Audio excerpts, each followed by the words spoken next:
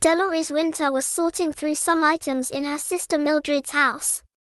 She was gathering only the items which were meaningful to her. Her small house in Grand Haven, Michigan was already full of enough furniture and collectibles. This meant that she would only be able to keep a few small mementos. She removed an old faded black and white photo of the two of them together as children from a shelf. In the photo, they were standing in front of their parents' house in Ludington. Tears began to well up in her eyes as she clutched the photo. After closing her eyes for a moment and taking a deep breath, she opened her eyes again and placed the photo in a box along with the other chosen items. Peter Corbin arrived home from his job as a real estate agent at WHN Realty in Farmington, Michigan. It was about 6:30. His wife Sarah had arrived home earlier in the evening and had prepared a nice Friday evening meal for the two of them. As he entered the apartment, he smelled the meal that Sarah had prepared. He said, "Hi, Sarah, it smells great in here. I had thought about going out tonight, but this will be much more relaxing." Sarah came out of the kitchen to greet him. The two embraced and kissed. She smiled and said, "Hi, honey. I just wanted something special for tonight, so I made chicken parmesan, a salad, and of course you can help open the wine too." Peter was surprised, and he responded, "Wow, did I forget a special occasion or something?" She smiled and said, "No, it's not a special night yet." He returned the smile and said, "Sounds special to me. Can I help with anything?" "Yeah, I'll get you the bottle of wine to open," she replied. "Oh yeah, you said that before."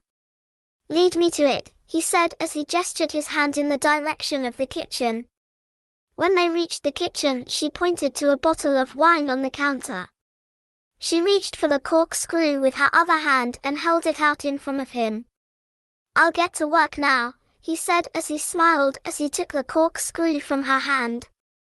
He removed the cork, while she placed the food onto the small dining table. He found 2 wine glasses in a cupboard above the stove and filled each with wine from the bottle. He then took the bottle to the dining table and sets it near the middle of the table. He returned to the kitchen to bring the 2 glasses to the table. He positioned them in near the place settings. He noticed an unlit candle in the middle of the table. "Let me light the candle. I'll be back in a moment," he said as he returned to the kitchen to find a lighter. Walking back into the dining area, he tried to ignite the long lighter, but the switch seemed hard to press. While sitting at the table, Sarah noticed his trouble and commented, "I think it unlocks by a slide switch on side of it." He sighed and said, "Thanks, honey. I haven't used this thing too much." He found the switch, and after a few tries, the lighter ignited. "There we go," he said as he held the lighter to the candle wick. The flame on the candle started out small and then grew to a full-size flame. Even with the lights on in the room, the candle cast a warm feeling across the room. Peter walked a few steps to the kitchen and placed the lighter on the counter, then returned to his seat at the dining table. While at the table, he took a moment to take in the aroma of the meal in front of him. "This is really special, Sarah. I really appreciate you making this tonight," he said. "Thank you, Peter. I know you have been getting a bit stressed out at work, and I just wanted to do something special for you tonight." "Hopefully, it will help at least a bit," she replied. After placed the napkin on his lap, he said, "It already is helping. I'm feeling more relaxed and ready to enjoy this evening." He lifted up his glass of wine and held it toward her. She responded by bringing her glass to his for a toast. "Here's to a nice relaxing evening and a great meal," he said as he smiled to her across the table. "To a great evening," she replied. They each drank a sip of wine and placed the glasses back on the table. As he picked up his knife and fork, he said, "I'm looking forward to trying." His cell phone rang inside his pocket. "Damn, not now," he said. "Do you think you should get that?" she asked. "Well, I don't want to, but I suppose I should," he said as he removed the phone from his pocket to answer it. He slid his chair out slightly from the table and shifted to his right. I should have turned the thing off after I got home, he mumbled just before he answered it. Hi, this is Peter Corbin, WHN Reality, he said into the receiver. Hello, you said you are from WHN Reality, the woman calling asked. Yes, I am. Again, my name is Peter, can I help you, he asked. Why yes, I just accepted a new job in the area and I'm looking for a condo. I'm out in front of one right now that really looks like something I would be interested in seeing. Your number is on the sign out in front. Would you be able to show it to me now? She asked. Tell you what, could I arrange to meet you sometime tomorrow, and I'll be glad to show you the condominium. What's the address of the condominium? He asked. Oh, I guess I hate to impose on you, but I have to catch my flight back to Kansas City at 8:30 tomorrow morning, so I really would like to look at it tonight if possible, she replied. Please hold on a moment, I need to check with my wife, he said as he placed the phone on mute, and turned to Sarah. He dropped his head slightly, then looked at Sarah after sighing, and said, Honey, this woman has a plane to catch early tomorrow, and she would like to see a condominium tonight. What do you think? Oh, I suppose it'll be okay. Why don't you see if you can at least finish dinner before you meet her? Sarah replied. Oh, that's a good idea. I will ask. Thanks, honey, he said as he removed the phone from mute. Thanks for holding. I should be able to meet you after I finish dinner. So how about meeting at around 8:30 tonight? He asked. Sure, I can get some quick dinner myself too. I'm at the condo at 4765 Pine Tree Lane. Do you know where that it is? She asked. Yes, the Pine Tree condos. I'll meet you there at 8:30. You have my number if anything changes. What was your name again? He asked. Oh, I'm sorry. My name is Christine Hall. Thanks so much for your help. I'll see you in a bit, she replied. Okay, Christine, I'll see you soon. Goodbye, he said. Goodbye, Peter, she said. Peter hung up the phone.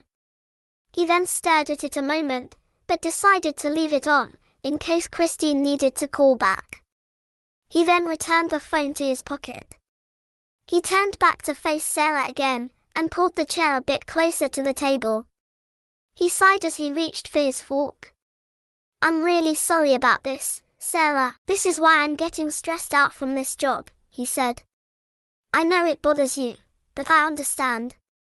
It goes with the job. Thanks for holding off and saving our dinner together at least, she said as she smiled at him. I really appreciate how understanding you are. That does make it easier on me.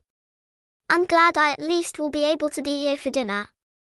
Thanks for bringing up that idea, he said as he started cutting up his chicken. Let's just relax and eat your dinner now, honey, she suggested. That sounds good to me. Now I can enjoy this great meal, he said as he took a bite of the chicken. The two of them take their time to finish dinner. Afterwards, Peter left to meet Christine to show her the condominium. He then returned to home. When he opened the apartment door, he saw that Sarah was watching some television. When she heard him enter, she turned the television off using the remote, and comes over to greet Peter. So how did it go? She asked. Well, she was interested enough to give me a deposit for the place, so I suppose it was basically worth it.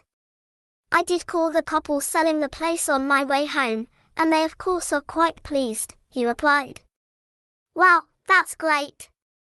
I guess that's what you need to do in order to be successful, she commented as she embraced and gave him a kiss. I know, but it still bothers me that I have to drop what I'm doing all the time to try to make a sale, he said, still embracing Sarah. I know that you have some problems with the pace of this job. Have you heard anything about a position in a smaller town? She asked. No, I haven't had a response yet. Thanks for reminding me. I'll ask Tom about it on Monday, he replied. I mean, I really do not mind this area, but I see that it's getting to you and I want you to be happy, she said. Thanks, Sarah, you helped me more than you know, he commented. Would you like a quick drink before we head off to bed, she asked. That sounds good, Sarah. Let me find something. Do you have any preference? He asked. Oh, how about making a vodka and tonic for me, she replied. Okay, honey, coming up. I'll be back in a minute, he said. Peter walked to the kitchen, prepared the vodka and tonic for Sarah, and another mixed drink for himself. He brought the 2 glasses to the living room where Sarah was patiently waiting on the couch. He handed the glass to Sarah, who smiled at him as she reached for the glass and said, "Thank you." Peter moved to a spot next to her on the couch and sighed as he sat down. They smiled again at each other. "Finally, I can relax now," he said as he tipped the glass to take a sip. He then leaned his head against the back of the couch. "Is your phone off now?" she asked. "Oh yeah, I shut that sucker off before I got home." "I'm done for tonight at least," he replied. He then took another sip. Sarah sipped her drink. He asked, "Does your drink taste okay?" "Oh yes, it's fine." "Thanks again for making it," she replied. Each of them took a sip from their glasses. He did a prolonged exhale to try to calm down again.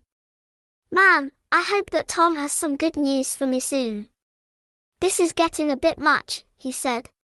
"I just hope that being a realtor in a small town will be enough to make you happier," she commented. "Well, as long as it is less demanding, it has to help. Even if it means less money, I can deal with it," he said. "Yeah, I suppose that would be okay," Sarah commented. "Well, it usually costs less to live in a small town, which will help too," he added. "Oh, that's right. It should be okay," she agreed. They continued to share their time together with the drinks. When they finished, they went to bed. Monday at the office, Peter took a break from his desk and walked up to his boss' office. He knocked on the open door to get Tom's attention. "Hey Tom, do you have a minute?" Peter asked. "Sure Peter, what's on your mind?" Tom replied. Peter walked into the office and closed the door behind him. He then turned toward Tom and asked, "Well, I just wanted to ask if you have had any inquiries on my request to find a new position in a small town." "Peter, I have not heard anything so far from the corporate offices. I'll send another note today to see if there is any update," Tom replied. Peter sighed and said, "Well, thanks for the update, Tom.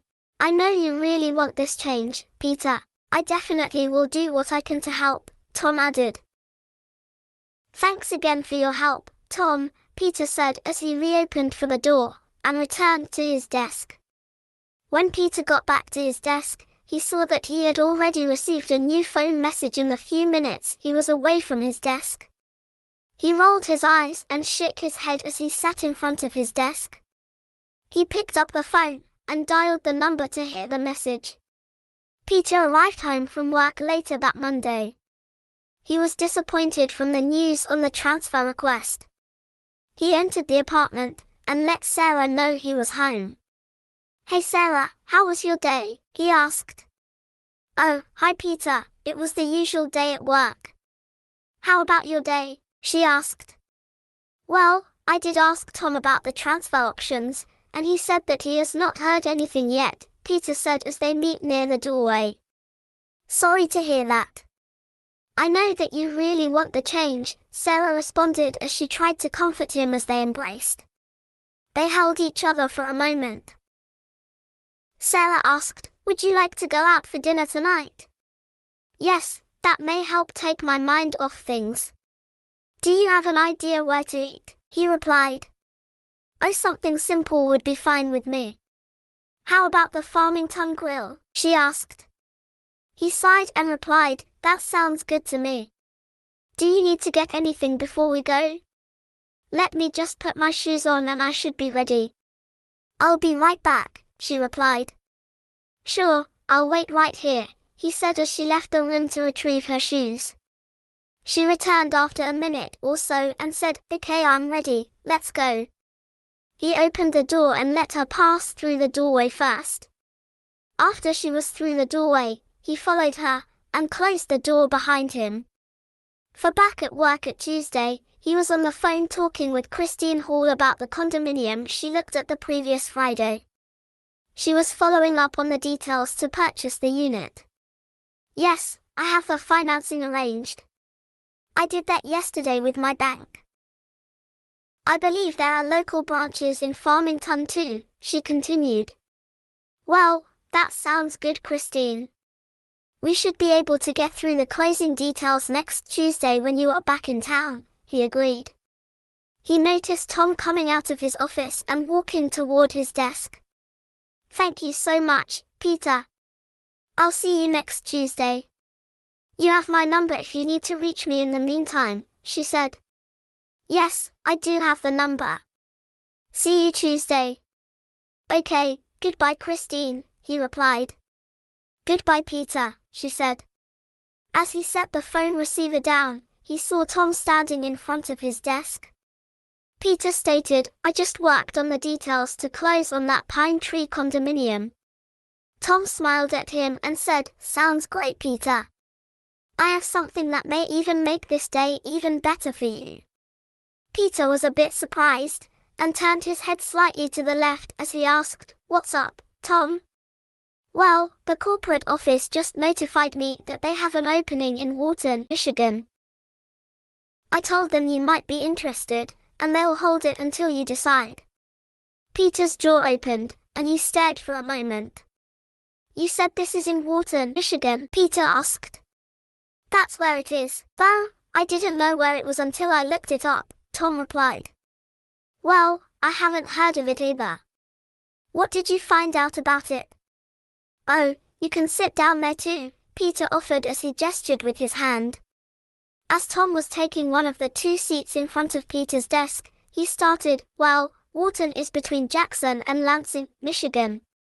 It sounds like a nice small town with about 2,000 people or so. The WHN office is downtown on Main Street.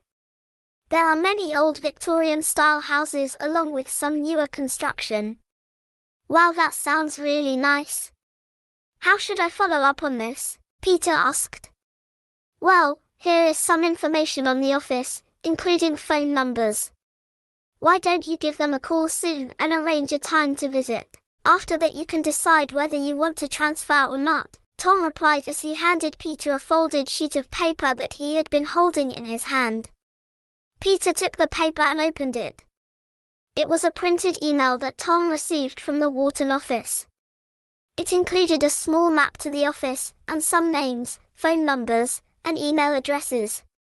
"Well, at least they have email in this town," Peter commented. Tom let out a short laugh, and said, "Yes they do. Oh, Carl Bishop will be the person you will need to contact to arrange when to visit and that kind of thing." "Okay, I see his name listed on here with his phone and email," Peter replied. "Just give him a call and then let me know when you will be gone to visit, and of course let me know about your decision on the transfer as well," Tom said. "Okay, I will do that. Thanks so much for your help in finding this, Tom," Peter commented.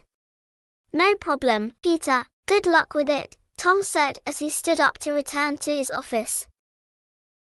Peter looked at the phone number on the paper, and picked up his phone to dial the number.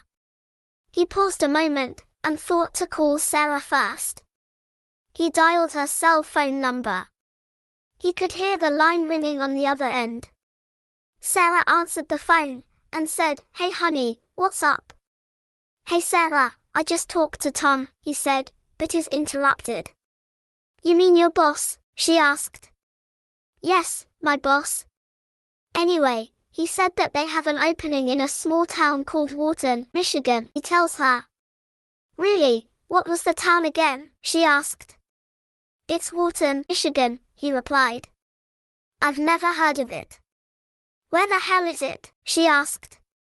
Tom said that it's between Jackson and Lansing. "You sound a bit surprised with this. Are you okay?" he asked. Yes, I'm okay with it, but I'm just trying to figure out where we may be moving, she said. Well, I haven't called about an interview yet, but I plan to do that right after I talk with you now. Maybe you could come with me when I visit and check the town out while I talk with my new boss. Well, potential new boss, he offers. Hey, maybe that would be a good idea. Could you try to make it this Friday? I should be able to find someone to fill in for me then, so that I'd be able to go too, she replied. Okay, I will see if I can arrange to visit there on Friday. Thanks, honey. I'll see you tonight, he said. See you tonight. Goodbye, she said. Goodbye, honey, he said as he hung up the phone. He looked at the email from Tom again to note the phone number for Carl in Wharton. Again, he picked up the phone. He dialed Carl's number and waited as it rang a few times. Hello, WHN Realty, this is Carl. How may I help you? Carl asked. Hi Carl, this is Peter Corbin. My supervisor, Tom Rustoff, said that you are interested in having me transfer from the Farmington WHN office to the one in Wharton, Peter said. Oh, hello Peter, thanks for contacting me so quickly. One of my agents recently moved out of town, and I requested help from the corporate office to get a replacement, Carl replied. Anyway Carl, I am interested in the position, and I would like to visit sometime soon to see if this is what I'm looking for, Peter said. Well, one thing about this office is that things move at a slower pace around here, and you likely will not have the commissions you are used to, Carl commented. Oh, I have considered that and it's fine with me. I requested to be transferred to a small town. I grew up in one, and the pace in the bigger cities is a bit much for me, Peter replied. Grew up in a small town, huh? Then you may actually be okay here. Tell you what, let's work out a time for you to visit, and then we can take things from there, Carl said. I was actually thinking of visiting this Friday, if that would work for you, Peter suggested. Let's see here a moment, Carl said as he paused, likely to check his calendar. Yeah, Friday will work for me. How about if you show up around 11 and I can take you out for lunch first? We can discuss more details back at the office afterwards, Carl offered. Wow, that sounds great, Carl. I will be there at 11. Oh, would it be okay if I brought my wife along on Friday? I can chip in for her lunch, Peter asked. Sure, please bring her along, if she is available. Don't worry about paying for her lunch though, Carl replied. Okay Carl, I'll see if my wife can come along on Friday, so that she can see the town too, Peter replied. For now, I just assume it will be the two of you. If not, just let me know before Friday. Why don't the two of you plan on meeting me at the office at 11, then we can go to lunch. Maybe she can walk around the town after lunch while we go over the job information, Carl suggested. Hey, that would be great, Carl. I'll see you on Friday at 11. Oh, by the way, my wife's name is Sarah, Peter replied. Sarah. Thanks for letting me know. Do you know how to get here? Carl asked. Yes, the map on the email that you sent to Tom looks good enough for me to find the office, Peter replied. Well, then I'll see you this Friday, Peter. Take care until then, Carl said. Okay, goodbye Carl, Peter said as he hung up the phone. Peter wrote the time on the Friday block on his desk pad calendar. He tapped his pen a few times and put it back on the desk as he got up from his chair. He made his way to Tom's office across the room. He approached the open door to Tom's office and saw that Tom was sorting through some documents on his desk. He knocked on the open door and said, Hey Tom. After Tom looked up at Peter, he continued, I called Carl at the Wharton office and arranged to visit there on Friday. Is that okay with you? Sure Peter, just make sure your showings are scheduled on other days or just find someone else to cover for you, Tom reminded him. Yeah, so far I don't have any appointments that I would need to switch, so I should be okay. Thanks, Tom, he said. Just let me know what you think of the place, and whether you want to make the switch, Tom said. I sure will. Thanks again, Peter said as he tapped the door with his fingers, and then turned to return to his desk. He walked back to his desk and thought for a moment about what to do next. He remembered Sarah. He picked up the phone and dialed her cell phone number again. He listened as it rang. "What's up?" she asked. "It's me. Just giving you a quick call, since I scheduled the Wharton visit for this Friday. So I wanted to let you know, so you can ask for the day off," he said. "Oh, so you did work it out for this Friday?" "I'll let Tara know, so I can go with you," she replied. "Okay, thanks, Sarah. I'll see you tonight," he said. "See you, tonight." "Goodbye," she replied. "Goodbye," he said as he hung up the phone. He then checked his calendar and saw that he had a showing coming up within a half an hour at a house a few miles away. He checked one of his file drawers, found the file on the house, and pulled it out of the cabinet. He then checked his pocket for his keys. With the file in hand, he headed to his car in the lot behind the office to drive to the house. Later that evening, he arrived home and opened the door to their apartment. "Sarah, are you home?" he asked. "Yes, I'm here at the dining table," she replied.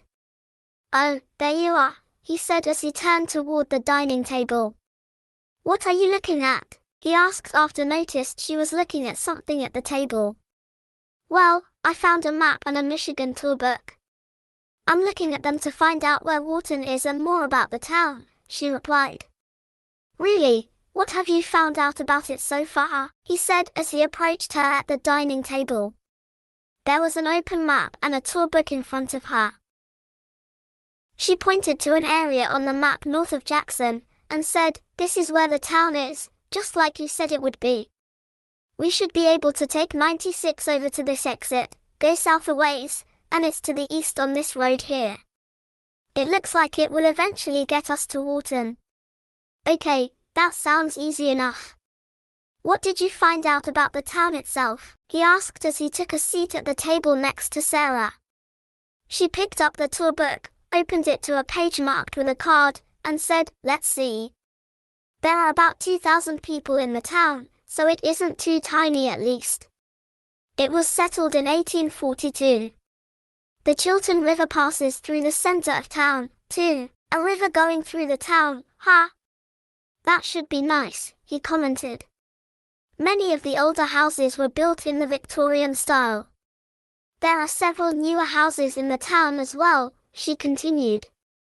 "Well, it will definitely be worth checking it out," he replied.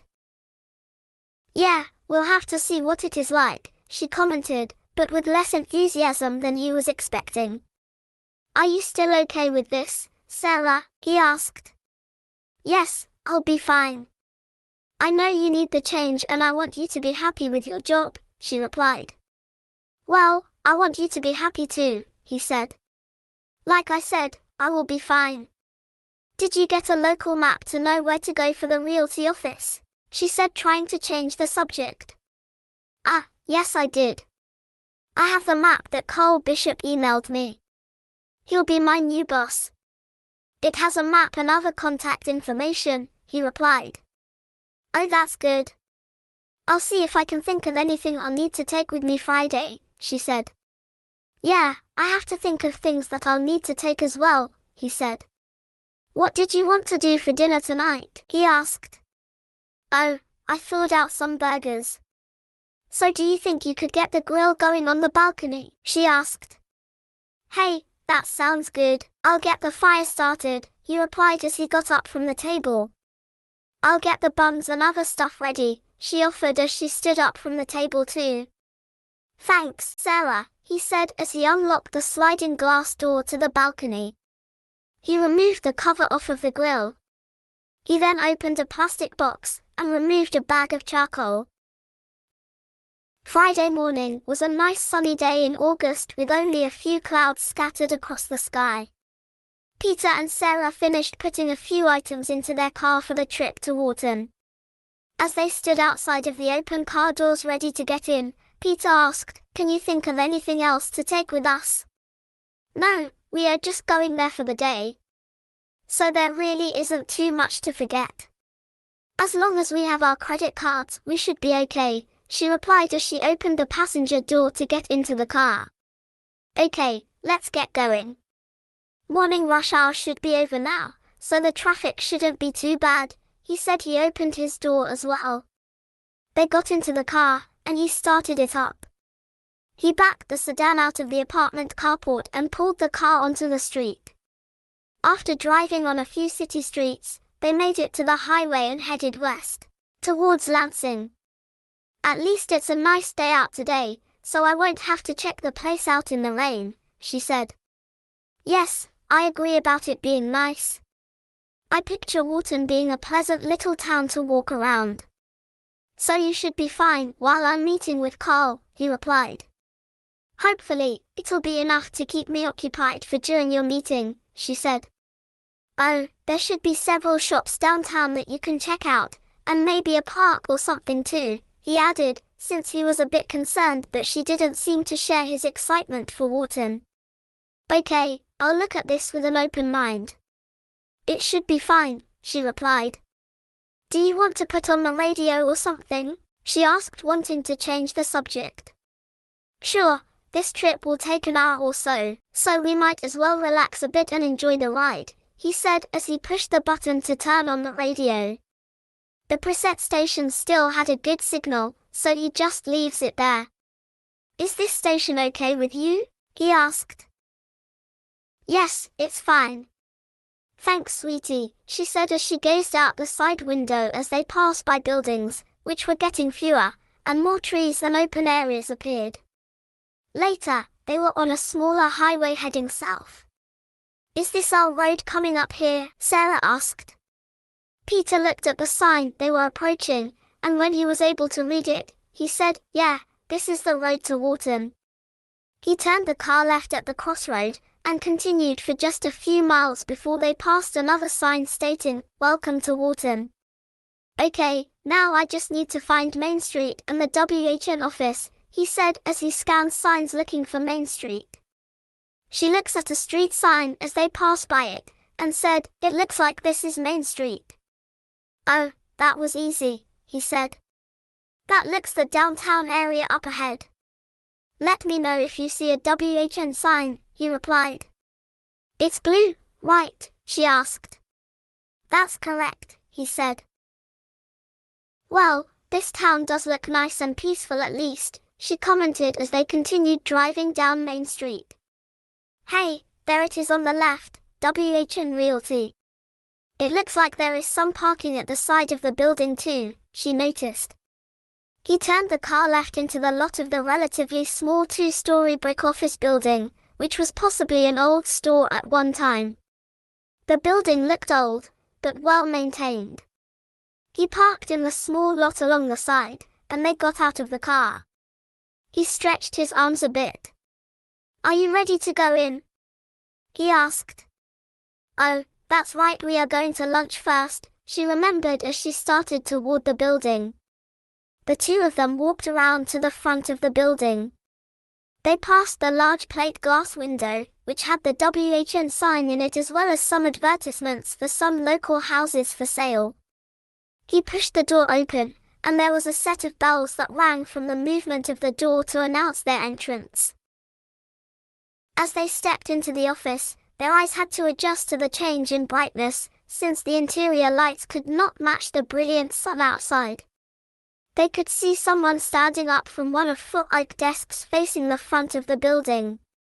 Looking closer, they realized it was a man, probably in his late 40s. He was wearing a tie and a button-down blue shirt. He walked toward them and asked, "I'm guessing you are Peter and Sarah?" "Why yes, and you must be Carl," Peter replied as he extended his hand. "That's me. I've been looking forward to meeting you. I had an agent move away about a month ago, and I could use some experienced help around here," Carl replied, shaking Peter's hand. "Well, Hopefully this will work out for everyone. I just feel more at ease in smaller towns, Peter commented. And what do you think of Wharton so far, Sarah? Carl asked. Actually, as we were driving into town, I mentioned to Peter that this seems like a nice and peaceful town, Sarah replied. Did you grow up in a small town as well, Sarah? Carl asked her. Actually, I grew up in Royal Oak, Michigan. So I'm not really from a small town, but so far this does seem like a very nice place, Sarah replied. Well, are you too hungry? Carl asked. They looked at each other, and then back at Carl. Peter replied, yes, we're ready for lunch. Sarah nods her head as he replied. Do you have a place in mind? Peter asked. Sure do. I thought we would go to the Chiltern River Inn. It is one of the nicer restaurants around here, Carl offered. Well, that sounds quite good to me. How about you, Sarah? That would be fine with me, too. Let's go, she said. You should probably keep this place in mind, Peter, if you need to wine and dine potential clients, you know, Carl said as he used his hands to gesture Peter and Sarah toward the front door. We can either take my car, or we can walk. It really isn't too far, even for an out-of-shape guy like me. That's one of the nice things about being in a small town, Carl reminds them. Sarah, are you okay with walking? It is a nice day, and we can see some more of the town, Peter asked as they approached the front door. It is nice out. Let's go for a walk, she replied. Carl pulled the door open and the bells rang again. He held the door open for Sarah and Peter, allowing them to walk back out onto the sidewalk. Before he shut the door, he rotated the open sign to show closed on the door. He then shuts the door, and removed his keys from his pocket to lock the door, while Peter and Sarah waited behind him. Carl pointed east down Main Street, and said, the restaurant is down this way. Is it on Main Street, Carl? Sarah asked. No, it is about a block off of Main Street on 3rd Avenue, Carl replied as they began walking on sidewalk along Main Street. Peter and Sarah look at the businesses and homes along the way as they continue to walk. It looks like many of the houses have been around for a while, Peter commented. Yes, the town was settled in the mid-1800s, and many of the Victorian-style houses are from that era into the early 1900s. There are newer houses built further from the center of town, and a few to replace ones that couldn't be saved, Carl replied. They walked about 2 blocks east on Main Street and reached 3rd Avenue. Okay, we go north here, Carl said as he pointed north. They continued along on the 3rd Avenue sidewalk. Ahead of them they could see a bridge. Is that the Chiltern River up ahead? Peter asked. Yes, and that is the Chiltern River Inn on the left and on the far side of the river, Carl replied. Oh, I see it.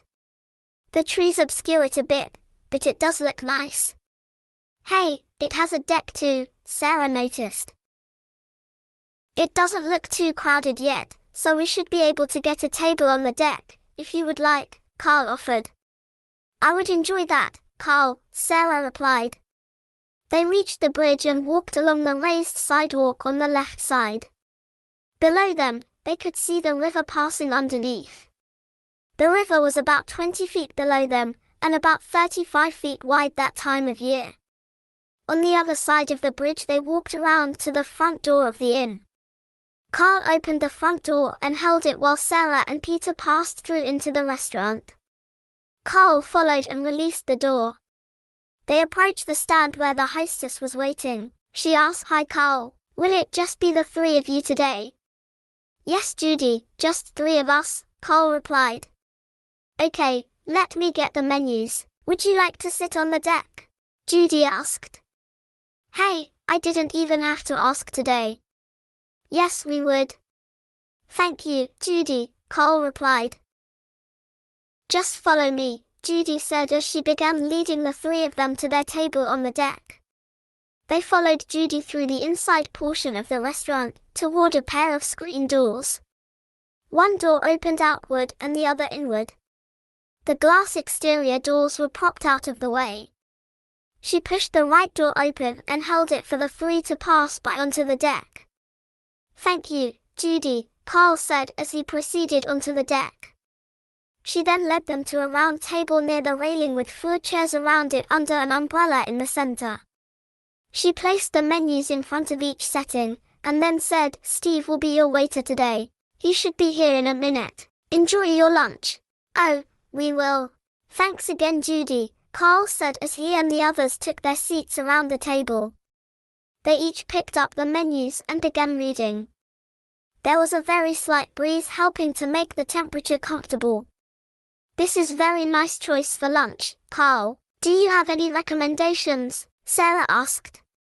"Well, I'm sure everything is good here, but if I had to choose something for lunch it would probably be the baked pickerel. It has a very nice blend of spices that make it pretty much melt in your mouth," Carl replied. "Wow, that sounds delicious. I think I'll try that," Sarah said. "It sounds good to me as well." "I'll have to give it a try, too," Peter added. "Well, that should make the order easy at least," Carl said. They each set down the menus to alert the waiter that they were ready. Steve, the waiter, approached their table and said, "Good morning, Carl. Who are your guests today?" "Hello, Steve. This is Peter and Sarah Corbin. Peter is thinking of moving here to join me in the real estate office." "Hello, Peter and Sarah. I hope that you'll enjoy your visit enough to move here. Carl would be a great person to work with," Steve said to greet them. "Why, thank you, Steve. You must be buttering me up for a big tip," Carl replied with a smile. "Okay, so you could see through that. Well, can I at least get you started with something to drink?" Steve asked. "Sure, Steve. I'll have my usual martini." "Peter and Sarah, I highly recommend the martinis here. They are quite smooth," Carl suggests. "Well, I have not really tried martinis that often, but I suppose I could give one a try." "How about you, Sarah?" Peter asked. "Oh, I think I will have to pass for now. I'm just not ready for something that's strong yet. I think I will have a glass of Zinfandel instead," Sarah replied. "Okay, 2 martinis and 1 Zinfandel," he said as he wrote on his pad. "Oh, I think we are ready to order too, Steve," Carl said. "Sure, who would like to start?" Steve asked as he held his pen ready to record the orders. "Well, I think I convinced them to get the baked pickerel. So to make it easy, just put an order in for 3 baked pickerel specials," Carl replied. "Okay, that will make it easy. Would you like mashed or baked potato with your pickerel?" Steve asked after turning toward Sarah. "Baked will be fine, me. Just have the margarine on the side," she replied. "Would you like a Caesar or house salad?" Steve asked. "I'll have the house salad with vinaigrette dressing," Sarah replied. "Okay, thank you." "What type of potato would you like, sir?" Steve asked Peter. "I'll have a baked potato, with sour cream on the side, and a house salad with ranch dressing," Peter replied. "Okay, thank you." "And what type of potato, Carl?" Steve asked. "I try the mashed potatoes, and I'll skip the salad for today," Carl replied. "Okay, thank you. I'll put your order in and I'll bring you the drinks right away." "Here, let me take your menus," Steve said as he took each of their menus and started to head back through the screen door back into the restaurant. Sarah and Peter gazed over the side of the railing at the river below, which was flowing by at a lazy pace. The midday sun glistened off the gentle ripples in the river. "Wow, this is relaxing. Thanks again for bringing us here, Carl," Sarah commented. "Like I said, this is a nice place for making a good impression on out-of-town guests," Carl replied. "Good point, I'll have to remember that for my clients," Peter replied. "So you are taking the transfer here very seriously then?" Carl asked. "Yes, I am. I feel comfortable here already. The job in Farmington allows me to make good commissions, but I just get stressed out with the pace of it sometimes. I don't seem to have enough time for myself. You know, people calling in the evening all the time, Peter replied. Well, you do realize the sales volume here will be a fair amount less than in Farmington, Peter? Carl asked. That's fine with me. As long as I can make enough to be comfortable, I will be fine, Peter replied. I plan on looking for a job here as well, Sarah adds. What type of job would you be interested in, Sarah? Carl asked. Oh, I have experience in retail management now. I do have a degree in economics from Eastern Michigan too, Sarah replied. Well, I do have plenty of contacts in town. If you do end up here, I can make a few calls and see if I can help find you something, Carl offers. Wow, that would be very nice and helpful, Carl. I am starting to like this place as well, Sarah replied. Steve approached their table with a tray full of drinks. He set the tray on the edge of the table and distributed the drinks. Here's your Zinfandel, Steve said as he set the wine glass in front of Sarah. Here's your martini, sir, he said as he placed the martini in front of Peter. Thank you, Peter said. And here is your martini, Carl, he said as he put the other martini in front of Carl. Thank you, Steve, Carl said. I'll leave a basket of some fresh bread too, Steve said as he laid a basket in the middle of the table. I'll be back soon with your salads, and the pickerel will be out later, Steve said as he turned and went back inside of the restaurant with the tray. Peter took a sip of his martini and said, Hey, this does taste smooth. Thanks for the recommendation, Carl. I thought you would appreciate it, Carl said. Sarah took a sip of wine and tilted her head back to stretch her neck. If we do move here, are there some apartments we could rent in the area? Peter asked before he took another sip of his martini. Let's see, there are a few small apartment complexes in town. I take it you live in an apartment now? Carl asked as he took a sip of his martini. Yes, we have a single-bedroom apartment in Farmington, Peter replied. First, one thing I have to ask is if you think you are ready to buy a house, instead of renting another apartment. Peter looked at Sarah, and replied, Well, I suppose it's something we could consider, if it was the right house and within our budget. We have managed to save some money for a down payment. That's very good. Maybe we could review a couple listings after lunch here. No rush or anything, but we should be able to find something better than an apartment, Carl offered. That actually sounds like a good idea, Carl, Peter said as he looked toward Sarah for concurrence. He then continued, We will do that after lunch. Okay, that will be great. Oh, it looks like your salads are coming now, Carl said as Steve approached the table with 2 salads on a tray. Standing alongside the table, he placed the first one in front of Sarah, and the next in front of Peter. Did you need anything, Carl? Steve asked. No, I'm all set, Steve. I'll just have some bread and enjoy the martini for now. Thank you, Carl said. Sure, Carl, I'll return in a bit with your lunches in a few minutes, Steve said before he went back inside of the restaurant. Thanks, both Carl and Peter replied at the same time. I would like to check out some of the local shops this afternoon sometime as well as looking for a possible house, Sarah said as she picked up her fork to begin eating her salad. Well, how about Peter and I meeting at the office first after lunch? Then when you are finished looking at the shops, you can stop by and we'll look at the house listings, Carl suggested as he reached for a slice of bread. That would be fine with me. How about you, Peter? Sarah asked. Sure, Carl and I can go over the job details first and you can get to know the town a little better, Peter replied as he prepared to eat his salad. After Sarah took a bit of her salad and finishes chewing, she said, The salad is very fresh. Mine tastes very good too, Peter adds. Well, just enjoy your meal you two. We are not on a schedule for this afternoon, Carl reminded them as he used a knife to add some butter to his slice of bread. They each continued eating their salad or bread. After each of them finished with their meal, Steve had removed a few empty plates and left the bill on the table.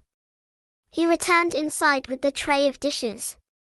"I'll get this," Carl said as he took the bill from the edge of the table. He opened up the folding holder and set it in front of him. He retrieved his wallet from his back pocket. He removed a credit card, placed it in the bill holder, and placed it near the edge of the table. "Well, how was your meal?" Carl asked. "The pickerel was excellent." "I will have to try that again sometime," Peter replied. "Yes, it was very good, and as you said, it seemed to melt in my mouth," Sarah added. "I'm glad you liked it, though it was a pretty safe bet," Carl said. "Did you like the martini, Peter?" Carl asked. "Yes, I did like it, Carl."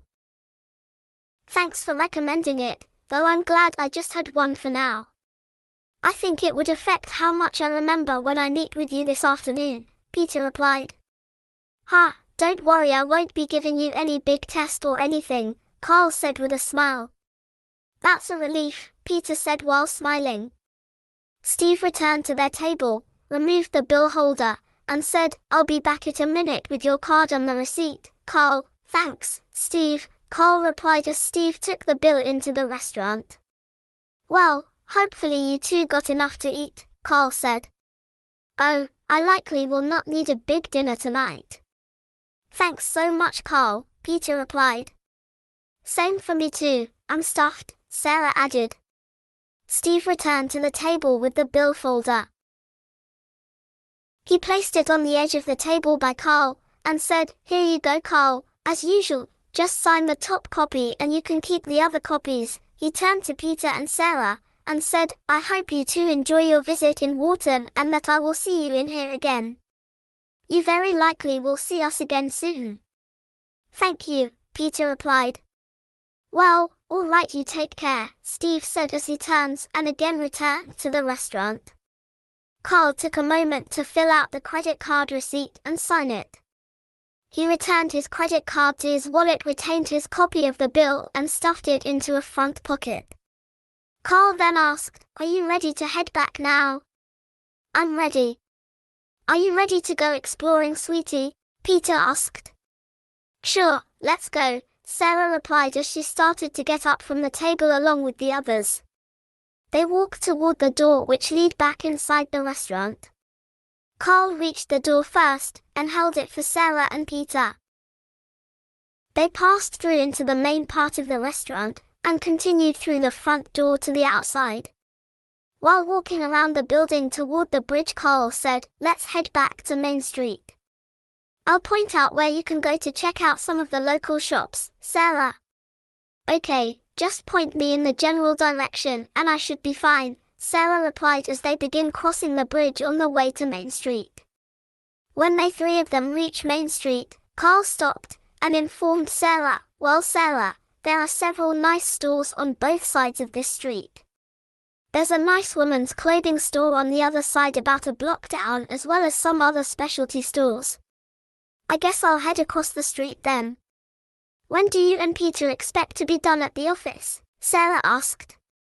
"Oh, it should take us an hour or so, but just take your time and enjoy the town," Carl replied.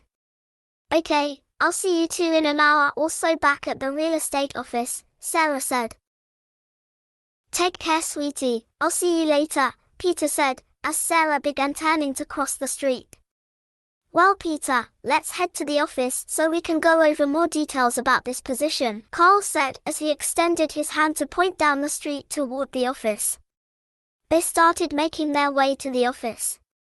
When they reached the office, Carl opened the door. As before, the bell rang as it opened into the room. Carl held the door for Peter.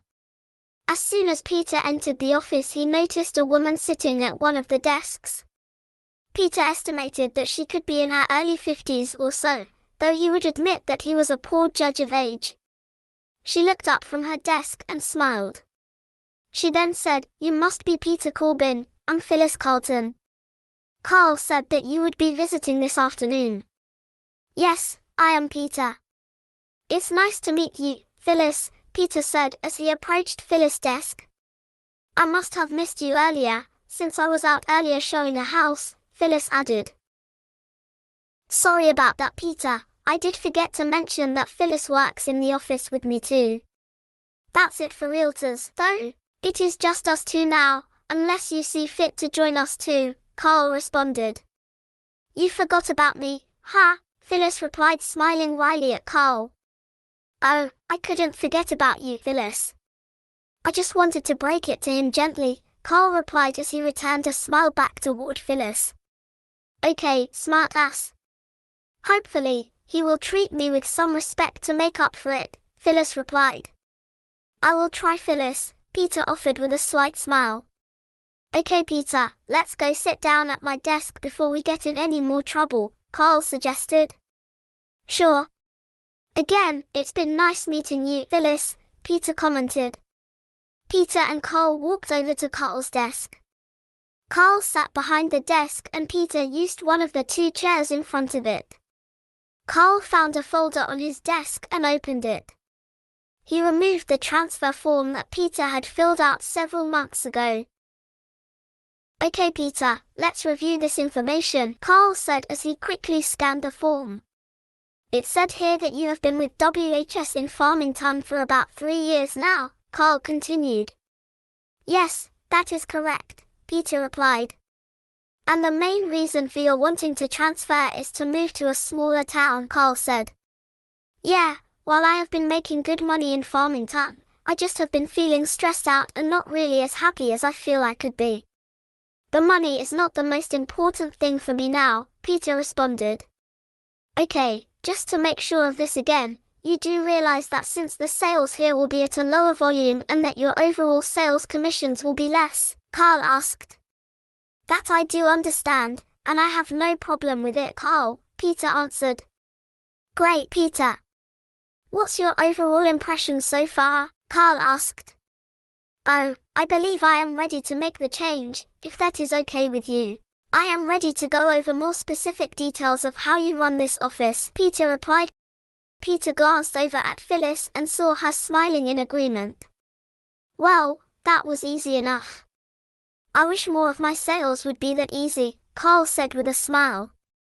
Both you and me, Carl, Peter said, smiling back at Carl. Well, first we should be able to set you up at either of the back 2 desks here. Do you have a preference on which? Carl asked as he turned to look at the desks behind him. Oh, it shouldn't matter, Peter replied. Well, how about the one behind me? That way I'll be close if you have questions, Carl suggested. Oh, I likely will have questions for a while at least. So that will work out fine, Peter replied. Well, Phyllis and I usually open the place at around 9 a.m.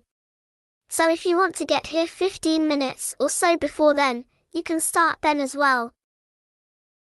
Of course, we really don't have a time clock or anything like that here, since most of your money will be made by the commissions, Carl said.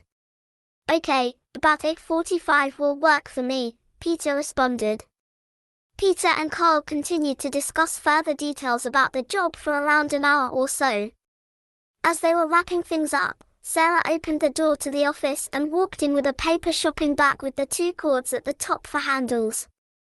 The bell rang again as the door swung inward. She was smiling at both Carl and Peter as she stepped inside.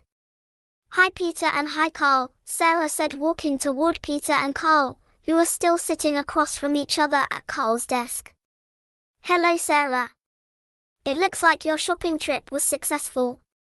Oh, by the way, this is Phyllis.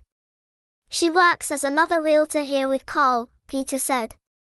It's nice to meet you, Phyllis, Sarah said as she looked toward her. Phyllis, this is my wife, Sarah, Peter added. Nice to meet you as well, Sarah, Phyllis replied from her desk. Has Peter been treating you nice while I was out? Sarah asked. He has been very polite. Carl did forget about me earlier though, Phyllis said with a fake frown. I won't live that one down for a while, Carl replied. Phyllis nodded in agreement. So how was your shopping expedition, Sarah? Carl asked. Great, I found a new outfit at the Pearson store. And I even found out that they can use an extra sales clerk. Not management like my current job, but it'll be a start. So if you do end up taking this job, I should have something to do as well, Sarah replied. Well, I think I do want to accept the position, Sarah. If you agree, I will do so. So what do you think? Peter asked. Sarah smiled and replied, Sure, honey. That'll be fine. I'm glad you are taking the job, she said as she walked over to him. He stood up and they hugged each other for a moment. Since we'll be moving here, you should be able to take the job in the store too. Carl won't have to use all his connections to find you a job either. That's great, Peter commented. Okay, now that you have pretty much established that you two are moving here, did you want to look at some of the available properties now? Carl asked. Oh, sure we can. Though I can wait until you two are done with your stuff first, Sarah replied. You timed it right, Sarah. We finished a few minutes before you returned. The final paperwork will be completed on his first day on the job. We were mostly shooting the breeze when you came in anyway, Carl said. Okay then. I'm ready to look at some houses, Sarah replied. Sarah, please have a seat here, Carl said as he motioned with his hand toward the open chair next to Peter in front of his desk. Sarah sat in the seat and looked at Peter first, then at Carl. To start with, do you have any price range in mind? Carl asked. Well, at least to start, I think we probably would need to keep it under 200,000, until we can talk to a bank for a more accurate number. I think that would be the best guess I could give you now, Peter replied. Under 200,000, huh? Well, that may limit the choices a bit. But I do understand since you two are still young. Even in a small town like this, the property values have been increasing over the past several years. Some people from Lansing have been moving here and that has been driving the prices up some, Carl said. Well, just show us what we can get in that price range and we'll take it from there, Peter replied. Let's see here, Carl said as he scanned some binders on a shelf next to his desk. Carl pulled one of the binders out and opened it onto the desk. It had photos and descriptions of houses for sale in the area. He spun the binder around for Sarah and Peter to view and moved it closer to them. Okay, from this tab to the next one are the listings I have between 150 and 200,000, Carl said pointing to the two divider tabs in the binder. Peter drew the binder over and reviewed the first entry within the range. Sarah looked at the page as well. That one is only 1,100 square feet. Maybe I just haven't been keeping up with real local estate, but I thought 155,000 would buy quite a bit more around here, Sarah commented. Well, that one does have a close to an acre of land with it too, but as I mentioned, inflation hasn't totally missed this area. Just keep looking, and please let me know if you have any questions, Carl replied. Okay, let's keep looking, Sarah, Peter said turning to the next page. That looks kind of small too. Keep paging through, Peter, Sarah commented. Peter turned to the following page. He could see a slight sense of exasperation on Sarah's face with each page with the type of houses they could afford. Sarah, just keep in mind, we may have to get a starter home for now. Build up some equity, and eventually get more of what we both want, Peter commented, trying to head off some of Sarah's concerns. Tell me, Sarah, what type of home are you looking for? Maybe I can sort through some of these a bit better, Carl offered. Well, I had read earlier that there are some old Victorian-style houses here. We wouldn't need a real huge one, but something in fairly good shape, not too far from the downtown area, and I guess it would have to be affordable too, Sarah replied. Victorian style, huh? I know there are a few for sale in here, Carl said as he reached over to the binder and started flipping through some of the pages. He stopped at one for a moment. This one is Victorian style. It is a one-story house, but it is nearby and in your price range, Carl pointed out to them. Peter and Sarah reviewed the photo and description for a moment. Sarah commented, "This still looks a bit small. What others are available?" Sarah asked. "Well, I'm afraid most of the others are not going to be much bigger in this price range," Carl replied. "So they're really not much bigger, Carl?" "Well, let's have a look at them at least," Sarah commented with some disappointment. Carl sighed and said, "Well, there is a house that may be what you are looking for that I have been trying to sell for almost 2 years now, and I have to keep asking the owner to keep dropping the price. What could possibly be so wrong with it that it has not sold in 2 years? Does it need a new foundation or roof or something else?" Peter asked, a bit puzzled. "No, the house is in pretty good shape. There are some outdated features, like an old furnace and no air conditioning. That's not what is making the place hard to sell," Carl replied as he sat back in his chair. "Okay, what's the background on the house, Carl?" Peter asked. "Well, that is the reason we are having so much selling it. I'm going to be honest with you on this. The house is being sold by a sister of the previous owner. The sister lives in Grand Haven and just wants to sell the place for the money. She only took a few things from the house. The rest she wants to try to sell with it," Carl explained in a more somber tone than Peter and Sarah have seen. "Okay, so the previous owner willed the house to his or her sister.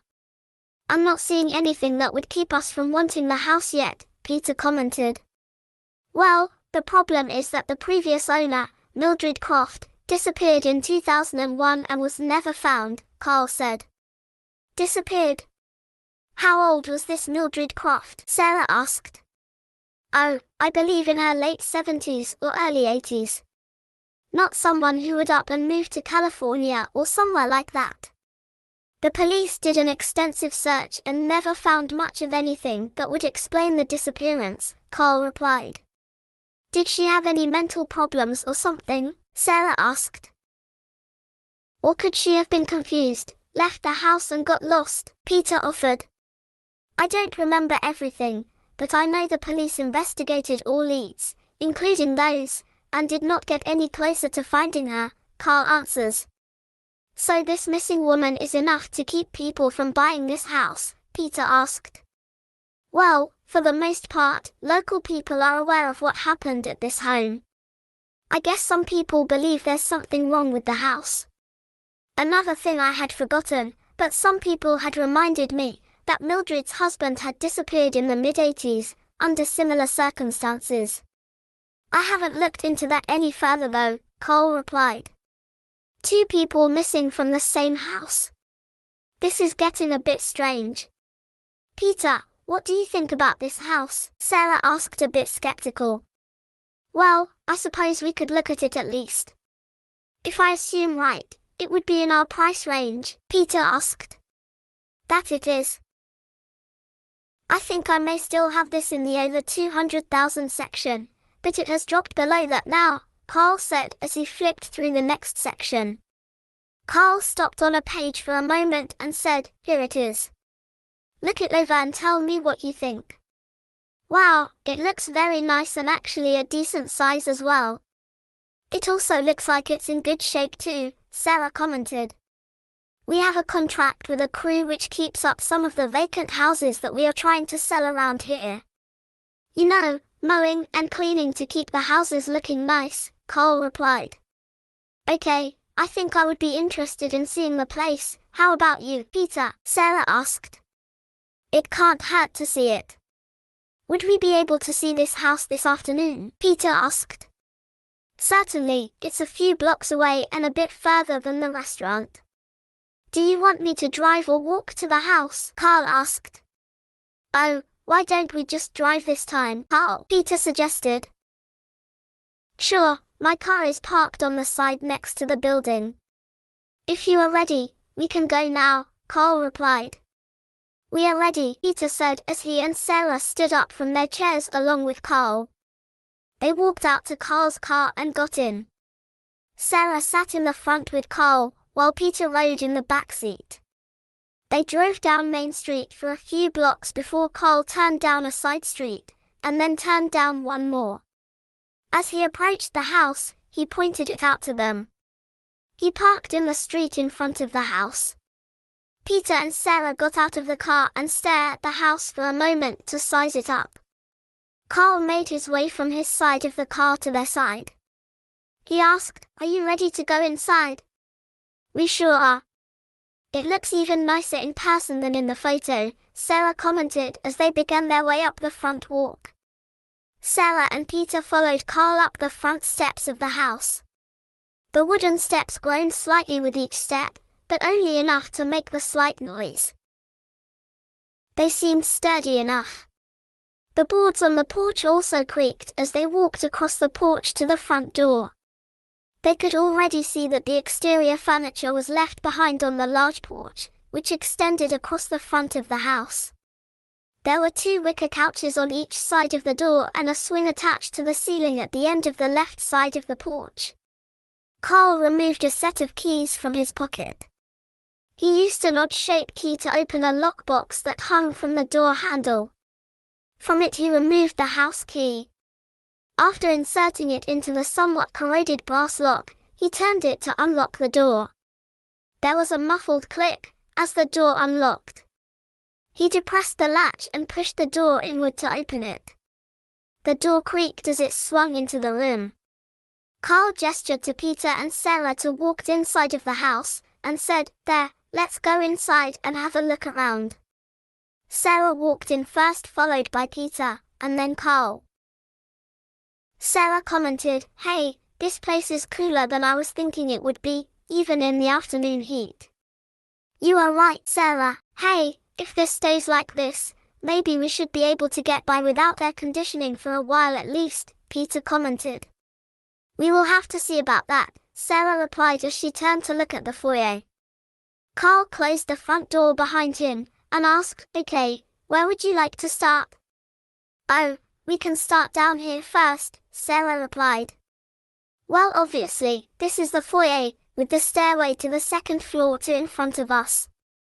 Through this opening to the right, we have a sitting room," Carl said as he motioned his hand toward the room.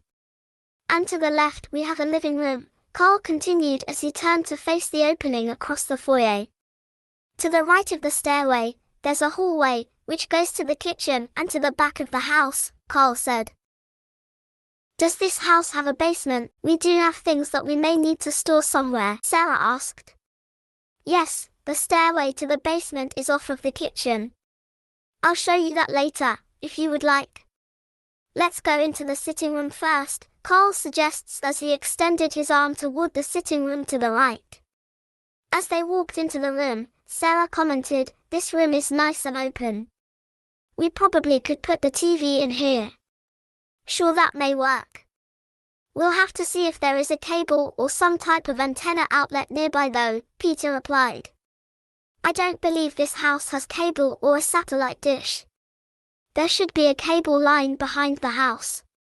They should be able to connect to it and add an outlet in this room for you, if you wanted it," Carl adds.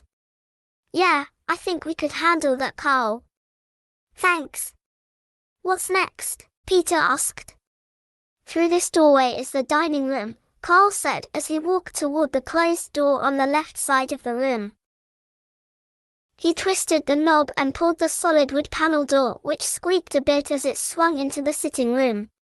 As they walked into the dining room, Sarah commented, "Wow, a separate dining room.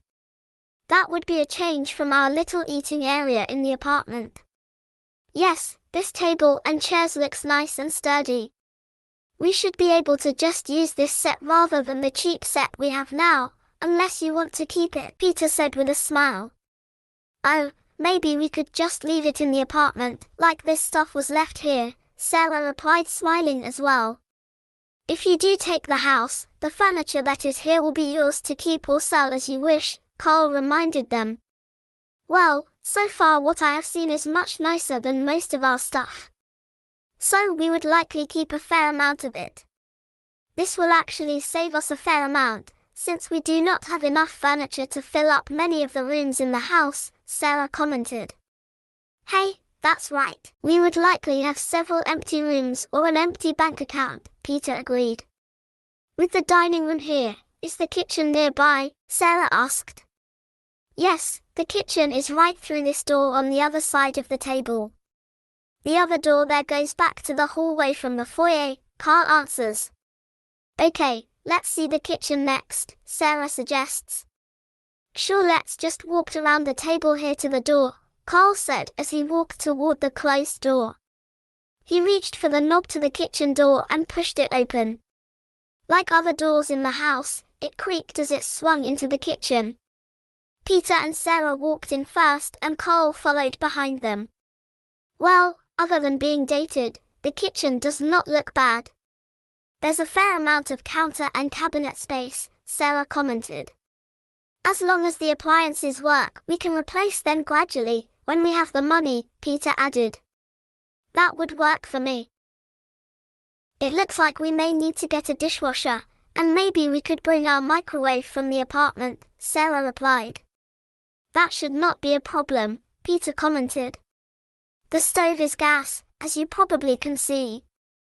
It's in working order, so as you mentioned you can use it until you're ready to get a new one. Did you have any questions so far? Carl asked. No, I do like what I see so far though, Peter replied. Well, that's great. Next I can show you to the office across the hall to the left here, Carl said, as he began walking toward the short hall. This is the back door here. You may use it to come in from the single-car garage in the back, Carl said, as he gestured to the door on his right. What's this door on the left? Peter asked. That goes to the basement. I'll show you that in a few minutes, Carl replied. Carl grasped the handle of the door ahead of him and swung the door into the room. He then stepped aside to let Peter and Sarah take a look at the office. Here's the office, which also doubles as a library, Carl said to describe the room. Peter and Sarah walked a few feet into the room and looked around. Hey, there are already a lot of books and papers in here, and there seems to be a lot of stuff left on the desk, Sarah commented. Like I said, the previous owner's sister only took a few things from the house. So you can sort through everything here, keep what you want, then give away or toss the rest, Carl replied. Well, there may be a few rooms that may take some work. This one's a bit stale, with all of the old books, Sarah commented. Carl was still at the door when he asked, would you like to see the basement now or continue on this floor? Oh, I suppose we can take a quick look at the basement now, Peter replied. Yeah, let's get that over with, Sarah added. Okay, the door is just to the right here, Carl said as he still held the door while waiting for Peter and Sarah to exit the office. Carl walked to the basement and opened it. He reached past the door and found the light switch on the wall. I'll go down first, to show you where to go. Please be careful, the steps are a bit steep, Carl advised as he turned his head away from them to proceed down the steps. It's probably good we are getting this over now. This already seems a bit creepy, Sarah commented as she followed Carl down the wooden steps. Wow, now I can tell why the rest of the house is a bit cool. This is almost what I would call cold down here, Sarah commented. Well, you know it does seem a bit strange, but at least it will help in the summer months, Carl added. Right, Peter agreed. Peter ran his hands along the uneven dark green painted concrete walls as he made his way down the steps behind Sarah and Carl. They reached the basement floor, and they stepped into the room a few feet. This is pretty musty and stale down here, Sarah commented. Most old basements are unfortunately around here are like that. And this is one area of the house the cleaning crew has not done much to. It probably could use a dehumidifier, Carl suggested. That's something we could look into, I guess, Peter replied. Peter and Sarah continued looking around the basement. The washer and dryer are over there to the right in the end of the basement. They are fairly old, but they do work, Carl said. Is the dryer gas? Peter asked. Yes, it is a gas dryer. As is the water heater also to the right, Carl replied nodding his head. What's this monstrosity on the left? Sarah asked. Oh, that's the furnace. It's an old gravity furnace that was converted to gas years ago, Carl replied. Converted from what? Sarah asked. It used to be a coal-burning furnace. I think it may have been converted in the 30s or so, Carl replied. Well, as long as it can heat the place once winter arrives, we should be okay, Peter adds. That's a strange wall behind it though. Is that painted orange? Peter asked. I believe it just is a very rusty steel plates welded in that pattern. I'm not totally sure, but it may be there to protect the wall from the heat, or possibly it was part of the old coal system, Carl replied. That is ugly. At least it's not in the main part of the house, Sarah commented. There's a small workbench area past the furnace on the left, Carl added. Okay, I'm not sure how much I'll use that, since I'm not real handy, but it'll be there if I want to try to do something, I guess, Peter said. Have you seen enough down here? Carl asked. Oh yes, let's head back upstairs, Sarah replied. Sure, I'll let you two go first, Carl offered as he extended his hand toward the steps. Sarah began to walk up the steps, and was followed by Peter, then Carl. When Sarah was near the top, there was a muffled metal ping sound emanating from somewhere in the basement behind them. She stopped mid-stride, and asked, was that sound from the steps? After stopping behind Sarah, Peter replied, it almost sounded metallic, and the steps are wooden. Well, that's one thing about an old house that you'll have to get used to. There will be occasional odd sounds from the house settling and other sources, Carl added. That'll take some getting used to, I guess, Sarah commented. She then turned and continued the rest of the way up the steps. When Peter and Carl reached the top of the stairs behind Sarah, Carl suggested, next we can take a look at the family room. Sounds good, where is it? Sarah asked. It's through this door next to the basement door, Carl said as he closed the basement door and walked a few steps toward the door to the family room. He pulled the door open. It squeaked as it swung back into the small hallway. I guess the squeaky doors are something else we'll have to get used to as well, huh? Sarah commented. I suppose I could try to fix them, Peter suggested. Like I said, I'll have to get used to them squeaking, Sarah said with a smile as she started to follow Carl into the family room. Okay, you're probably right, Peter conceded with a smile as he followed her into the family room.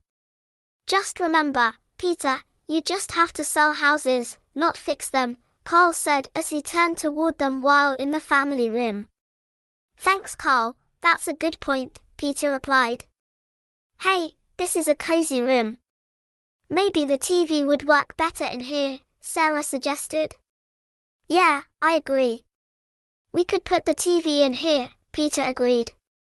The furniture in here is a bit worn, but I think it fits well in the room. We should be able to pretty much use it as is, Sarah commented. No problem from me. That would keep things simple, Peter agreed. Oh, just to let you two know, we have had this house thoroughly cleaned, including the carpets, curtains and furniture, Carl told them. Yes, that does make things look nicer, Sarah replied. That'll save us some work, Peter agreed. Sarah noticed a set of portraits on the wall to their right. Who are the people in the old portraits? The photos look fairly old, Sarah asked. I really don't know.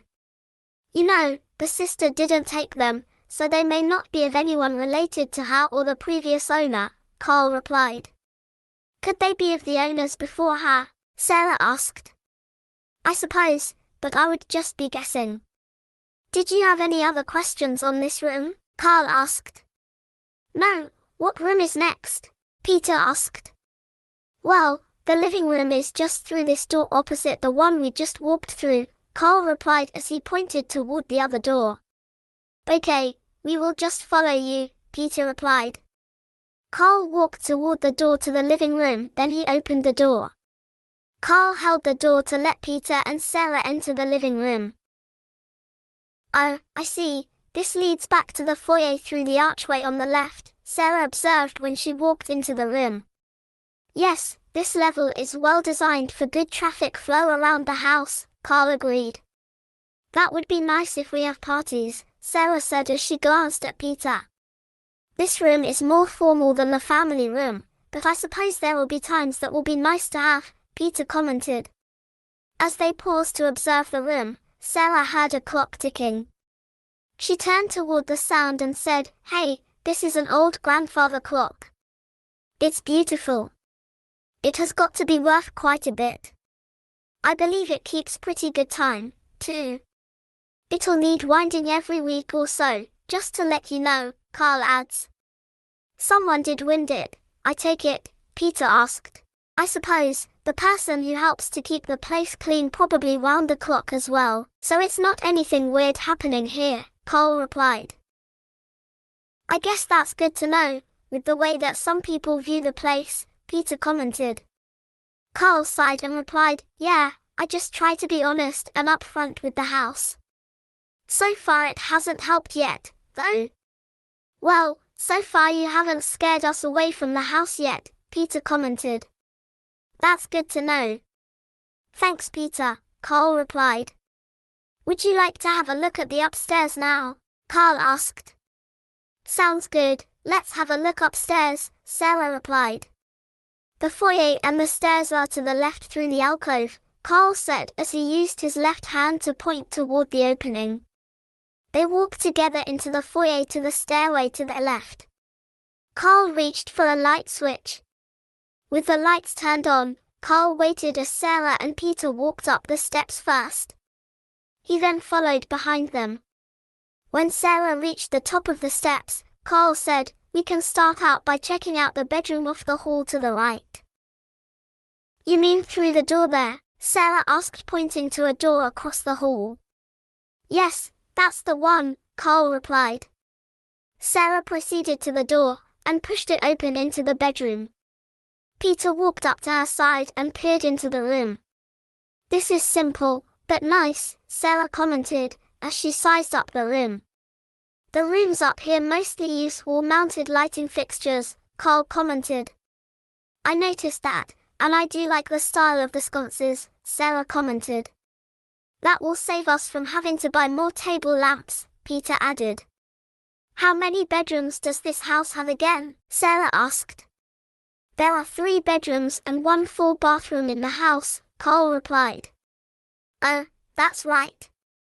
I take it the bathroom is up here somewhere?" Sarah asked. "Yes, it is up here." "Would you like to see the bathroom next?" Carl asked. "Okay, which way to the bathroom?" Peter asked. "I believe the door is just on the other side of the stair landing," Carl replied as he rotated around to face the door. Carl made his way to the door and pushed it open. He then stepped back to allow Peter and Sarah to have a look at the bathroom. "I'm not sure I like the yellow wallpaper in here, but I suppose that's something we could change at some point," Sarah commented as she gazed into the bathroom. "Removing wallpaper can be a pain though. Hopefully it's not something we have to do right away at least," Peter commented. "I can live with it for a while, I suppose," Sarah said, looking back at Peter with a smile. "Thanks, honey," Peter said. "The tub looks in relatively good shape even though it's old," Peter commented. "It's an old cast-iron tub with the claw feet, which along with the pedestal sink add a classy touch to the room," Carl replied. "I see a shower head at least." "I believe some of the old houses just had baths," Sarah commented. "Yeah, that's nice that we won't have to add a shower head," Peter asked. "I see 2 doors in here. Where does the other one go?" Peter asked. "That one to the right goes to steps to the attic, and the one on the left to the master bedroom." "Would you like to see the attic?" Carl asked. "No, seeing the basement was enough for my fill of creepy places for me today." "How about seeing the master bedroom?" Sarah replied. "We can go through the door here in the bathroom or back around the stairway to the main door," Carl offered. "Going through the bathroom door looks closer, why don't we just try using that?" Peter suggested as he stepped further into the bathroom and continued to the left door to the bedroom. He twisted the knob and pushed it open. It squeaks as it swung into the master bedroom. I guess with a squeaky door like this, I won't be able to sneak into the bathroom in the middle of the night, Peter notes with a slight smile. Yeah, you will probably wake me up, since I'm a light sleeper, Sarah replied as she approached the door behind him. Well, I'll try to be quiet at least, Peter said. Wow, an old canopy-style bed. It's beautiful, Sarah commented while admiring the bed. Yeah, we can definitely keep that, Peter agreed, nodding his head. There's a walk-in closet straight ahead to the left, Carl stated. I see the nice large old dresser too. With the closet, that should hold most of our clothes, Sarah commented as she walked to the closet door and held it open. Oh, that reminds me, the clothes in the closet and dresser have been removed. They were donated or tossed, Carl mentions. That's good, we won't have to go through the woman's clothes, Peter replied. That would give me the creeps, Sarah adds. Let's see, there should be one more bedroom, correct? Peter asked.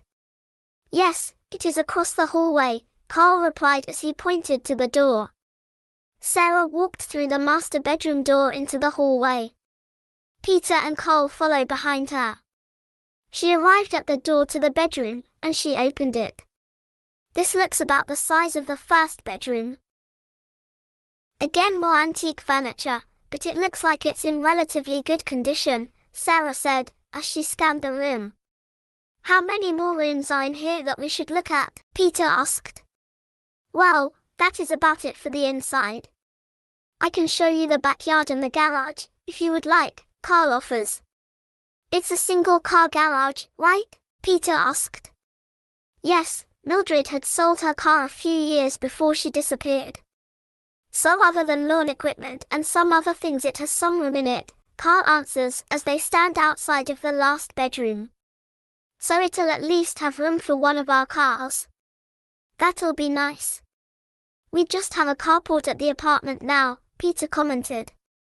Okay, let's take a quick look at it, Carl, Peter said after pausing a moment. Well, then let's go back down the steps and we'll make our way around to the back of the house, Carl said as he used his right arm to point in the direction of the stairway. Sarah walked down the steps, followed by Peter and Carl. From the foyer they walked past the stairway to the kitchen and head toward the back door. When Carl reached for the doorknob, he realized it was locked. He unlocked it, then opened the door. He held it open and said, "After you." "Thanks, Carl," Peter replied, starting through the open door to push the screen door open. Outside he propped the door open for Sarah, and then Carl. When Sarah was on the steps, she commented, "Wow, it's hot out here. Are you sure this house isn't air-conditioned?" "I'm sure, Sarah. It may just have good ventilation, shade from the trees or something, which helps it stay cool," Carl replied, following them down the back steps. "Whatever it is, I like it," Sarah said, as she reached the back sidewalk. "So this is the garage?" Peter asked, approaching the garage. "It's a relatively simple building, but it will keep a car, lawn equipment, and other odds and ends dry," Carl said. "Here, let me open the door so you can have a look inside," Carl said, reaching down for the handle to raise the garage door. "Oh, this door does lock too. There just isn't much in it now to lock up," Carl added as he pulled the multi-panel door open high enough for them to walk inside. "Gravel floor with a few spare rugs on the sides, huh?" Peter noted. "Most of the older garages around here have gravel floors. Some people add old rugs to cushion their feet when they get out of the car, I guess," Carl replied. "I suppose that makes sense. Actually, it reminds me of my grandparents' garage," Peter added. "The lawnmower looks old, but in good condition at least. It'll be nice having most of the outdoor equipment already, since we don't have any right now with an apartment," Peter said. "Yeah, it's not like you need a weed whacker for carpet in the apartment," Sarah joked with a smile. Peter and Carl both got a chuckle from her comment. "Well, maybe before I met you. I've cleaned up some since then at least, I hope, Peter said. Oh, you have, sweetie, Sarah said, as she patted him lightly on the shoulder. Thanks, Sarah, Peter replied, as he nodded his head. Okay, let's have a quick look at the rest of the backyard, Peter said.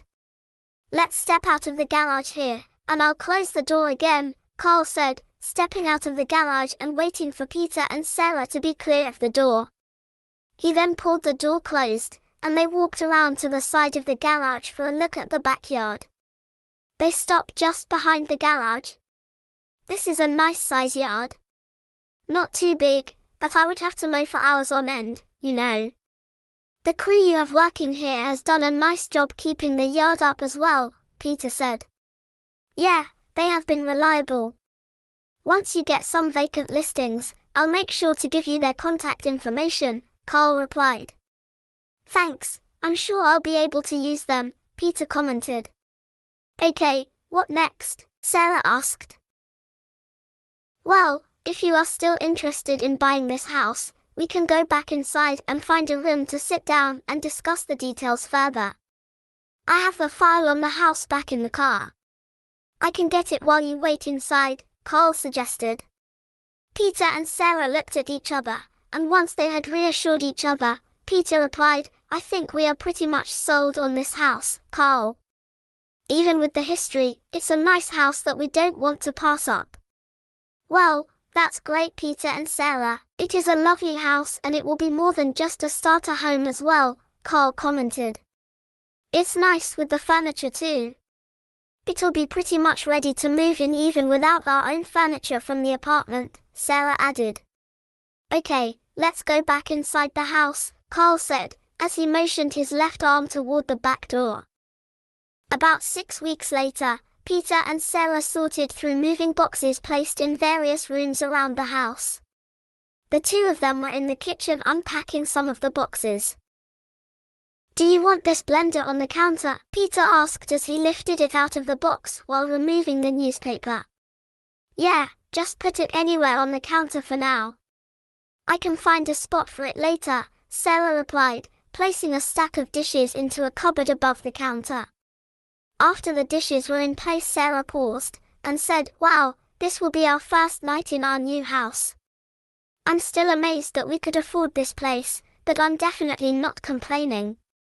Peter stopped unpacking and said, it'll be very nice having our own place, and not just blowing the money on rent every month. I'm very happy here, Sarah, Peter added while he walked over to Sarah. I am as well, at least so far, Sarah said, reaching her arms out to embrace Peter. Still have that wait and see attitude, huh? Peter said with a slight smile as they embraced. I'm sorry, but this is just not the type of town I'm used to living in yet. I really do like it so far though, Sarah said, trying to reassure him as she gazed into his eyes. Well, thank you again for giving it a try. I know I will be more at ease here, and hopefully that'll make it better for you as well, Peter said. I have noticed you are more relaxed already, and it definitely helps, Sarah replied. After holding each other for a while longer, Sarah asked, You start your job Monday like I do, correct? Yep, they are having me start about 8:45 Monday morning. When do you start your job? He asked. They want me there a little after 8. That means I can probably be the one to park in the driveway, since I'll be leaving first, she replied. Well, as long as you are okay with parking it outside. He sighed a moment then continued, Hopefully, I'll be successful here. I know I grew up in a small town, but I haven't tried to sell houses in one. Oh, you'll do fine, Peter. It can't be that different from Farmington. The procedures should be similar, and you are always good with people, she said to reassure him. He sighed and then said, I'm sure you are right. It's just those last-minute nerves or something that has me a bit worried, I guess. Now that we have this house to pay for and those kinds of things, like I said, you will be fine, she said, pulling him closer. After embracing for a minute or so, Peter offered, I can go move the cars if you would like. Okay, I'll stay in here and continue the unpacking fun, she said with a small smile. As Peter stepped away from her, he said, I'll make it quick. I don't want to miss out, you know. She laughed as he headed down the hall toward the front door. When he reached the front door, he pulled it open to the usual squeaking. He walked out to the porch and down the steps. Both of their cars were parked in the street.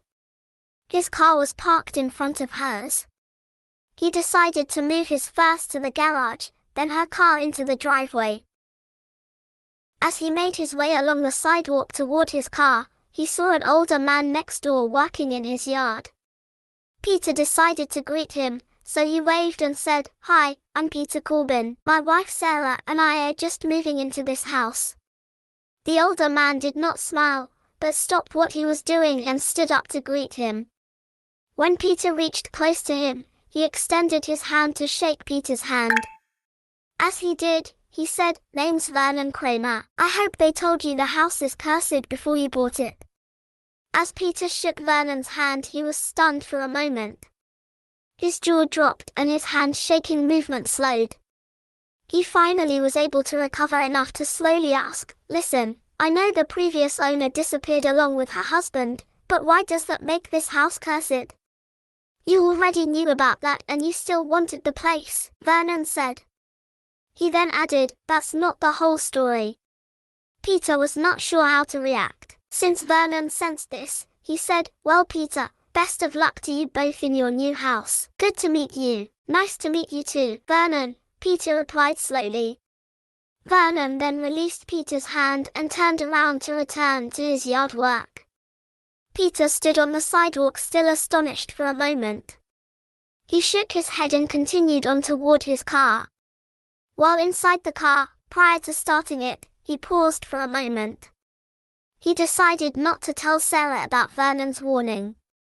Probably just telling her that he met Vernon and that he was concerned for them in the house would be enough. The part about there being more to the story was something he wanted to avoid for the time being. He then sighed and twisted the key to start the car. Later that evening, after Peter and Sarah were in bed sleeping, Peter was stirred awake by Sarah. Honey, I think I hear voices, she whispered to him. Huh, he said before having a chance to open his eyes. I said, I think I hear voices, she repeated nervously. Voices? Are they in the house? Peter asked, sitting up partially. I'm not sure, but could you check? She asked. I suppose I could look around a bit, Peter replied as he swung his feet out of the bed onto the floor. He paused a moment at the edge of the bed. Having a chance to listen, he could hear some faint voices, but he was unable to understand what they were saying. He closed his eyes for a moment to listen closely to get some idea of where they were from. After a moment, he did agree that the voices at least appeared to be coming from within the house. He stood up and walked to the open front window. Through the branches of one of the trees he could see a couple walking by on the sidewalk. Relieved that no one was in the house, he crossed the floor back to the bed. Sarah was looking at him as he reached the bedside. Sarah nervously asked him, Did you see anything yet? Yes, it was just a couple walking by on the sidewalk. With the window open you are going to hear things like that occasionally, Peter replied. Sarah sighed, relieved that the voices did not come from within the house. Thanks, sweetie, I do appreciate you checking. You know, since it's a bit cooler now, maybe you could shut the window, she suggested. Peter sighed and then agreed, sure. That'll cut out some of the outside noises as well. Thanks, it really did sound like the voices were coming from inside though, she said laying back down on her pillow. Yeah, I was fooled at first too, Peter replied walking back to the window to push the double-hung window shut. Maybe the voices were echoing off the walls or something, Peter suggested. Yeah, maybe it was something like that, Sarah replied trying to reassure herself that the voices did not come from inside the house. He returned back to his side of the bed and got back in. In a few minutes, he was asleep again. Later that night, he was again stirred awake by Sarah tapping on his arm. Sweetie, sorry to wake you again, but I still hear voices, she whispered. Oh, man, he said slowly as he propped himself up in the bed towards her. So you are hearing voices again? He asked after a yawn. Yeah, though this is different than the last time. It almost sounds like a woman who is in trouble and asking for help, she whispered nervously. A bit frustrated, but wanting to help, he offered, okay, I'll listen for a while and see if I can hear anything. If I do hear something, I'll look around. Sure, just listen. Thanks, sweetie, she replied, relieved a bit. He swung his legs off the side of the bed again. After taking a deep breath, he closed his eyes again to listen. He sat and waited for several minutes, but heard nothing. Sorry, Sarah, but I have not heard any voices yet, Peter said. Disappointed, but understanding, she replied, well, thanks for trying, sweetie. I know I did hear something, though. I don't doubt it, honey, I just didn't hear anything. I know I usually sleep more soundly than you, too, Peter said. I know, but I did hear a woman. She was moaning a bit and I could make out something like, help me, and let me out, or something like that, she said. A bit unnerved, Peter asked, you could make out that much from the voices? Yes, I listened to it for a while before I woke you up. So I had a chance to pay attention to what I was hearing. It was actually a bit louder in the bathroom too, she replied. You were in the bathroom? I must really have been in a deep sleep, Peter said. Yeah, you were snoring a bit again too, but not too bad at least, Sarah said. Well, I'll try to see if I can hear anything too. Like I said, I do believe you, he said, to try to reassure her. Thanks, sweetie, your support does help, she replied. Just try to get back to sleep. We need to get more sleep so we can unpack more things in the morning, he said. I know, sweetie, I am trying to sleep. It's just hard since I'm hearing things. Thanks again, she said as she rolled over and closed her eyes. Good night, he said as he moved his legs back into the bed and pulled the covers over himself. Good night, sweetie, she replied. About 8:45 Monday morning, Peter drove his car into the parking lot by the realty office. He got out after finding a spot near the back, then walked around to the front of the office, holding a box containing some items for his desk. After he freed his hand from the box to reach the front door handle, he found it to be locked. He knocked on the glass. He could see Carl approaching the door. Carl twisted the lock and pulled it open from the inside. Good morning, Peter, Carl said, as the bell above the door rang. Good morning to you too, Carl, Peter replied with a smile. Come on in. I see that you brought some things for your desk. Your desk should be ready for you to move in, Carl said, holding the door for Peter to pass by. After Peter was inside, Carl closed the door behind him and relocked it. Peter carried the box to the desk behind Carl's desk and set it on top beside the computer. How is the new house working out for you? Carl asked. Well, we're enjoying it so far. We have unpacked several boxes, and it's starting to look somewhat organized at least, Peter replied. Any problems with the house so far? Carl asked. Peter hesitated for a moment then replied, well, nothing is really wrong. The only thing is that Sarah has been hearing strange sounds at night. Carl was a bit puzzled. He then asked, strange sounds, like what? Peter stared downward for a moment, and then back at Carl. After a sigh, he replied, she said she is hearing voices. I guess to her it sounds like they are asking for help and to be let out. How about you? Have you heard these same voices? Carl asked curiously. Other than some people walking by outside, no, I haven't. I've even tried to listen specifically for them, but so far nothing. I do believe that she is hearing something, but I have no idea what's going on yet. I'm a heavy sleeper though, so there could be things happening, and I just don't hear it, Peter replied. Do you think it could be anything having to do with the history of the house, Peter? Carl asked. I suppose moving into a new house, and her knowing the history may be putting some stress on Sarah. Maybe that could be causing some reaction like this. I just hope it ends soon. I want her to be happy in the house, Peter replied. Well, I sure want the two of you to be very happy in the house. Please let me know if there's anything I can do to help, Carl offered. Thanks, Carl. I can't think of anything now, but if I do I'll let you know, Peter replied. Carl suggested, why don't you get situated in the desk, and then let me know when you are ready to go over some things. Sounds good, Carl.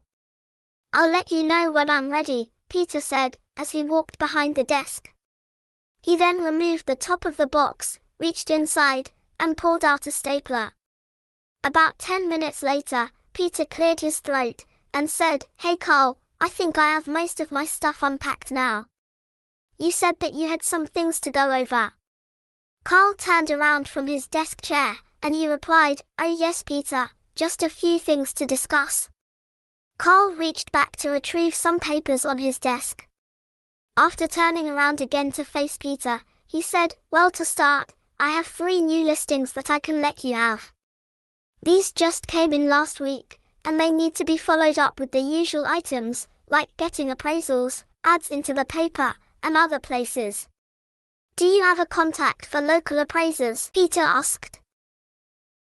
Oh yes, let me write the name down for you, Carl said, turning back to his desk to find a piece of paper. He picked up a pen and wrote down the name and number on the paper.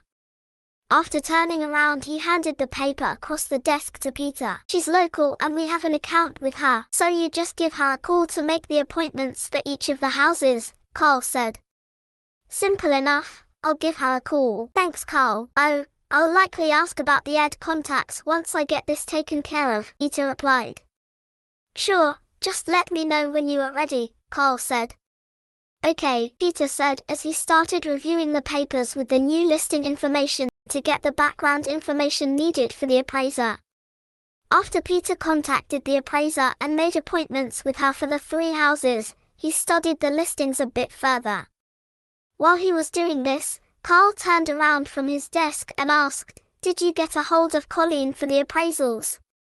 Sure did. I made appointments to meet her at the houses Wednesday, Thursday, and Friday. You know, 1 appointment for each house. Colleen does sound very nice by the way. She has been very pleasant to work with over the years, though she should be able to handle the appraisals by herself, Carl replied.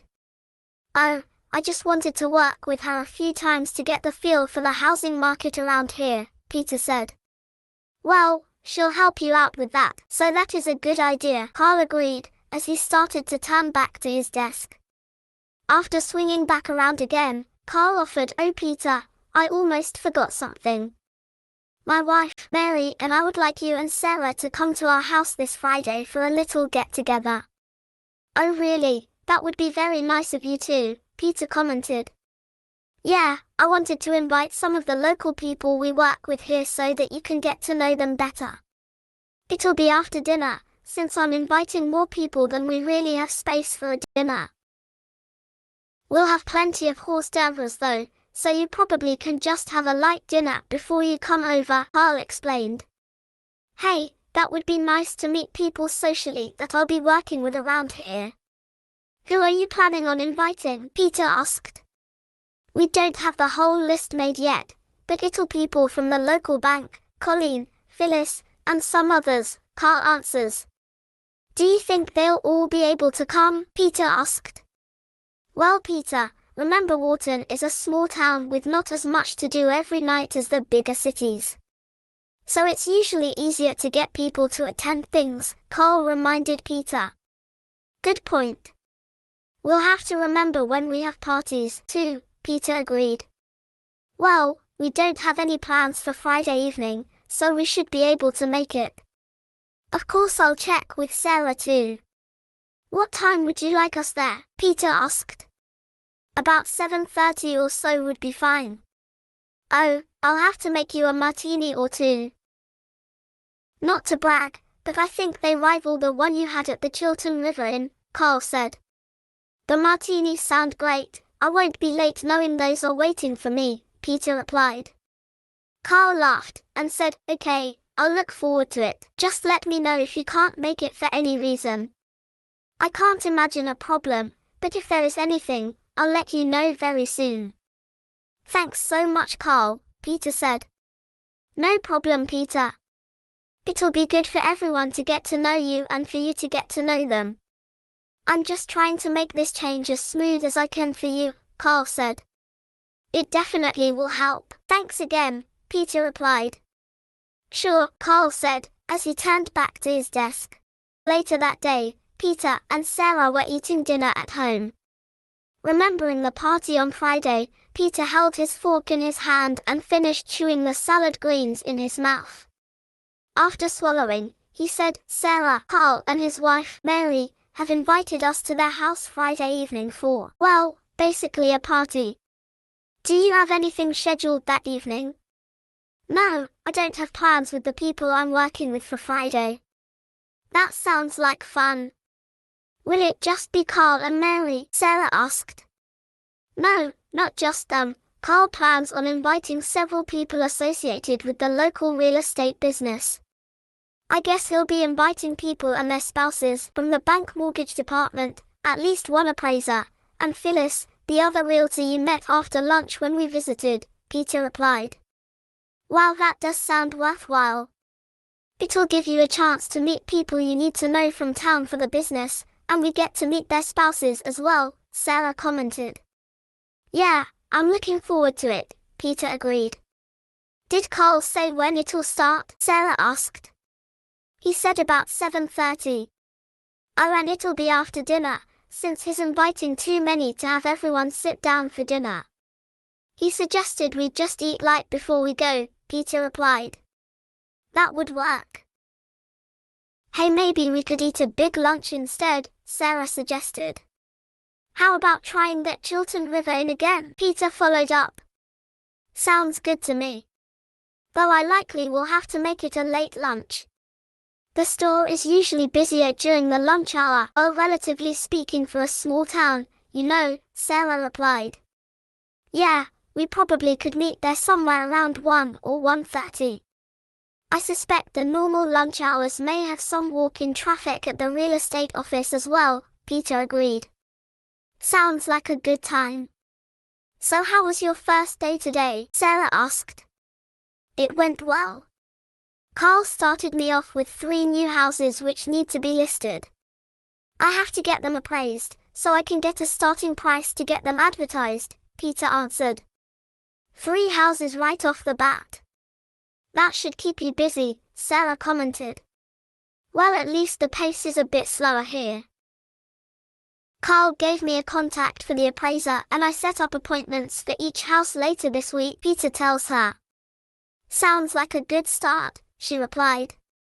By the way, how was your day? Peter asked. Oh, it went well too. Definitely not as busy as I was used to in the Farmington store, and so far that is nice, she replied. How are the people in the store? Peter asked. So far they have treated me well. It's just one day, but nothing to complain about yet, Sarah replied. Well, that's good at least, Peter added. They then continued to finish their dinner. Later that evening before bed, Peter was brushing his teeth. He turned on the separate cold water faucet handle to rinse his brush. The handle squeaked slightly as it turned. As the water started cascading out of the faucet, a deep vibrating moan could be heard. Peter reached to the handle and could feel it vibrating. To him, it appeared as the whole sink was vibrating as well. It then faded gradually, until it was inaudible. From the bedroom, Sarah asked Peter, what was that noise? Staring at the sink, he replied, the sink was making a funny noise. It's probably just the old pipes or something. That did sound strange. I hope it's something simple like that, she replied. Like Carl said, this place will have plenty of strange sounds, Peter reminded her. I know, but it is a bit unnerving to me sometimes, Sarah added. Peter finished rinsing his brush, and then he prepared for bed. 11. The alarm went off in the morning. Peter could hear Sarah rustling. She sat up on the edge of the bed as Peter watched her. She almost seemed to be falling back to sleep while sitting on the edge. "Are you okay, Sarah?" Peter asked, as he propped his head up slightly. "Oh, I'm just very tired, sweetie," she mumbled. "Did you have trouble sleeping or something?" Peter asked. I kept hearing voices again last night, and I just couldn't sleep," she replied slowly. "Are you going to be well enough to go to work?" Peter asked. "Yeah, I just need a shower and some strong coffee before I go. I just can't keep this up night after night," Sarah replied. "Well, you can wake me up tonight if you hear something again. I want to help you with this, you know," he offered. "Thanks, Peter, that should help. At least if you cannot find anything, then maybe I could just try to ignore it," Sarah replied, starting to stand up from the bed. In the evening, the sun had gone down, and the sky was quickly losing color as it changed to night. Peter and Sarah were about finished with dinner. Sarah told Peter, "You know, one thing I would like to do around here is to go through prior owners' things in the office. Our stuff is mostly still in boxes, and I would like to find some room for some of it." The chandelier above their table dimmed slightly for a moment, and then it returned to the normal brightness. They both stared at it for a moment, but nothing else happened. "Did you want me to help sorting?" Peter offered, trying to ignore what happened with the light. "No, I should be okay by myself. I may even do some this evening, if that's okay with you," she asked, starting to stand up from the table. "Remember, Carl said there may be some hidden treasures in the house," Peter reminds her. "I know that. That's why I want to sort through things carefully rather than just dump it out," she said as she reached for her plate. After placing her silverware on the plate, she walked toward the sink. The lights in the room went out. Sarah said, "Damn it!" There was a loud crash in the room. "Are you okay, Sarah?" Peter called out into the darkened room. "I'm fine so far. It just surprised me, and I dropped the plate and silverware," she replied. "Just stay there for a moment so you don't run into anything," Peter suggested. "I'm starting to be able to make things out now. It's not totally dark out yet, at least, so the window light is helping me see a bit," she replied. "Yeah, I can see some," Peter started saying as the lights suddenly turned back on. "The lights are back on. Here, let me help clean up the broken plate," Peter offered, heading to the cabinet under the sink for the dustpan and small broom. Later, as Peter and Sarah were preparing to get into bed, Peter asked, "Well, how is the office sorting going so far?" "Oh, there's a lot of old stuff in there. There may even be some stuff from an owner before the one that disappeared," Sarah replied, pulling the covers aside to make room to get in bed. "There's stuff that old in there. Guess no one ever bothered sorting through it much," Peter replied as he also pulled the covers back on his side of the bed. As he slid his feet under the covers, he said, "Well, just remember, if you hear the voices tonight, you can wake me up. Okay, I will do that, but maybe not every time." "At least one of us should get some sleep," she replied, also pulling her feet into the bed. He turned off his bedside light first, and then Sarah switched off hers. Peter could feel Sarah gently tapping on his arm. After slowly opening his eyes, he rolled over and asked, "Are you okay?" "Peter, I'm hearing some voices again," she replied. "Okay, I'll see if I can hear anything," he said, rotating his body and then dropping his legs onto the floor. Sitting up on the edge of the bed, he closed his eyes and listened. Still groggy, it took him a moment to concentrate on the ambient sounds. The house was almost too quiet. He opened his eyes and turned around to let Sarah know that he could not hear anything. A fairly loud gasping sound came from somewhere downstairs. It almost sounded as if it could have been human. "I did hear that. Is that anything like what you have been hearing?" he whispered to her. "I have heard a few things like that, but some actually sound like words or phrases too," she replied. "Let me listen again a while longer," Peter said. "Okay, I'm not going anywhere," Sarah replied. Peter again closed his eyes as he remained on the edge of the bed. He concentrated for perhaps 10 minutes more, but did not hear anything else. Well, I haven't heard anything since that gasping sound. Did you want me to check around the house for anything? He asked as he looked back towards Sarah in the bed. No, I'll be okay. At least you heard something tonight, so not everything is in my mind, she replied. Sarah, I don't doubt you are hearing things around here. I'm just trying to help, he said. I know, and thank you, she replied. He brought his feet back into bed, and was soon asleep again. 12 in the office Wednesday, Carl turned around in his desk chair to ask Peter, anything else been happening in your house lately? Well yeah, Sarah is still hearing those voices during the night. I actually heard something for the first time last night too. It was almost like a gasping sound. Sarah said she has heard that type of sound before too, but there are also times she can make out words and phrases too, Peter replied. Okay Peter, that's starting to sound strange. I'm actually starting to regret selling you to that house. I want you guys to enjoy it. Not be scared of it, Carl said. Oh, it's fine. Like you said, it's just an old house with strange noises, Peter replied. Voices go a bit beyond what I would call just strange noises, though, Carl added. Oh, the power went out last night too, but that probably was something with the power company being overloaded with too many air conditioners, Peter said. Well, we never lost power last night at our house. I would think we're on the same system too, but I suppose I could be wrong, Carl replied. Another strange thing, I guess. Even so, we really like the house, Peter commented. At least you aren't mad at me yet for it. Do you meet with Colleen today? Carl asked. Yeah, I meet her at 2 this afternoon. She even offered to pick me up here and drive to the house, Peter replied.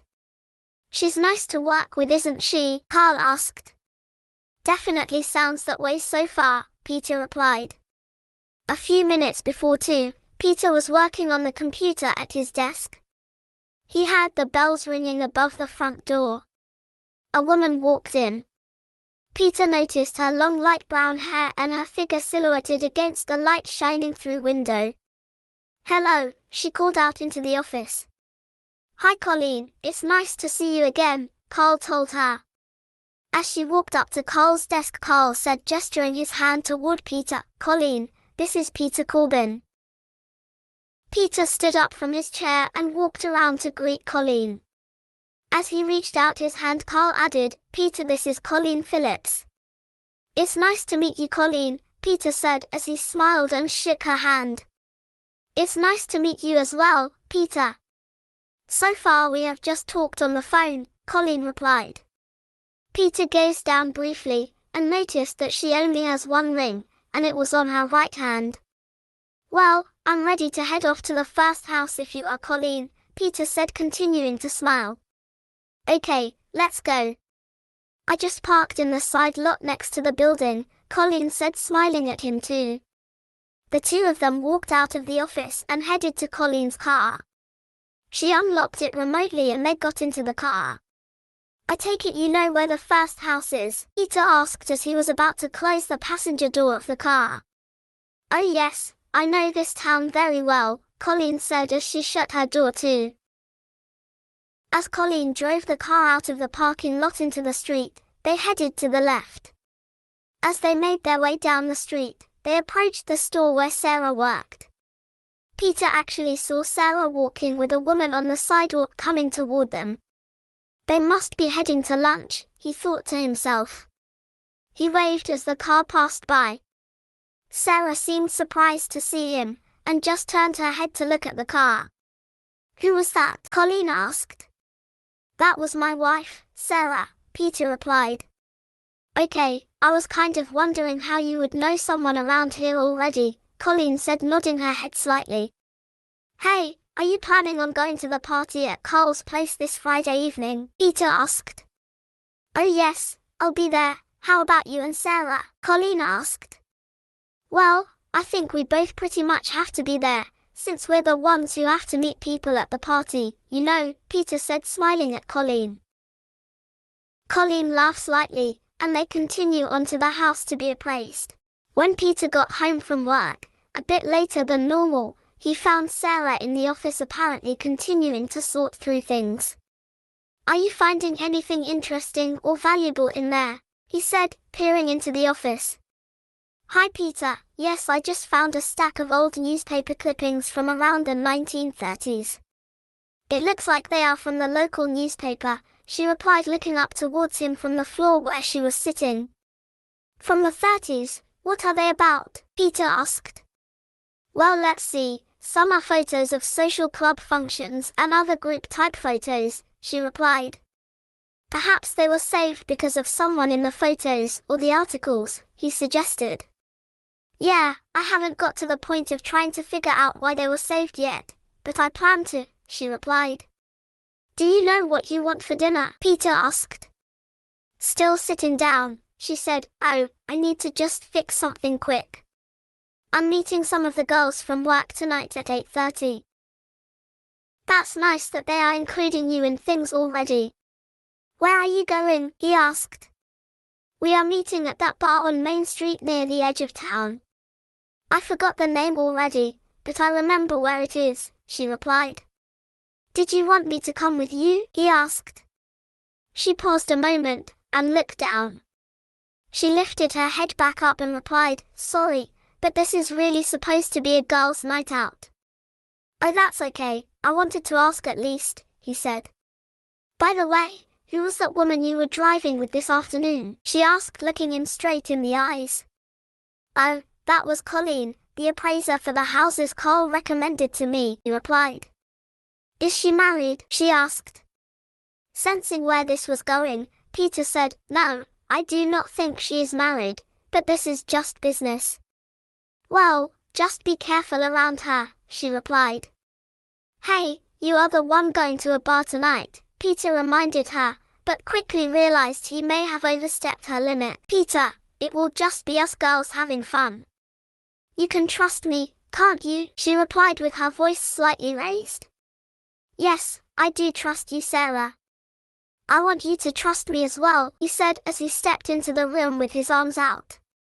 She stood up, and they embraced. They held each other for about a minute. "Okay, let's get some dinner so you'll have time to get ready," Peter suggested. "Sounds good to me, thanks Peter," she replied as she slowly stepped away from him. They walked out of the office and into the kitchen to make a quick dinner. Peter went to bed before Sarah arrived home. He was awakened from a deep sleep by a loud metallic clanging sound, which may have emanated from the basement. He sat up quickly in bed.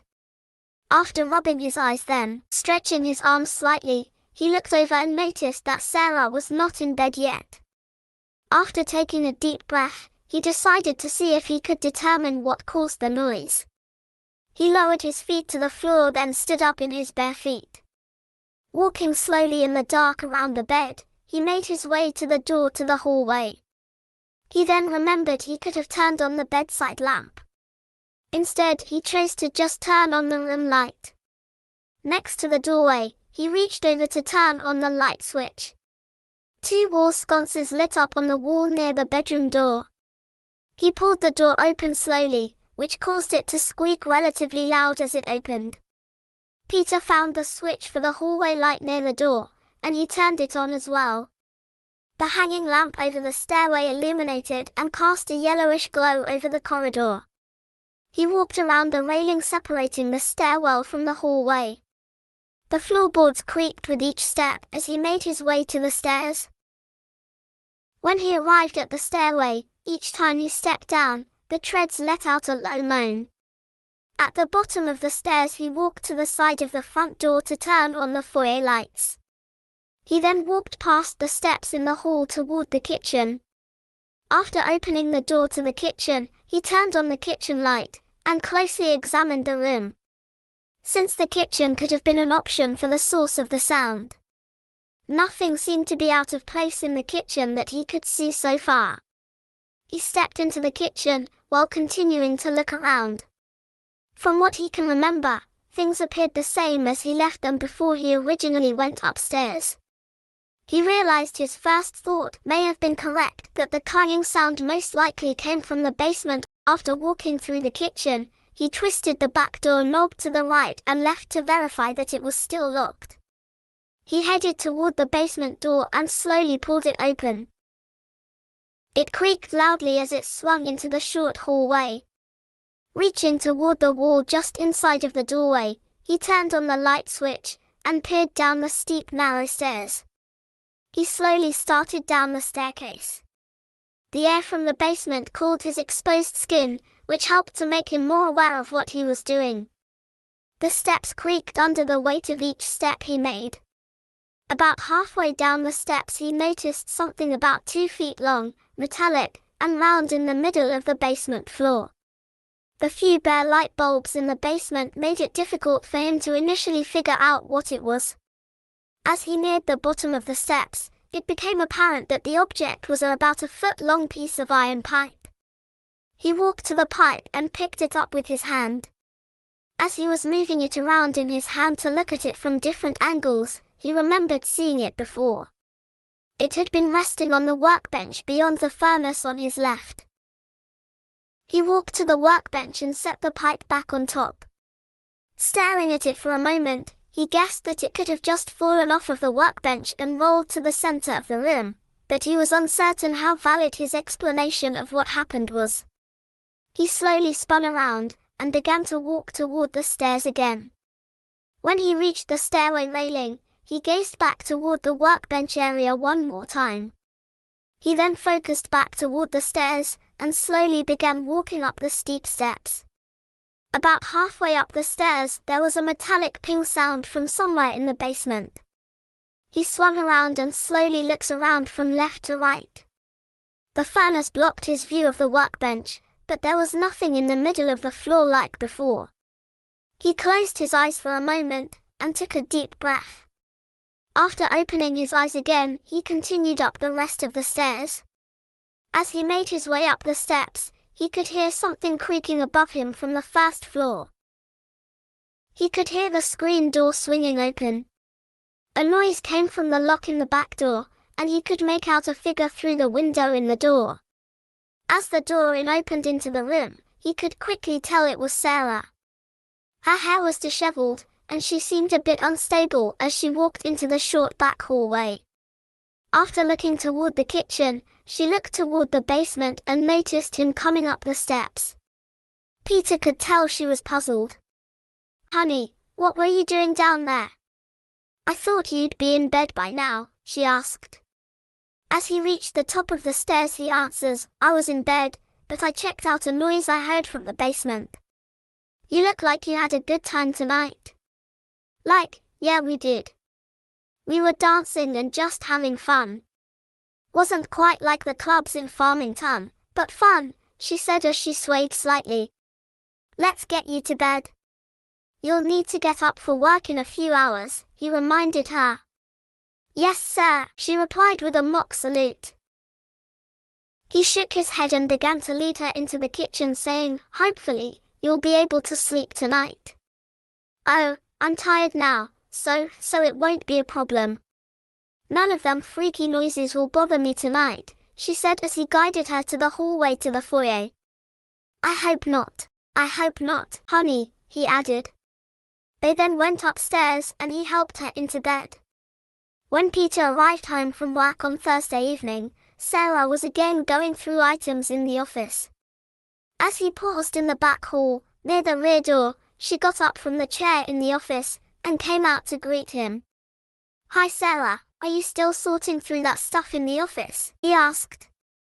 "Yeah, I thought I would work on it some more before you got home," she replied, embracing him in the hall. "Have you found anything interesting yet?" he asked, holding her and gazing into her eyes. "Well, I have been looking at some of those articles some more, and I have found at least one person in common in many of the articles," she replied. Maybe that is the person that they were saved for," he commented. "The name I found is an Erika Wahl. I want to keep looking into this more after dinner." I'm finding this strangely interesting, she said. Yeah, well, after I get something to eat, I think I'll see what's on the TV. There's plenty of old stuff to go through. Maybe I can help with the basement sometime, he offers. Sure, you look like you need to eat and relax anyway, Sarah commented. Yeah, I suppose. I did manage to keep myself busy today. Though after last night, I thought you'd be the tired one, he commented. Sarah laughed and replied, oh, it'll likely hit me tomorrow. In the past, it usually was the next day before a late night will catch up with me. For me, it's the day after. Booze can hit me hard sometimes, he reminded her. Oh, I remember that happening a few times, she said with a smile. Yeah, let's get something to eat, he responded, nodding his head. Sure, I'll see what we have available, she agreed as she slowly lowered her hands from his back and started toward the kitchen. After dinner, Peter was watching a TV program and Sarah was busy in the office. He heard a loud bang, followed by Sarah screaming. He quickly got up from the chair and ran to the door to the family room. After opening it quickly, he ran into the family room. As he moved quickly through the room, he yelled, Sarah, are you okay? As he reached the door to the office, he could hear her reply, I'm okay, but the damn drawer just slammed shut without me touching it. He opened the door to the office. Sarah was sitting in the wheeled desk chair, which she must have pushed away from the desk, pointing at the large lower right desk drawer. That's the drawer. The bottom one on the right, she said, with her voice trembling. You are okay, though? Peter asked, reaching her side. I'm just really shaken, honey, she replied, still shaking as he knelt to embrace her. What happened? He said, rubbing his hand on her back to try to calm her down. Well, I was sitting at the desk reading some of those old articles and, she paused to take a deep breath. She continued, and I had left that drawer open, since that's where I found the articles. Then the damn thing just slammed shut. Wham! And you didn't bump it or anything like that? He asked, continuing to caress her back. No, I didn't. It just slammed shut by itself, she replied, still shaking a bit. Let me check the drawer, Peter offered. Okay, just be careful, she said as he shifted away from her and got closer to the desk. He reached down to the old oak drawer handle, and he slowly pulled on it. He found the drawer took a bit of force to open. Wow, this is harder to open than I was thinking. It's pretty heavy with all of the files and papers in it, he commented. So what does that mean about the drawer? She asked. I guess it means that it would take some force to shut it, especially with all of the files and paper in it, he replied. I don't know what did that. I've had enough for tonight. I think I probably should just go to bed, she said. Sure, there really isn't much on the TV tonight, so I'll just head up too. We probably should get good night's sleep, since we have the party at Carl's tomorrow, Peter suggested. Thanks, Peter. Let's get out of here, she said as she stood up from the chair. They walked back through the family room and the living room so Peter could turn off the TV before they walked up the steps to their bedroom. Oh, are you still going to be able to meet me for lunch tomorrow? Peter asked as they began to walk up the stairs. Yes, I can take my lunch at 1:30 tomorrow. Just stop by the store and we can walk to the restaurant, Sarah replied, walking in front of him up the steps. Okay, I'll pick you up then, sweetie, he replied. They reached the top of the steps and walked around the stairway balcony to their bedroom. Later that night, Peter was jostled awake by Sarah tapping on his shoulder. The past several nights of interrupted sleep were catching up with him. He struggled to wake, but was able to respond after a few seconds with, what's wrong, sweetie? I know this is getting old, but I still hear voices coming from downstairs somewhere, she replied. More voices, he responded slowly. Sarah detected that he was very tired, so she offered, I can go check downstairs, since I know you are tired. A few seconds passed before Peter replied slowly, "Are you sure you need to check? It is probably nothing anyway." "I just want to do this for myself," she replied as she sat up in bed. "I'd do it myself, but I'm just too beat right now." "Just be careful and turn the lights on when you go down," he said, with his eyes only partially open. "Oh, I'll definitely be using the lights. I'll be back in a few minutes," she said while beginning to stand up from the bed.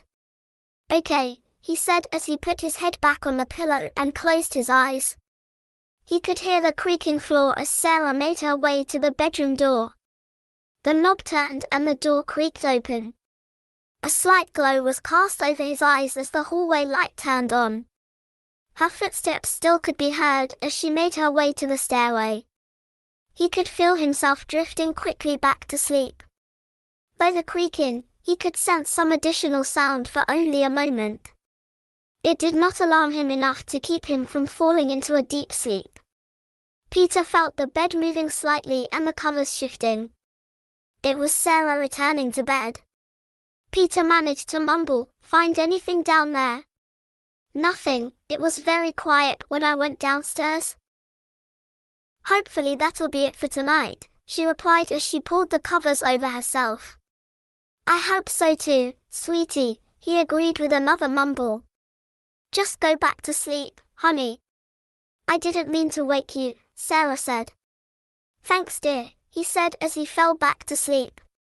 As Peter and Sarah finished their lunches at the Chiltern River Inn, Peter noticed that Sarah seemed to be a bit distant for some reason, but he was not sure if he wanted to mention it. "So are you still meeting with that appraiser woman?" Sarah asked just before she wiped her mouth with the napkin. Peter finished swallowing and replied, "Yeah, I met her again this morning at the third house I needed appraised." "You still seem bothered by her." "I am keeping this professional, you know. I don't know what it is about her. I know I trust you, but something is making me uneasy," Sarah replied as she turned away for just a moment then looked back into his eyes. "Well, one thing I plan on doing is to let her handle the appraisals by herself in the future. I just wanted to go along with her on these first few to get the feel for the type of houses around here," Peter offered. Sarah breathed a sigh of relief and said, "I think that would help me deal with her. I know she will be at the party tonight, but I'll be there too, so I won't worry about it." "Thanks, honey." Peter looked at his watch and stated, "Well, I suppose we should pay the bill and get back to work soon." "Sure, I'm ready to go." "This was a very nice idea," she said. "Yeah, we'll have to do this again soon," he said as the waitress approached the table. "Are you finished, sir?" the waitress asked. "Yes, and we are ready for the bill too, when you have a chance," Peter replied. "No problem," the waitress replied while looking for the bill in her apron pocket. She set it upside down on the table and said, "I'll take this up when you are ready, sir." "Thank you," Peter replied as he reached for the bill and removed his wallet from his pocket. As Peter and Sarah left the restaurant and started making their way back to work, they stopped on the bridge over the Chiltern River for a moment. Peter still saw that something was bothering Sarah as she stared at the water slowly passing underneath them. He felt he had to ask about it now. "Is something other than the appraiser bothering you, honey?" he asked, watching her while she continued staring at the river. Still transfixed on the river, she sighed and answered, "Well, there are a lot of nice things in this town so far, but I'm really starting to wonder if this is the right place for me." "Why would you think that?" Peter asked, surprised about her thoughts. "It may just be that it will take longer than this to get used to it, but I'm not sure I fit in here," Sarah replied. Peter sighed, watched the river for a moment. He then faced her again and said, "I suppose all I can ask you to do is continue to give it a chance. I know it's a lot different than farming ton, but should be possible to learn to like it. Just give it a chance." After another sigh, Sarah agreed, "I'm not ready to give up or anything, I just have my doubts and I'm letting you know about them." "Well, please feel free to talk about doubts. I want you to enjoy this town as much as I do," Peter replied.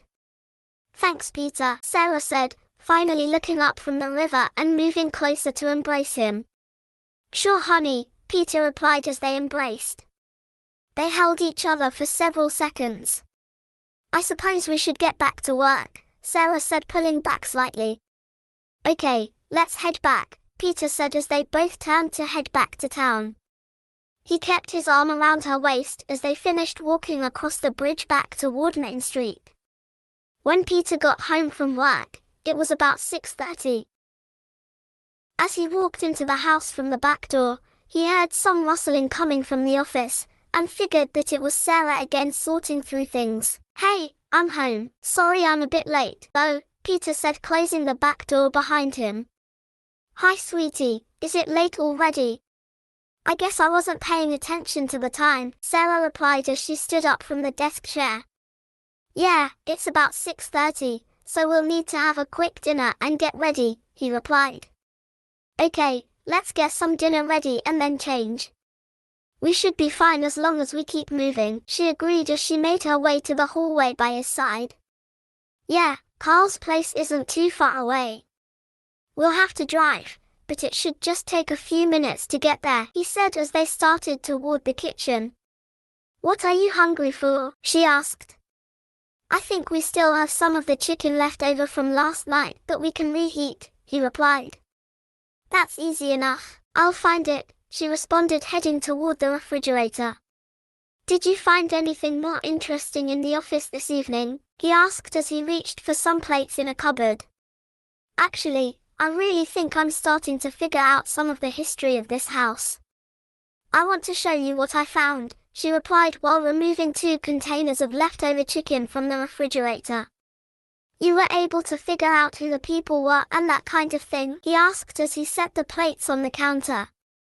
Yeah, they sound like they were pretty interesting people. I'll have to show you tomorrow or maybe later, since we are in a bit of rush tonight, she replied as she opened the first container of leftover chicken. I'll make time to see what you found tomorrow. That does sound interesting, he replied. Yeah, it's not quite what I expected, but I'll tell you more about it later. Can you find some glasses and get us something to drink? I'll get the chicken going in the microwave, she asked. Okay, I'll get the glasses. What do you want to drink? He asked while opening the cupboard with the glasses. Oh, I think I'll just have some water. That should be enough for now, she said as she placed the first chicken on the plate. Easy enough, I'll get you some water, he said, taking a glass to the refrigerator and filling it from a pitcher of water. As Peter drove his car down the street of Carl's house, Sarah commented, I think the house should be one of these on the right with several cars parked out front.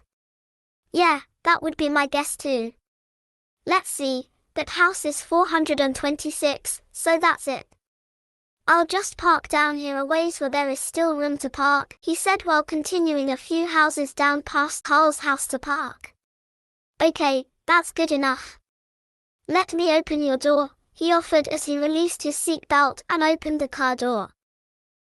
He walked around the car to her door and opened it. He extended his hand toward her to help guide her from the car. Thank you, sweetie, she said, reaching for his hand and stepping out of the car. They began walking on the sidewalk toward the house. Peter glanced at the sky and commented, it almost looks like it could rain tonight. I hope not. I didn't bring a jacket, she replied. Actually, there may be one of mine in the car that I can get if you need to later, he said as they began up the driveway. That may help, but hopefully it will hold off until after the party, Sarah replied. Yeah, I hope so too, he agreed as they reached the steps to the porch. They walked together to the front door. Peter found the doorbell and pressed it. They could hear muffled conversation coming from inside. Next, they heard footsteps approaching the door, then they could see a shadow of a person at the door. The knob twisted, and it was pulled open to reveal Carl holding the door. Welcome, Peter and Sarah. Please come in, Carl said while pushing the screen door open for them to enter. Thank you, Carl. You have a very nice house, Peter said, peering inside of the house. Yes, and thanks so much again for having us over. We really do appreciate it, Sarah commented as she led Peter into the house. Well, it's my pleasure to have you two over. Come on in and meet the others, Carl said, gesturing his hand down the hallway toward a room full of people. A woman walked up to them, extended her hand, and smiled. You must be Peter and Sarah. I'm Mary Bishop, she said, continuing to walk toward them. Hello, Mary. I'm Peter Corbin, and this is my wife Sarah, Peter replied as he extended his hand to greet Mary. Hello, nice to meet you, Mary. We really like your house, Sarah replied as she also extended her hand toward Mary's. Well, I do try to keep it clean in spite of having Carl around, Mary said with a big smile. Hey, I'm not that messy, you know, and I do try to help clean sometimes, Carl commented. Yeah, the key word is sometimes, Mary added. Well, let's go in and meet the others now, Carl said to change the subject. Okay, we'll follow you, Peter said as they began to walk toward the room full of people. They reached the room and see several people standing around with either a drink in hand or a small plate of food. Some of them turned to acknowledge the new arrivals. Carl first leads Peter and Sarah to a couple near the table with the spread of food. Peter, Sarah, I know you have met Phyllis before, and this is her husband Errol, Carl said as the five of them stood facing each other. Peter extended his hand first to shake Errol's hand. As he did, he said, Hi, I'm Peter Corbin and this is my wife, Sarah. It's nice to finally meet you, Errol. Phyllis has talked about you at the office before. They shook hands and Errol replied with a slight smile, Nice to meet you too, Peter. He shifts his eyes towards Sarah and said, And you too, Sarah. Hello, Errol, and it's nice to see you again too, Phyllis, Sarah replied. Hello again to you as well, Sarah. I see you are trying to keep Peter in line too, Phyllis said with a smile. Yeah, it's a challenge sometimes, but I manage, Sarah replied with a smile. Well, let's meet the others before this gets too much rougher, Carl suggested while leading them to the next couple. They walked toward another couple of which Peter and Sarah recognized the man from the bank. I believe you two have met George Stewart from the bank, and this is his wife Petra, Carl said as they approached the couple. Peter first shook hands with George and said, Nice to see you again, George, and thanks again for the good deal on the loan. Oh, no problem, Peter. I know I have to establish a good relationship with you so you can send some more business my way, George replied as he shook Peter's hand. It's nice to meet you, Petra, Peter said, extending his hand to Petra. Peter, it is nice to meet you, Petra replied in a German accent. Petra then extended her hand towards Sarah and shook her hand, and asked, Hello Sarah, how are you? I'm doing well. Thank you, Petra, Sarah replied. How do you like this town so far? Petra asked both of them. Well, I have been really enjoying it, and I think Sarah is learning to like it as well, Peter replied. Yes, I am starting to like this town, Sarah replied. Carl, get these folks a drink, George suggested with a smile. Oh, I plan to, just one more person then I'll get them set up with drinks, Carl replied. Carl steers them toward Colleen, who was at the food table sampling a few of the snacks. The three of them walked toward Colleen, and she turned to greet them. Sarah could tell she was looking and smiling mostly at Peter.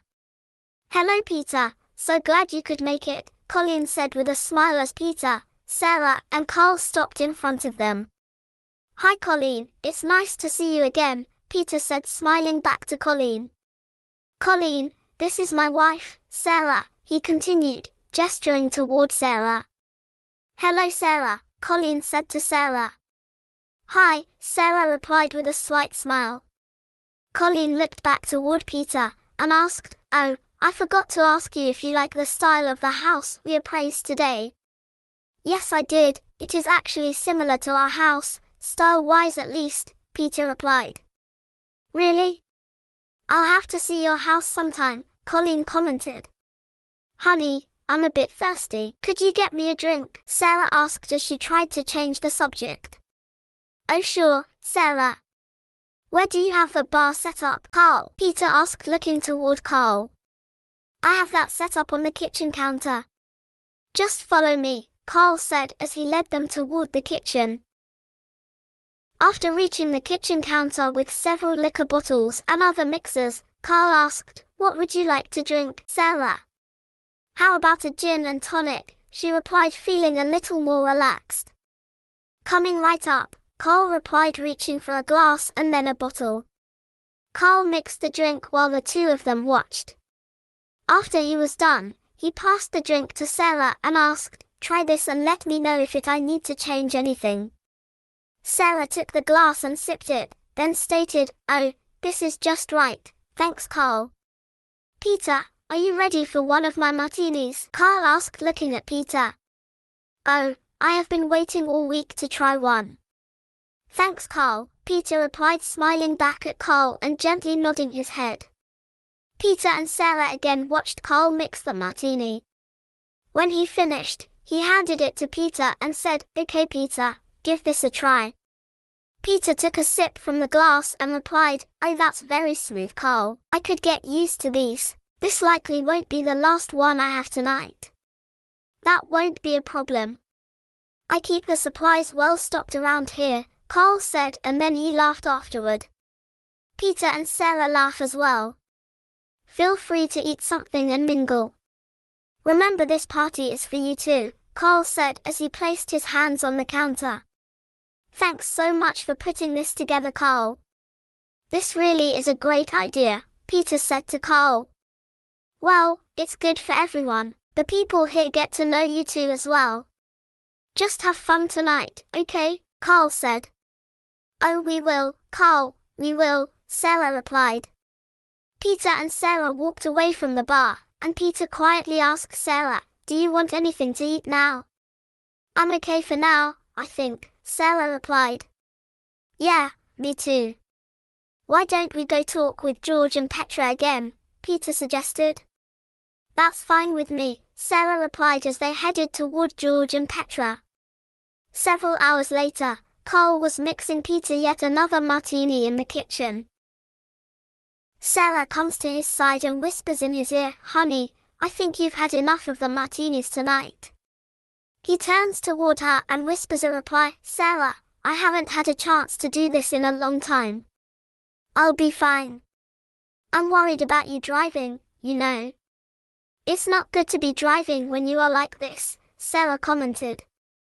Could you drive home? That way I won't be driving at least, Peter suggested.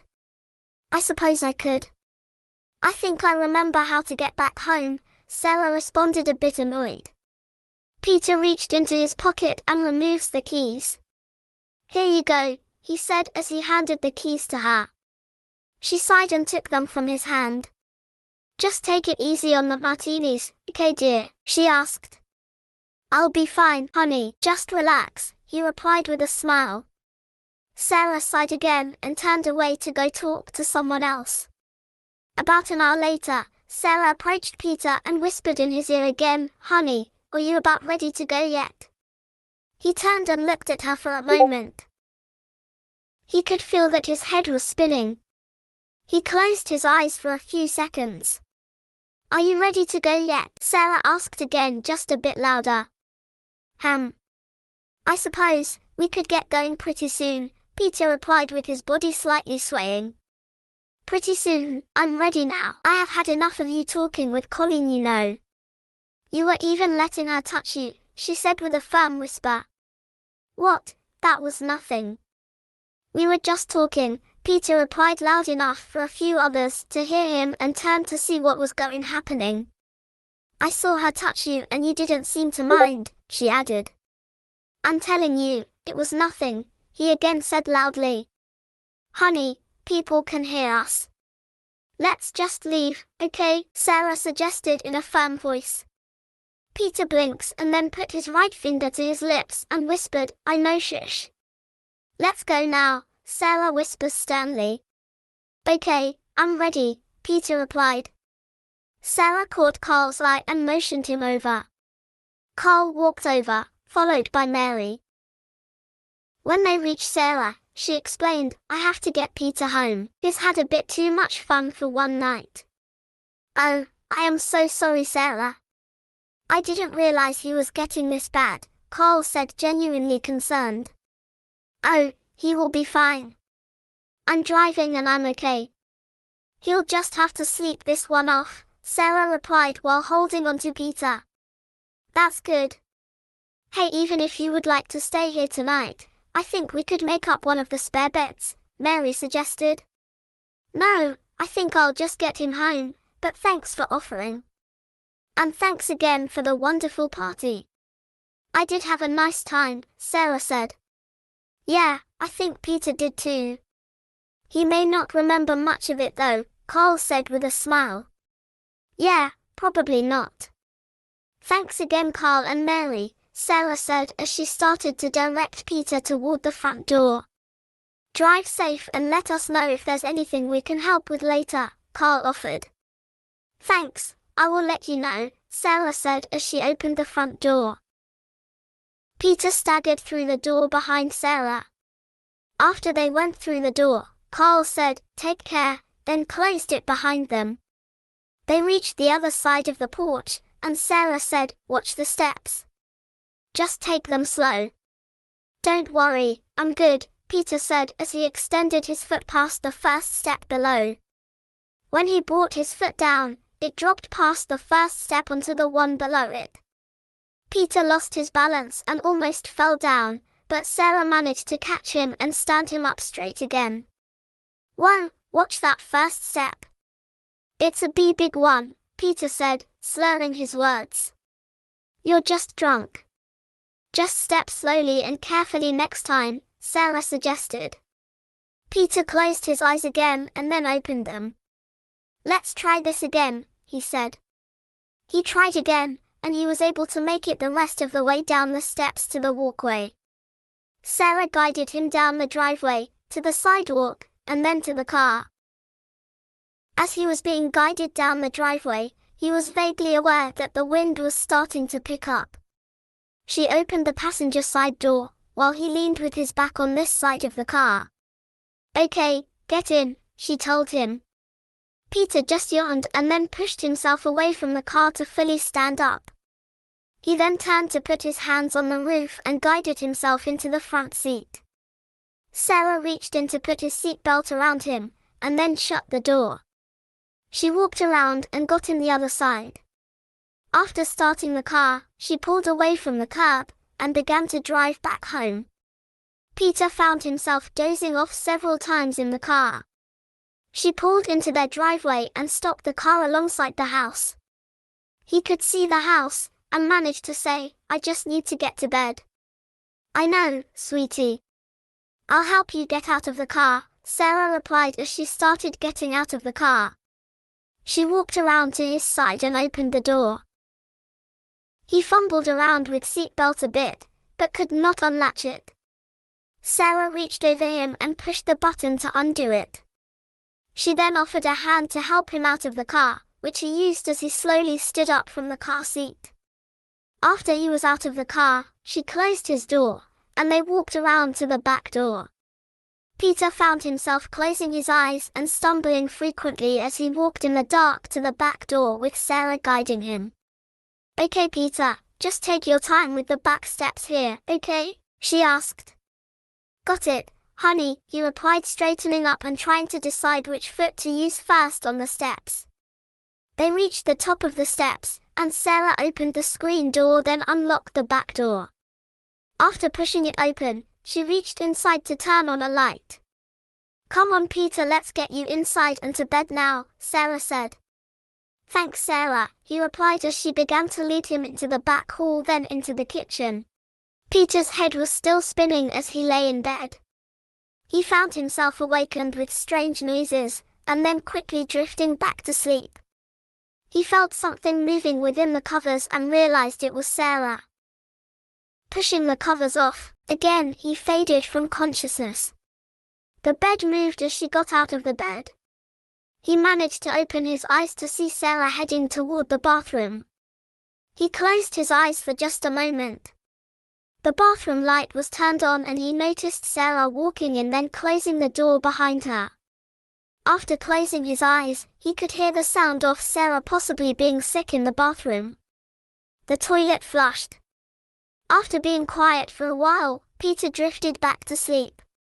Something stirred him partially awake, but he did not bother opening his eyes, since he just wanted to stay asleep. There may have been some voices, possibly a woman or someone he did not recognize.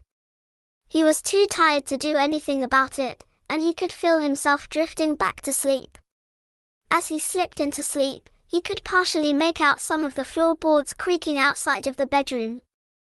Later, something else awakened him. Was it a thump or something similar? He managed to open his eyes slightly, but the room was dark, even under the closed bathroom door. There was nothing for him to see. He fell back to sleep. Peter was stirred awake by rolling thunder and rain, which curiously was not muted. With his head still aching and his mouth begging for water, he felt a hard flat pressure on the side of his face. He squeezed his eyes to clear them before opening them.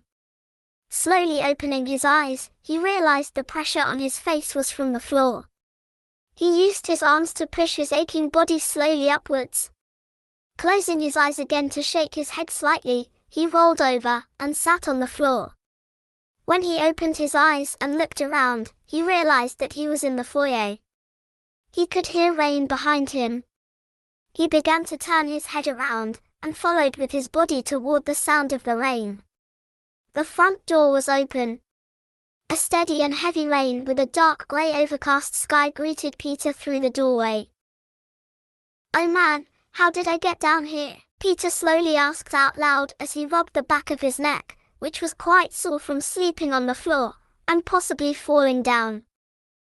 I'm not ready for this. I have to get back to bed," he continued, barely moving his mouth as he brought his foot around to begin to stand up.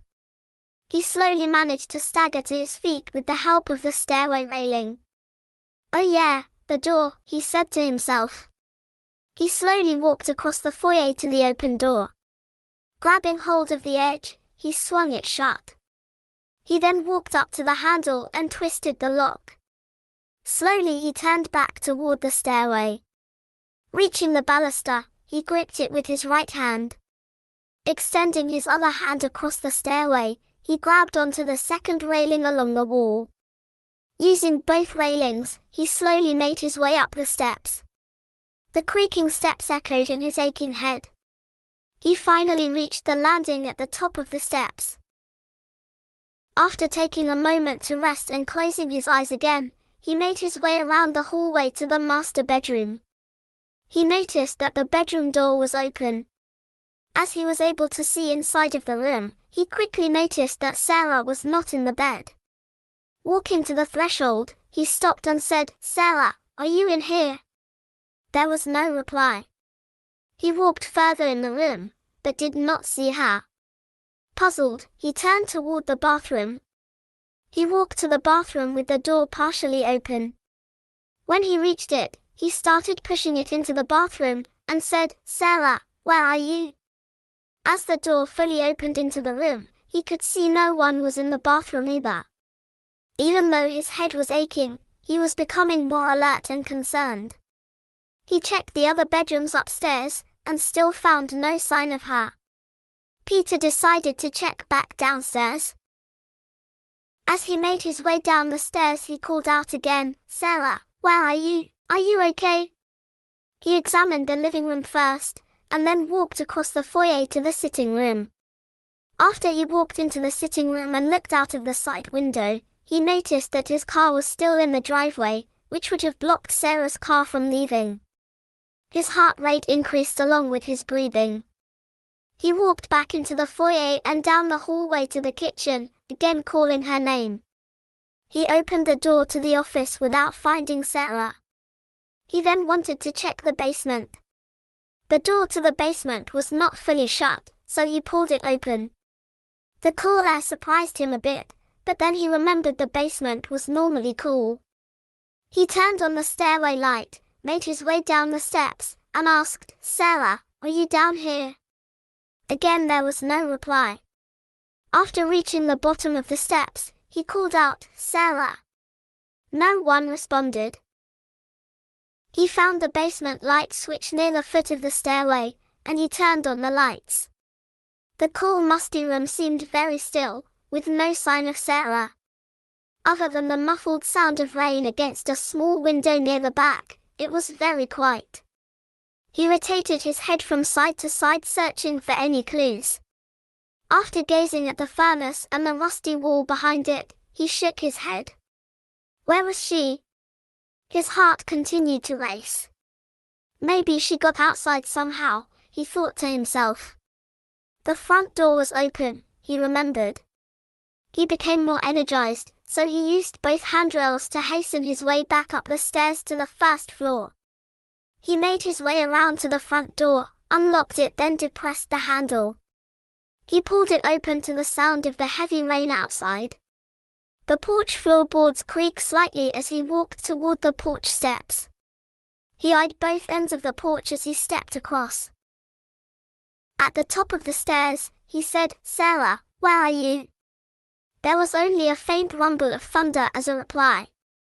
He began down the steps toward the walkway. Rain was cascading over him and quickly began to soak his pajamas. At the sidewalk, he stopped and looked down the street one direction, then turned to look down the other. There was still no sign of Sarah. He walked on the gravel driveway toward the back of the house. Some of the small wet stones stuck to his bare feet as he walked over them. As he noted before, his car was still in the driveway, and the garage door was closed. So our car was likely still inside, and would not have been able to get past his car to the street. He walked past his car to the closed garage to peer through the windows. "Damn it," he muttered to himself as he could see that her car was still in the garage. He walked around past the garage to look at the backyard. Again, there was no sign of Sarah, as he reviewed at more areas in the backyard, which, by this time, was mostly visible in the overcast grey light of the morning.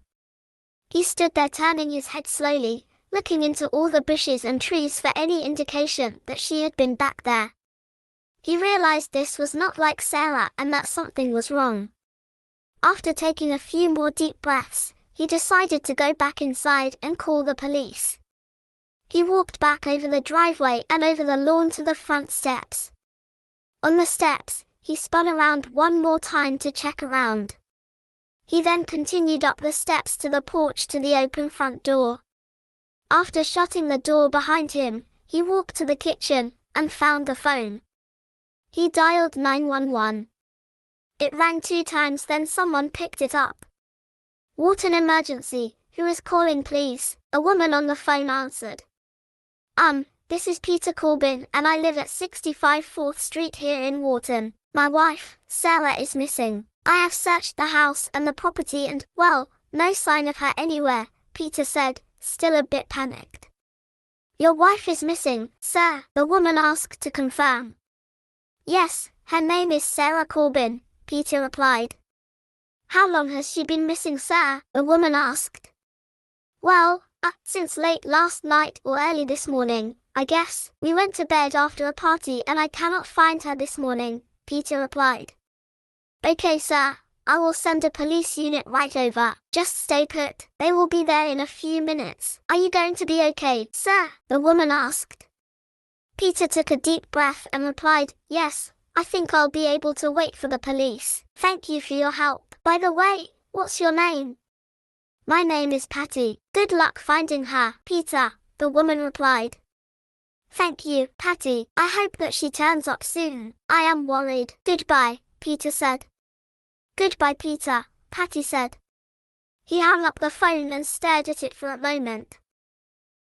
His mind still in a daze, he slowly walked from the kitchen back to the foyer to wait for the police.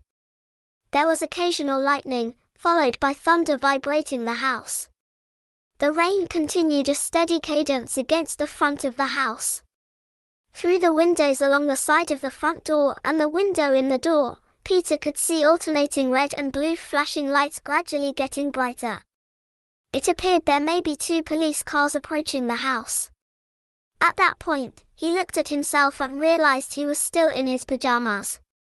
He thought about changing, but quickly dismissed the idea, since the police had already arrived. After a few seconds, he heard footsteps on the porch and noticed 2 shadows approaching the front door. There was a knock on the front door. Peter then stood up and walked to the door. He opened the door, and he could see 2 uniformed officers standing at the door. He pushed the screen door open, and one of the officers asked, "Sir, did you call 911 about a missing person?"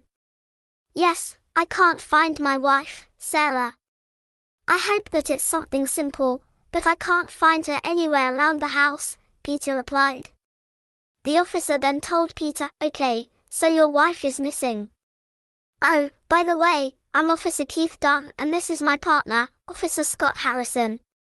Thanks for coming, guys. Please come in. I know it may have been too soon to call you guys, but this just doesn't seem right and it's not like Sarah to do this," Peter said as he held the door open to let the officers enter.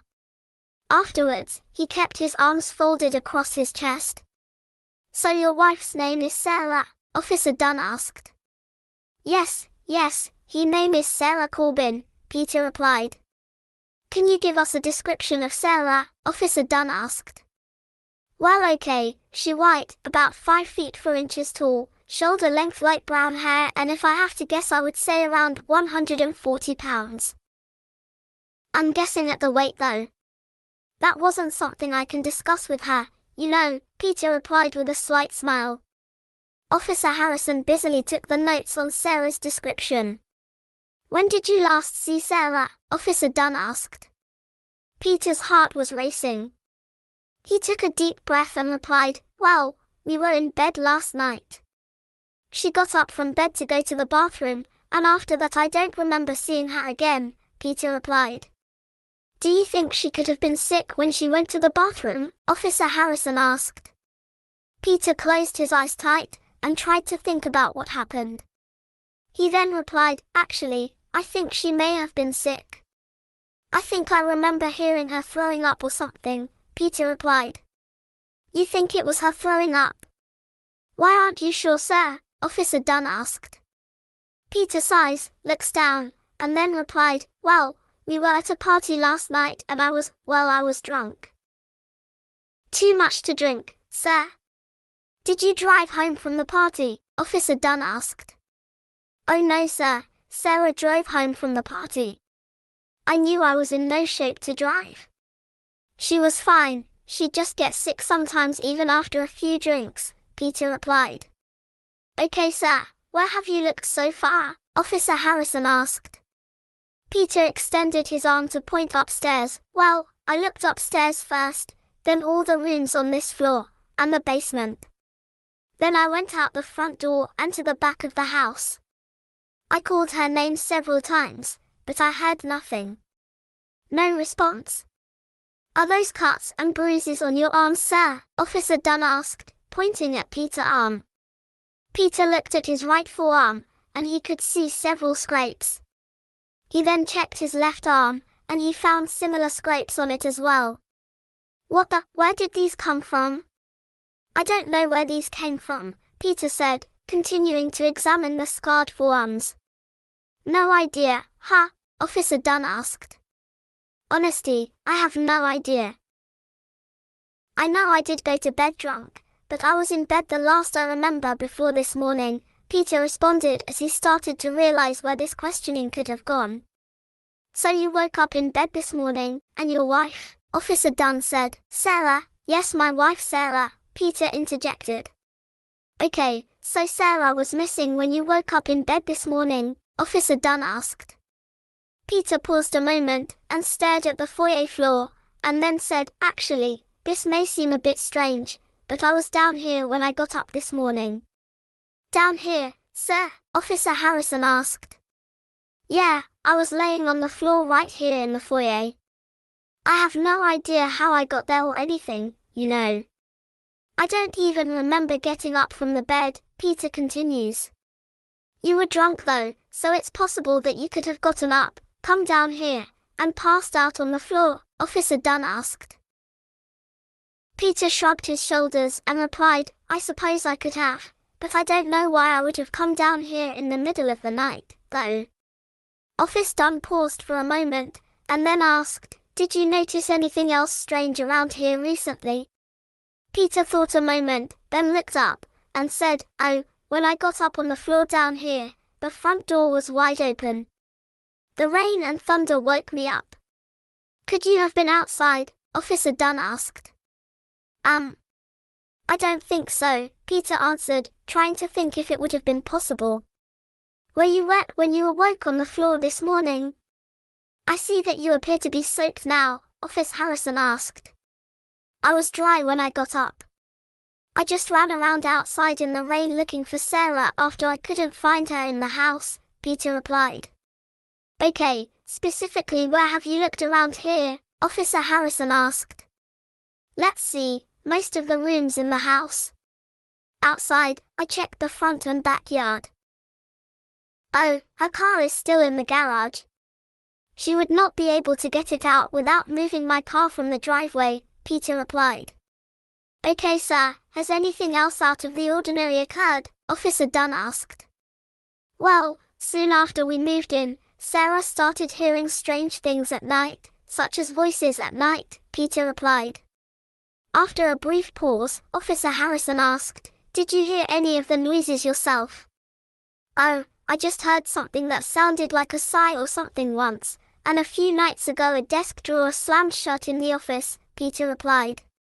You saw the desk slam shut? Officer Dunn asked. No, but I heard it. Sarah was in the office and it slammed shut right in front of her. It shook her up quite a bit, you know, Peter replied. Just a moment sir, Officer Dunn said, stepping back and motioning to Officer Harrison to come closer to talk privately. The two officers whispered to each other for around 30 seconds. Afterward, Officer Dunn walked over to Peter and said, Peter, I'm going to ask you to go with Officer Harrison to the police station. We just have some more questions. What about Sarah? Aren't you going to look for Sarah? I want to look for her too, Peter asked in a panic. I know you would like to help sir, but Scott will call in some help from the sheriff's office to look around the house and the neighborhood. We just would like to get a statement from you at the station to help determine what has happened to Sarah, Officer Dunn replied, trying to calm Peter down. Officer Harrison stepped back out onto the porch and talked into the radio handset attached to his shoulder strap. Peter paused a moment to sort things out in his mind. He closed his eyes and took a deep breath. After opening his eyes, he said, Sure Officer Dunn, I'll go to the station. Whatever it takes to help out here. Keith, you can call me Keith. Peter, why don't you change, and then you and Scott can go to the police station, Keith offers. Thanks, I'll go change upstairs, Peter replied as he starts to turn to head up the steps. Oh, bring your pajamas back to me after you have changed. We'll need them for evidence, Keith informed Peter. For evidence, am I a suspect? Peter asked, turning back around with a puzzled look. Not yet, but this is quite strange so far, so I want to make sure we keep track of anything that may hold a clue, Keith replied. Peter sighed and shook his head, somewhat in disbelief.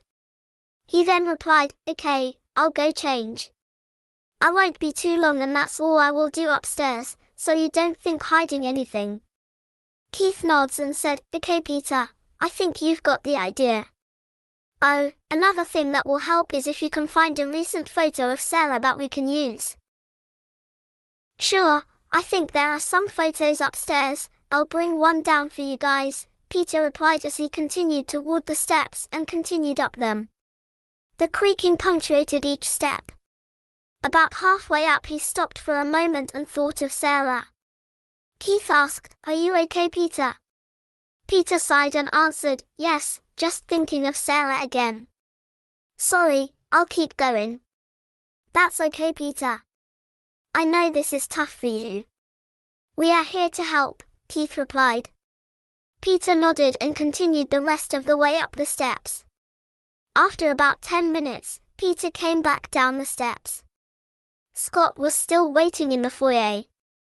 Peter reached the bottom of the steps fully dressed, carrying his pajamas in his left hand with a photo of Sarah on top that he had removed from a frame upstairs. As he extended the folded pajamas toward Scott, he said, "Okay, here you go." "Thanks, Peter," Scott said as he held a large manila envelope open to collect the pajamas, and he took the photo of Sarah off the top first. After Peter placed the pajamas into the folder, he said, "I'm ready now."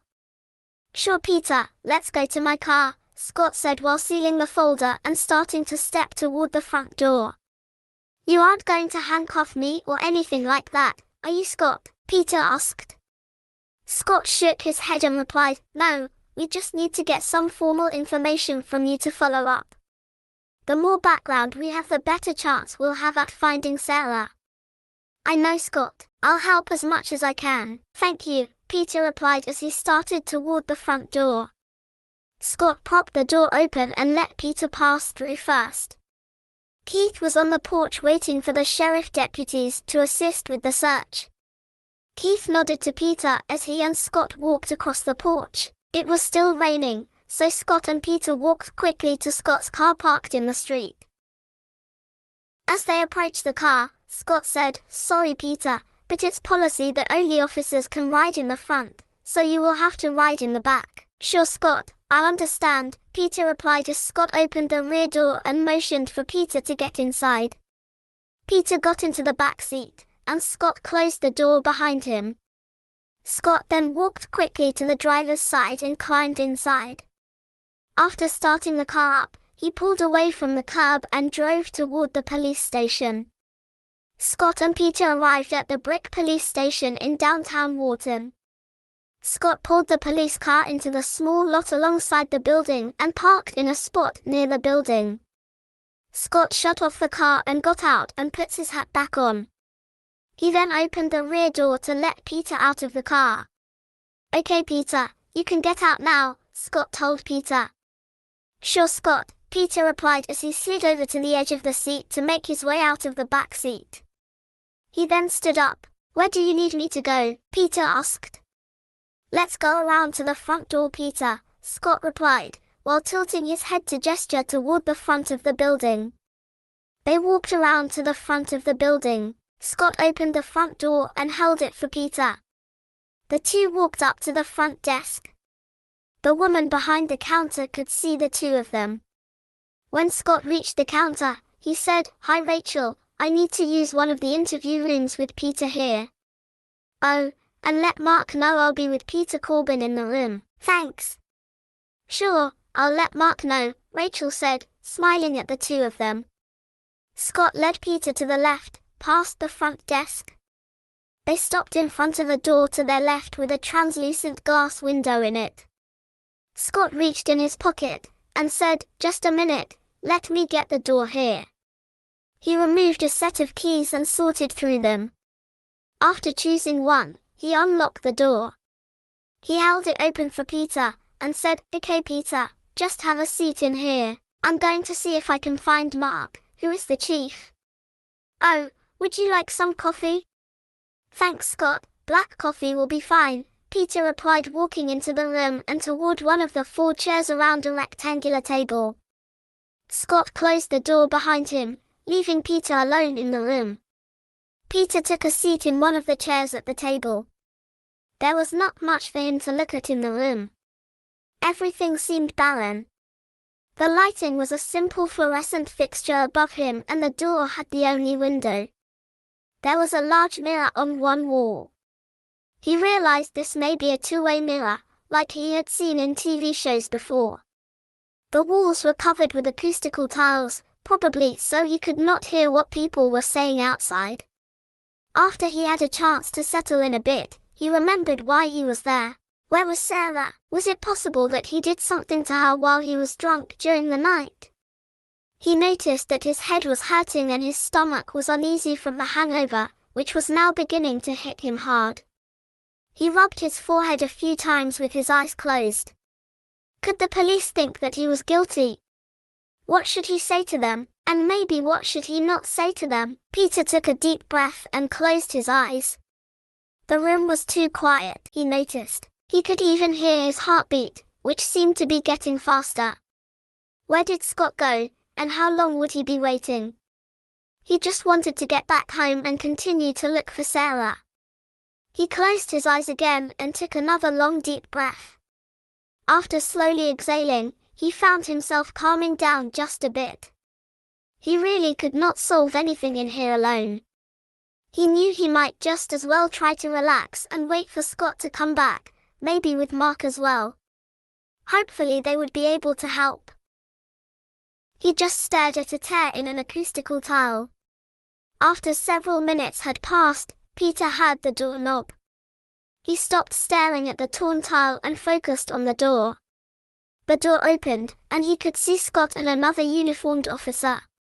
The two officers walked into the room and took the seats on the opposite side of the rectangular table. Scott sat to Peter's left, and the other officer, likely Mark, sat to his right. In addition to a cup of coffee, Scott had a notepad that he placed on the table in front of him. Scott then set the cup of coffee in front of Peter. After seated, Scott started by saying, Peter, this is Chief Mark Campbell. He'll be sitting in with me on this interview, if that is okay. Sure, that's fine with me. Hello, Chief Campbell, Peter replied. Officer Campbell nodded his head and replied, Peter. Mark took audible breath, and then asked Peter, you and your wife Sarah are new to town, correct? Yes, that's correct. We just moved here last week from Farmington, Peter replied. And where are you employed? Mark continued. I work as a realtor with WHN Realty. I work with Carl Bishop and Phyllis Carlton, Peter replied. Does Sarah have a job in town too? Mark asked.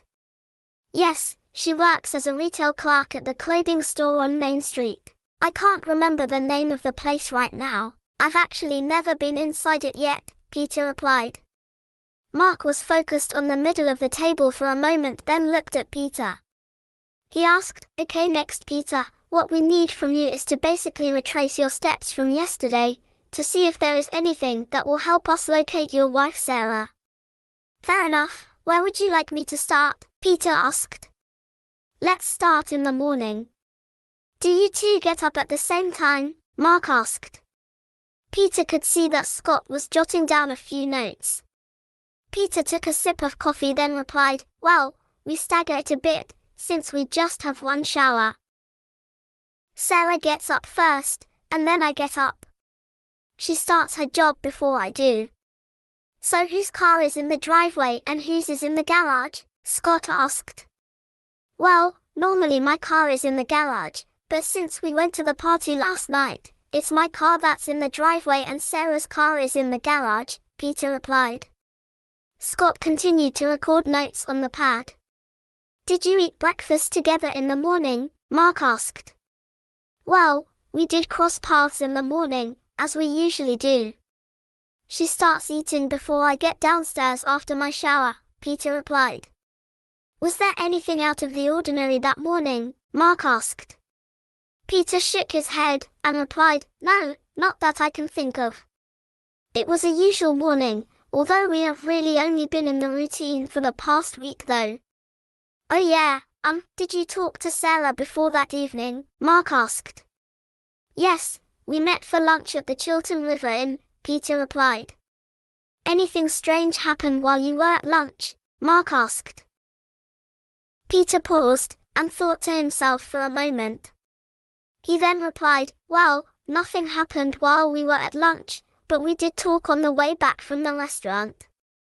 She surprised me a bit by saying she really didn't feel she was fitting in here. She felt like she wasn't fitting in. How so? Scott asked.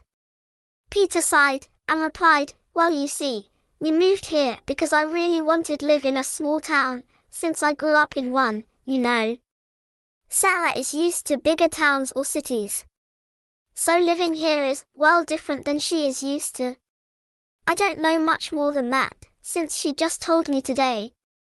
Was there anything else about that conversation that you remember? Mark asked. Peter thought for a moment, and replied, no, other than that I tried to convince her to keep giving this town a try, since we have only been here a short time. She agreed, and then we both went back to work. Then you saw Sarah again last evening after work? Mark asked. Yes, she was there when I came home.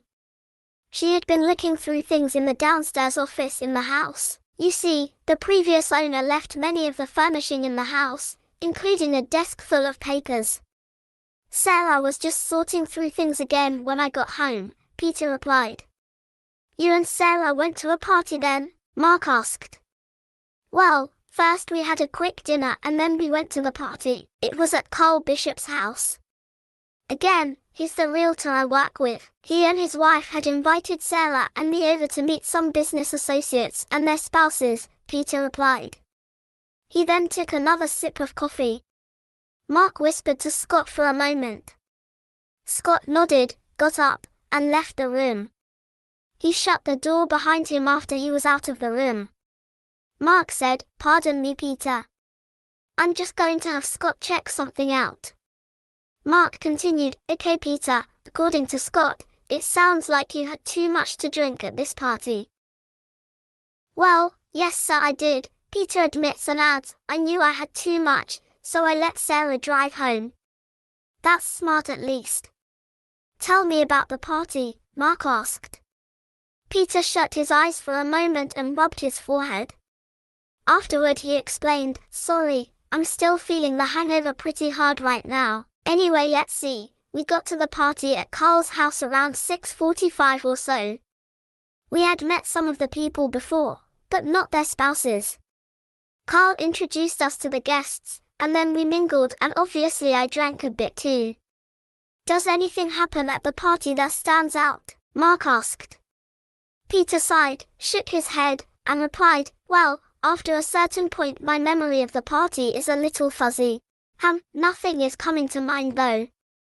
Nothing that I can remember being strange. So you and Sarah left the party.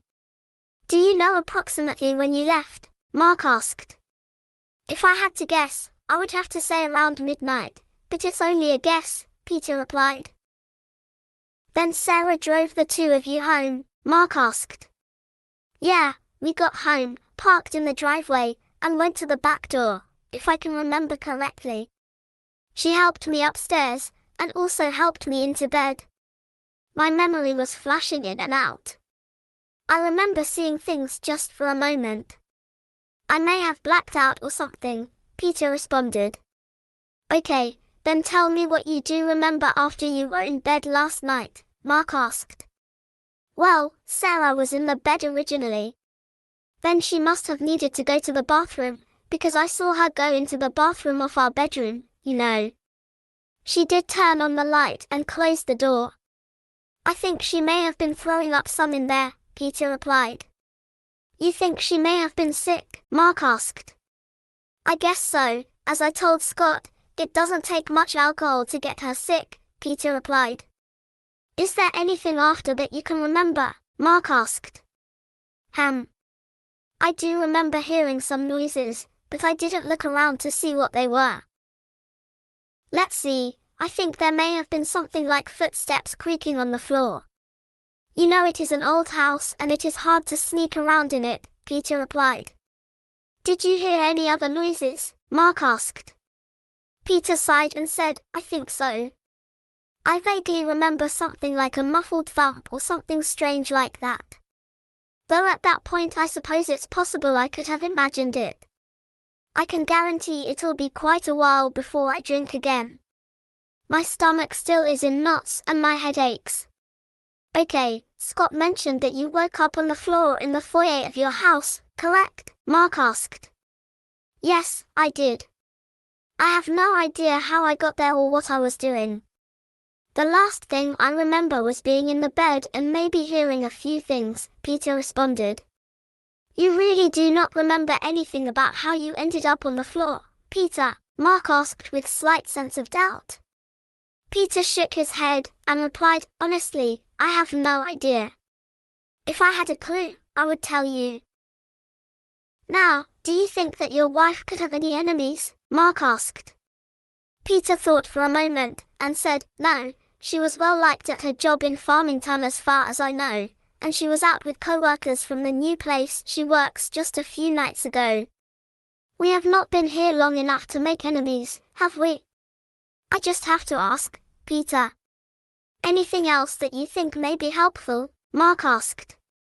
Well, Sarah had been hearing voices at night in the house. I really didn't hear much myself, but she is not the type to lie about that kind of thing. Oh, and she did say she found some information about the previous homeowner just before we left for the party, Peter answers. Do you think these voices could have anything to do with her disappearance? Mark asked. Peter was a bit stunned by the question, partially due to the word disappearance. It took him a few seconds before he can respond with, I'm not sure if it has anything to do with it. I just wanted to mention it. I have heard the house did have some people disappear from it in the past. What's the address for the house? Mark asked. 65 4th Street. I believe the previous owner was a Mildred Croft or something like that, Peter responded. Mark paused a moment to think. He then said, I do remember that name. You may be right about that. Mark said, well, Peter, can you wait here a while longer? I need to go over some things with Scott for a bit. Peter sighed and said, yeah, I can stay. I do want to get home before too long and start looking for Sarah again. Thanks, Peter, I'll try to keep this time short, Mark replied as he stood up from the chair. He pushed the chair under the table and then walked to the door.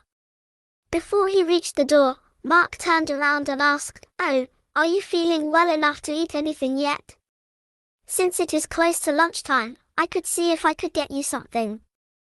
Thanks for offering, but I have to pass. My stomach's just not ready for food yet. I'm not even sure the coffee will stay down, Peter replied. Okay, again, I'll be back in a few minutes, Mark commented. Mark opened the door and walked out into the hallway. He closed the door behind himself, leaving Peter alone again in the room. The room was quiet once again. The soundproofing must work, Peter thought, since he could hear very little of what was going on outside. With the silence, he began to think about his situation again. Where could Sarah be? Could her disappearance be related in any way to the previous ones? Hopefully the police would be able to help. He wondered how many people were looking for her. The police did mention getting the sheriff office involved, so at least it was more than just a few. Peter sighed again. He took another sip of the coffee, which was now about room temperature, but the caffeine would help the hangover a bit, he figured. He tilted his head back and closed his eyes. After what seemed like half an hour, the door opened again. Both Scott and Mark entered the room. They took the same seats as they did in the earlier session. Scott has his notepad with him again. Mark cleared his throat and told Peter, we contacted a few people who were at the party you attended last night. One person mentioned that you and Sarah got into an argument before you left. Do you remember this? Oh yeah, we did have a few words. I had been working with this appraiser, who is a single woman, last week, and she was at the party. I guess I had been talking with her at the party and Sarah apparently got a bit jealous about it. We worked things out though.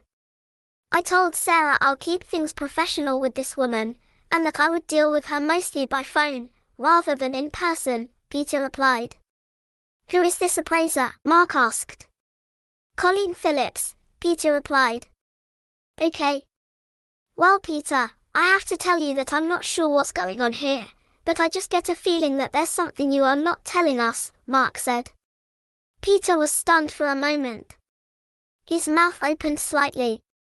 He noticed that Scott was looking away from him, and away from Mark. Peter asked, like, what do you think I'm not telling you? I just have a feeling that you know something more about what happened after you went to bed, Mark said while Scott stared downward toward the table. Peter put his head down and moved his hand to his forehead. After sighing again and looking back up at the two officers, he replied, "Honestly, I'm telling you everything I remember from last night. If I knew more I would tell you. I was drunk. I just don't remember." The room was quiet for a moment. Peter then realized that he could be in trouble, so he said, "Well, I had no idea I would need to say this, but I think I would be better off with a lawyer now." Mark nodded his head and said, "Okay Peter, do you have one you can contact yet?"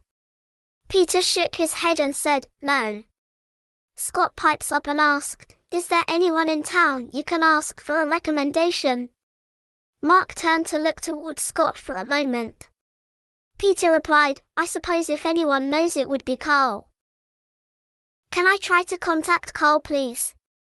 "Okay Peter, go with Scott, and you can use the phone at his desk," Mark replied. They got up from their chairs and began walking toward the door. Mark opened the door and held it for Scott and Peter to exit the room. Scott pointed to a desk in the middle of the room and said, "My desk is over here. You can sit in the chair behind the desk if you would like.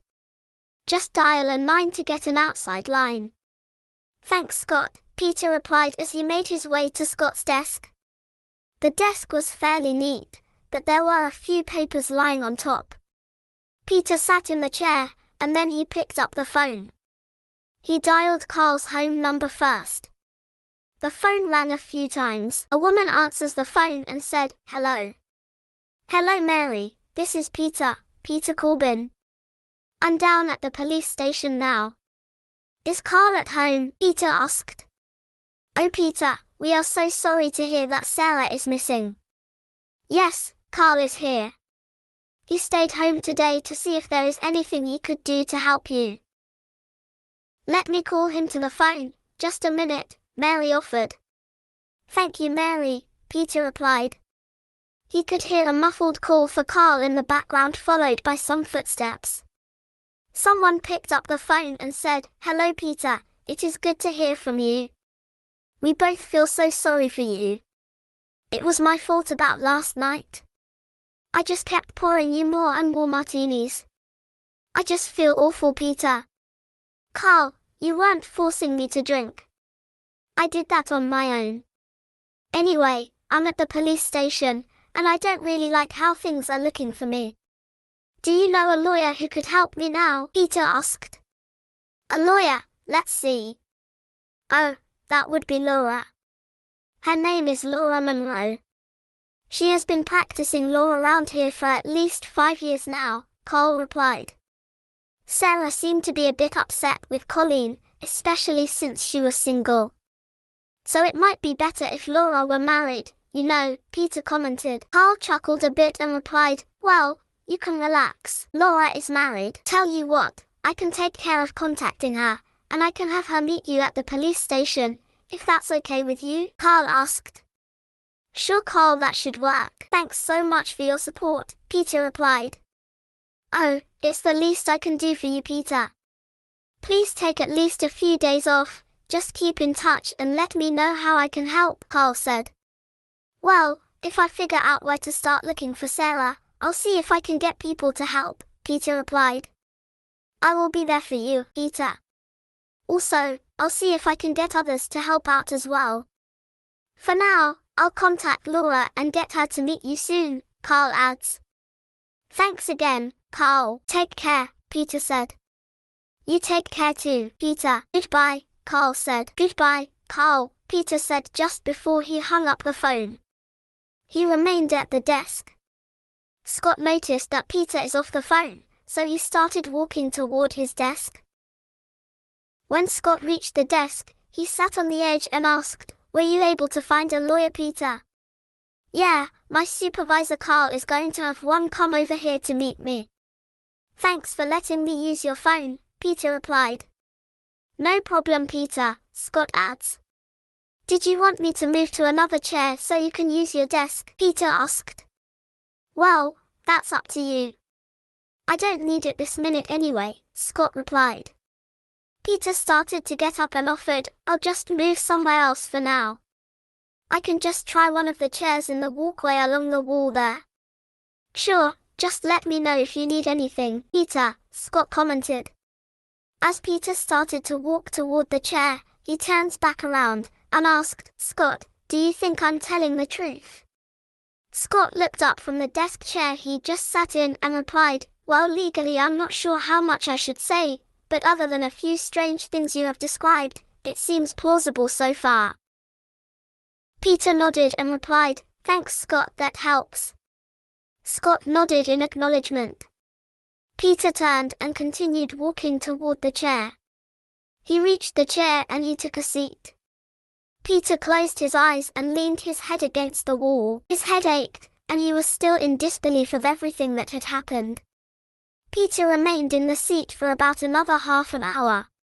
His head was still leaning back against the wall behind the bench. In the background, Peter could occasionally hear the muffled sound of Rachel working dispatch. With his eyes still shut, he could hear the sound of someone entering through the front door.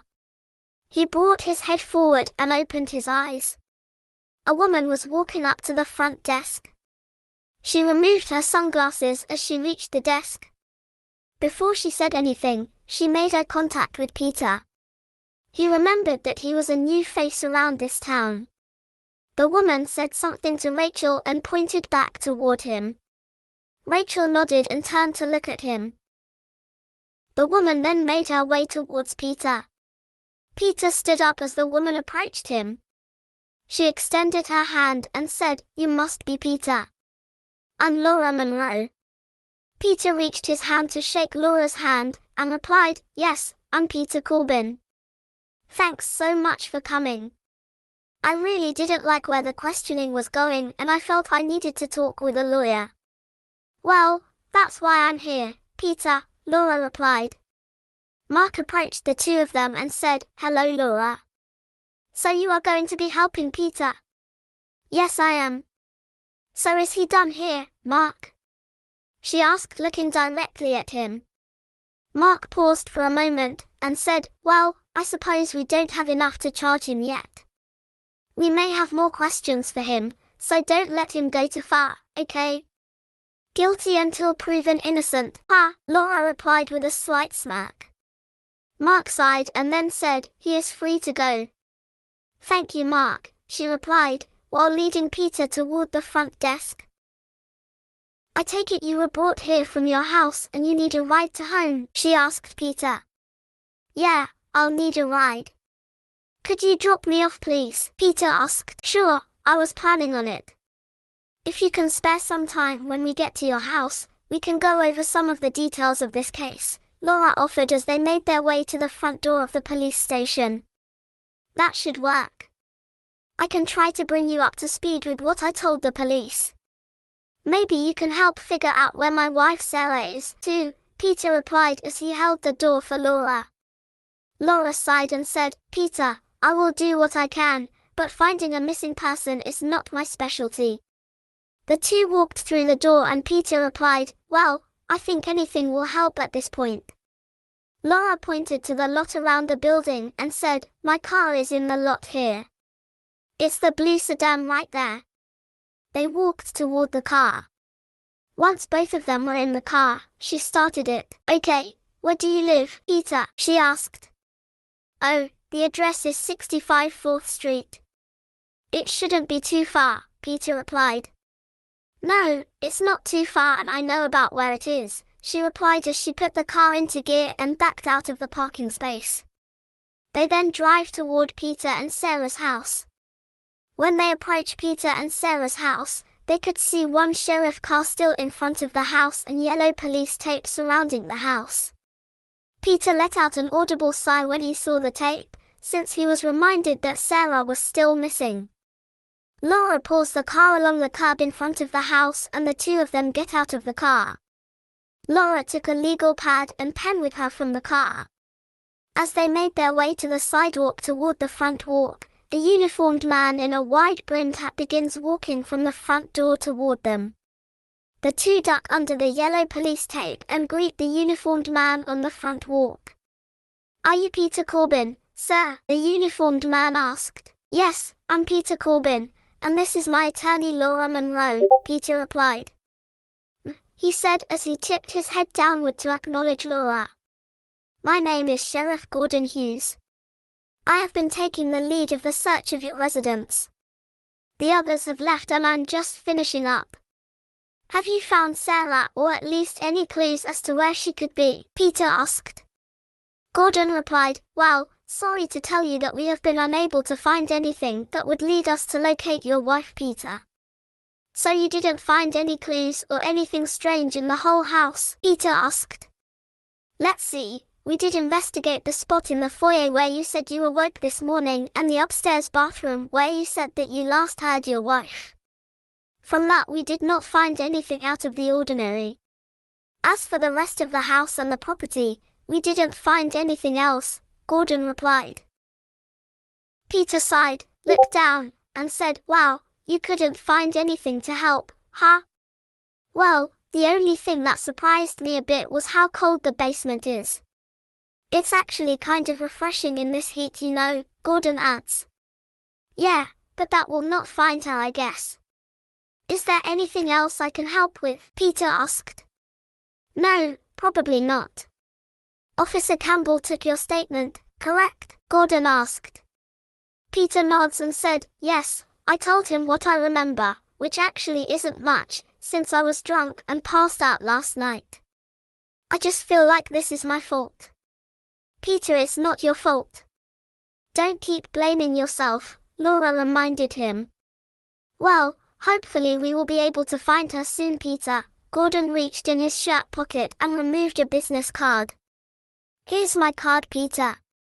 Please contact me or anyone in the Wharton police station if you can think of anything that could help." Peter took the card and said, "Thanks, Gordon, I will let you know." "Oh, this may seem a bit weird, but when you were searching the house, did you see any sign that the house may be haunted?" Gordon was slightly taken aback by the question, but he responded, "Honestly, we did not really search the house with that in mind. Though, I didn't see or hear anything that I can remember that would have indicated that it is haunted. I'm not even sure what I believe about that stuff anyway." "But the basement is unusually cool, right?" Peter asked. "Well, that it is, but I'm sure there's something other than a supernatural reason for it," Gordon replied. "Well, thanks for your help, Gordon. I'll give you a call if I can think of anything else that might help." "I just want to find Sarah now," Peter said. "I know this has got to be difficult, Peter. We have our best men and women working on the case," Gordon reminded Peter. "If anyone can find Sarah, it'll be Gordon and his deputies. Mark and the other officers will do a fine job as well," Laura added. "Thanks, Laura. Peter, you have a very good lawyer. She keeps us honest," Gordon said with a smile. "I try, Gordon, I try," Laura said, smiling back at Gordon. "Well, Peter, again, just call me if you need anything." "Take care," he said as he nodded slightly and began to walk toward his patrol car. "Thanks again, Gordon," Peter said. "See you later, Gordon," Laura said as Gordon passes by. Peter and Laura looked at each other and started walking toward the front steps, then onto the front porch. The door was still unlocked and partially open. Peter pushed the door open the rest of the way and held it open for Laura. They walked into the foyer. Peter closed the front door behind them, and it squeaked as it shut. Peter turns toward the living room. He pointed toward the living room with his hand and offered, "Would the living room be okay to talk, Laura?" "That should work fine, Peter," Laura replied as they began walking toward the living room.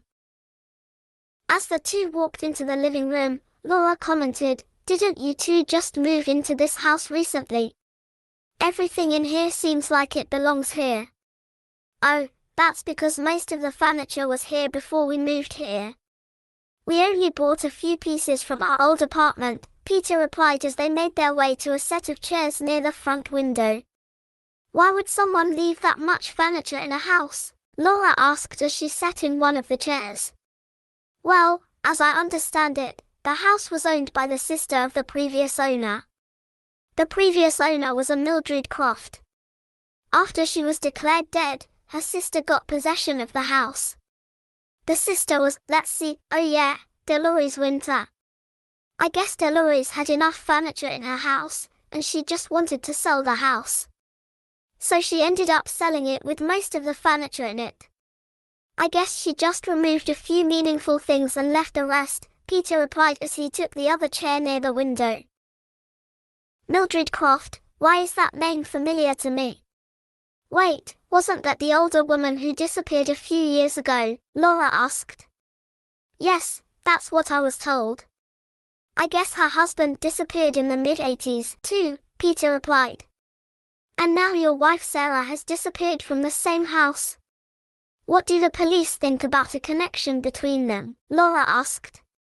Not much of a connection as far as I can tell. The police know about it, but I'm not even sure Gordon even knows about it.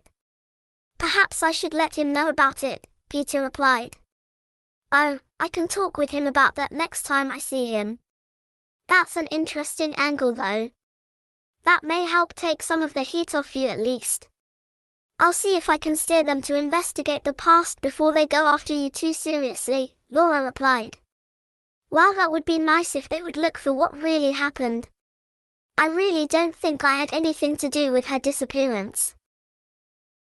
I know I was drunk and I only remember a few things from last night, but I can't imagine that I would have done anything to harm Sarah, Peter commented. Okay Peter, let's go over the details. I know I'll be able to get the notes and other evidence from the police and sheriff offices, but I want to hear it from you. The more I know, the better I'll be able to defend you and make sure they don't even charge you, Laura said as she prepared her notepad and pen for taking notes. Sounds good to me. Where would you like me to start? Peter asked. Well, my guess is that the police started asking about yesterday, so let's go back to when you moved here or maybe even when you were told about the house, Laura suggests. Sure, I'll start with our visit to the Wharton and the meeting with Carl Bishop, Peter replied. Okay, you may start then, Laura said as she begins to take notes. Peter related what happened to Laura, from the meeting with Carl until this morning and the meeting with the police. When Peter was finished telling Laura what he remembered, Laura wanted to go back to something he alluded to earlier. Laura paused a moment and asked Peter, okay, when Sheriff Hughes was here, you asked him about this house being haunted. Do you think that it is? Peter took a deep breath and replied, well, honestly I'm not too sure about it myself. I have heard a few strange things. It was Sarah that was hearing voices usually at night. I apparently managed to sleep through most of the things she heard, though. The only thing I actually heard was something that sounded a bit like a sigh, and that was only once. But it was Sarah that was hearing most of the voices and other sounds, Laura asked. Yes, again, I really didn't hear too much. Oh, she was looking through the offices a few nights ago and a desk drawer slammed shut, Peter tells Laura. Did you see the drawer shut yourself or did only Laura see it? She asked. I heard it shut, but I was in this room and Sarah screamed right after I heard it shut, Peter answers. Laura paused again and asked Peter carefully, do you think there's any possibility that Sarah could have been imagining the voices and maybe shut the drawer herself? Peter stared down for a moment and took a deep breath. After thinking for several seconds he answered, well, I suppose it could be possible, but I don't think that's something she would do. It's just not like her to do that. Laura carefully continued, Peter, to help figure out what happened to Sarah, we will need to determine her mental state. Peter nodded his head slowly and answered, yeah, I guess you are right. She didn't have any mental problems that I knew of. I'm not sure she was totally happy here, but I thought she was ready to keep giving it a try at least. Okay Peter, I should have enough for now. Are you going to be okay? Laura asked. Peter paused and replied, I really don't know. I'm really starting to feel very alone and basically useless, since I don't know where Sarah is. He then sighed. Peter, the police and sheriff officers are working very hard on this case. There probably is not much else you can do now, Laura responded. Oh, have you thought about contacting her relatives? Laura asked. I suppose I should call them. Her parents are in Arizona, so I don't know if they would come or anything like that. I may even wait until tomorrow, just on the chance this is just some kind of misunderstanding, Peter replied. Any chance they may know where she is? Laura asked. I really don't think she would just leave me like this and go to them. I'll still wait until tomorrow to call them, Peter said as he stood up. Thanks so much for your help, Laura. There are so many questions I have on this, but at least you are able to calm me down enough to deal with things rationally. Just trying to help, Peter, she replied as she stood up from her chair as well. They walked together to the foyer. Laura reached in a pocket and removed a business card. She then handed it to Peter.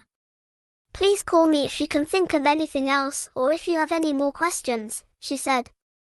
I will, Laura, and thanks again, Peter said, reaching for the front door. He pulled the door open, and Laura said, You take care, Peter, and call me tomorrow to let me know how you are doing, okay? I'll call you tomorrow. Goodbye, Peter said as she walked out onto the porch. Goodbye, Peter, she said, turning around slightly as she made her way across the porch. Peter shut the door behind her. He found himself staring at the window pane in the door for what may have been a minute or so. He shut his eyes and the headache pain became more apparent. The hangover still was affecting him. He wanted to look for Sarah some more, but realized there was not much he could do now. Especially in the condition he was in. He was both physically and emotionally drained. After a wide yawn, he decided to go to bed and get up early the next morning to search for Sarah again. He took a deep breath, closed his eyes and exhaled. Afterward, he turned and began to slowly walk up the steps to his bedroom. Lying in bed, he began to realize that his mind was racing, as he thought about Sarah and where she could be. He wanted to get some sleep, but for a change, he was having trouble relaxing enough to fall asleep. There were occasional creaks from outside the room that caught his attention, nothing too strange at least. He tossed and turned for what seemed like hours. Finally, he was aware that he was drifting in and out of sleep. With his eyes shut, he could hear something that was like footsteps outside of the bedroom in the hall. He kept his eyes shut, but focused his ears on the noises. Next, there was something that almost sounded like one of the doors opening, followed by more footsteps getting closer. Still very tired, he found himself drifting off to sleep. Later, he was slightly awake again. Lying on his side, he felt some kind of weight against his back. It was almost like someone was lying next to him. Startled, his eyes opened quickly, but he did not move. Still feeling the weight, he quickly rolled over to look next to him. With the room very dark, and only the moon and street lights providing faint light, it was difficult to identify any objects. He could see the sheet next to him fluttering down, as if someone had just left. He then realized the weight was gone too. His heart was beating fast and he was breathing nervously. Was someone or something next to him in the bed, or was he just imagining everything? He then noticed that the bedroom door was partially open. He shook his head as he tried to remember if he had shut it or not. He closed his eyes again and took a deep breath as he tried to calm down. After a minute or so, he found that he was a bit calmer. He then rested his head again, and was quickly able to get back to sleep. From the filtered light on the back of his eyelids, Peter realized that it was now morning. His head felt much better, and even with all of the trouble during the night, he did feel ready to get up and look for Sarah. He opened his eyes and dropped his legs to the floor. He noticed the bedroom door was now closed. He then remembered what had happened during the night. With the door closed, he started to think that maybe something being in his bed and the door being partially open was part of a dream. He closed his eyes for a moment, took a deep breath, and reopened his eyes. Daylight brightened the room through the front window. He then stood up and walked toward the bathroom door. He opened the door and walked into the bathroom to take a shower. After taking his shower, he got dressed in older housework clothes for searching. He headed to the hallway from the bedroom. The floorboards creaked under his feet as he walked toward the stairway. With his head now clearer, he started to plan out what to do during the day to look for Sarah. As he began down the stairs, he decided to get a quick breakfast, and afterward he would start looking around the house again. Perhaps the police and sheriff department missed something. He had to continue looking at least. When he reached the bottom of the stairs, he made his way down the hall toward the kitchen. After fixing a cup of coffee and a bowl of cereal, Peter rinsed the dishes in the sink, and then placed them on the counter. He turned away from the sink and propped his back against the counter for a moment.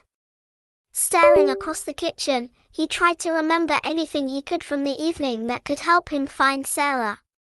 He recalled her going into the bathroom. Later, the only other thing he remembered was hearing, or at least he thought he heard, was footsteps in the hall, and maybe going down the steps. Maybe she had heard some voices again and went to investigate. He nodded his head to himself a few times, and pushed himself away from the counter. He walked past the back door toward the office. The door to the office was closed.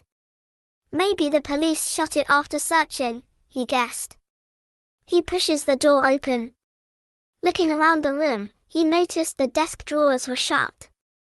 The files and papers on the desk looked like someone had gone through them. Probably the police again, he thought. He stepped further into the room and examined at other items in the room. The file cabinet near the door was shut like the desk drawers. It may have been searched, but other than that, the room appeared normal. Finding nothing unusual in the office, he turned around, ready to look elsewhere. As he reached the doorway, he remembered the files that Sarah had been researching before she disappeared. He turned back and stared at the drawer that apparently slammed shut. He noted to himself that he would have to look at the files himself, to see if he could figure out what she found. He then faced the doorway again, walked out of the door, and headed to the family room. He stood in the family room for a moment and scanned the room for any clues. Some things did look disturbed, likely from the police search again, he figured. Seeing nothing that would help, he moved on to the living room. He had been in the living room the evening before with Sarah, and similar to the family room, he did not notice anything strange. He shook his head as he stood in the living room. After a sigh, he moved on to the foyer. As he made his way into the foyer, he slowed his steps as he remembered waking up on the floor. He then looked toward the front door, which had been opened that morning. Could she have left through the front door? Maybe he had heard something, then was following her down the stairs toward the door, and then he just passed out or something. He gradually realized Sarah could have left him. Maybe she really did feel like she did not fit in here and just needed to get away. He took a deep breath as he continued to think about any signs indicating that she may have wanted to leave. He remembered that she did want to go out to the bar Wednesday. Could she have met someone at the bar? She also was pretty upset with him after drinking too much at the party Saturday. Peter closed his eyes and tried to calm down with a deep breath again. After opening his eyes again, he walked to the front door. He opened it and found the local paper sitting rolled up on the porch near the doormat. He picked it up and removed the rubber band. There on the front page was a photo of Sarah that he had given to the police, on the front page with an article about her missing. Closing the front door, he took the paper with him as he walked toward the kitchen table, looking into a few rooms along the way. He made his way toward the sitting room and stopped when he reached the threshold. After taking a quick scan around the sitting room, he headed back toward the kitchen. He also paused to take a quick look into the dining room. In the kitchen, he sat in one of the chairs at the small kitchen table. He unfolded the paper on the kitchen table and began to read the article about Sarah carefully. The facts seemed accurate, as far as he can remember. It does note that no good clues or suspects have been found in the disappearance and that people could contact the local police with any tips. Without really learning anything new, Peter felt disappointed. He stared out the back window for a while and then changed toward the basement door. He knew he needed a moment to plan what to do next. Nodding his head slightly as he again stared back out of the window at the backyard, he mentally noted the places he wants to check, like the basement, the yard, and the garage. After a few minutes of sitting at the small kitchen table, he stood up. He decided he would check the basement first, so he walked toward the basement door. When he pulled it open, it creaked loud enough that he stared at the hinges as it opened. For some reason, the creaking seemed louder than he remembered. He slowly continued through the basement door threshold. He reached for the light switch to turn on the light. Maybe his eyes were adjusted to the fairly bright sunlit room, but the basement lights seemed dim to him as he began to walk down the steps. The wooden steps creaked as he carefully stepped further down into the basement. It still appeared dark to him. He paused to blink for a moment, hoping that his eyes would adjust to the darker lighting. The large gravity furnace loomed into view to his left as he approached the bottom of the stairway. He reached the basement floor next to the furnace. Standing near the bottom of the steps, he started looking around, and was drawn to the furnace for some reason. As he stared at it, he heard something moving from further into the basement. There was a loud metallic clanging sound, followed by something metal rolling. He turned slightly to see the metal pipe that he found on the floor a few nights before rolling toward him. He was stunned as it came to rest against his right foot. His heart began to race and his breathing went erratic. Goosebumps emerged on all over his body. After staring at the pipe for a minute or so, he slowly bent down to pick it up with his right hand. Holding the pipe, he gazed over toward the workbench area. The two bare light bulbs in the basement did not cast much light in that area, especially with the coating of singed dust resting on them. A blotchy dark vertical shadow could be seen near the workbench and the furnace. It appeared to move very slowly from the near end of the workbench to behind the furnace. It disappeared into the dark recesses behind the furnace. Did he see a ghost? Peter was still stunned. His breathing was still irregular and he could feel his heart beating frantically, both in reaction to what he observed.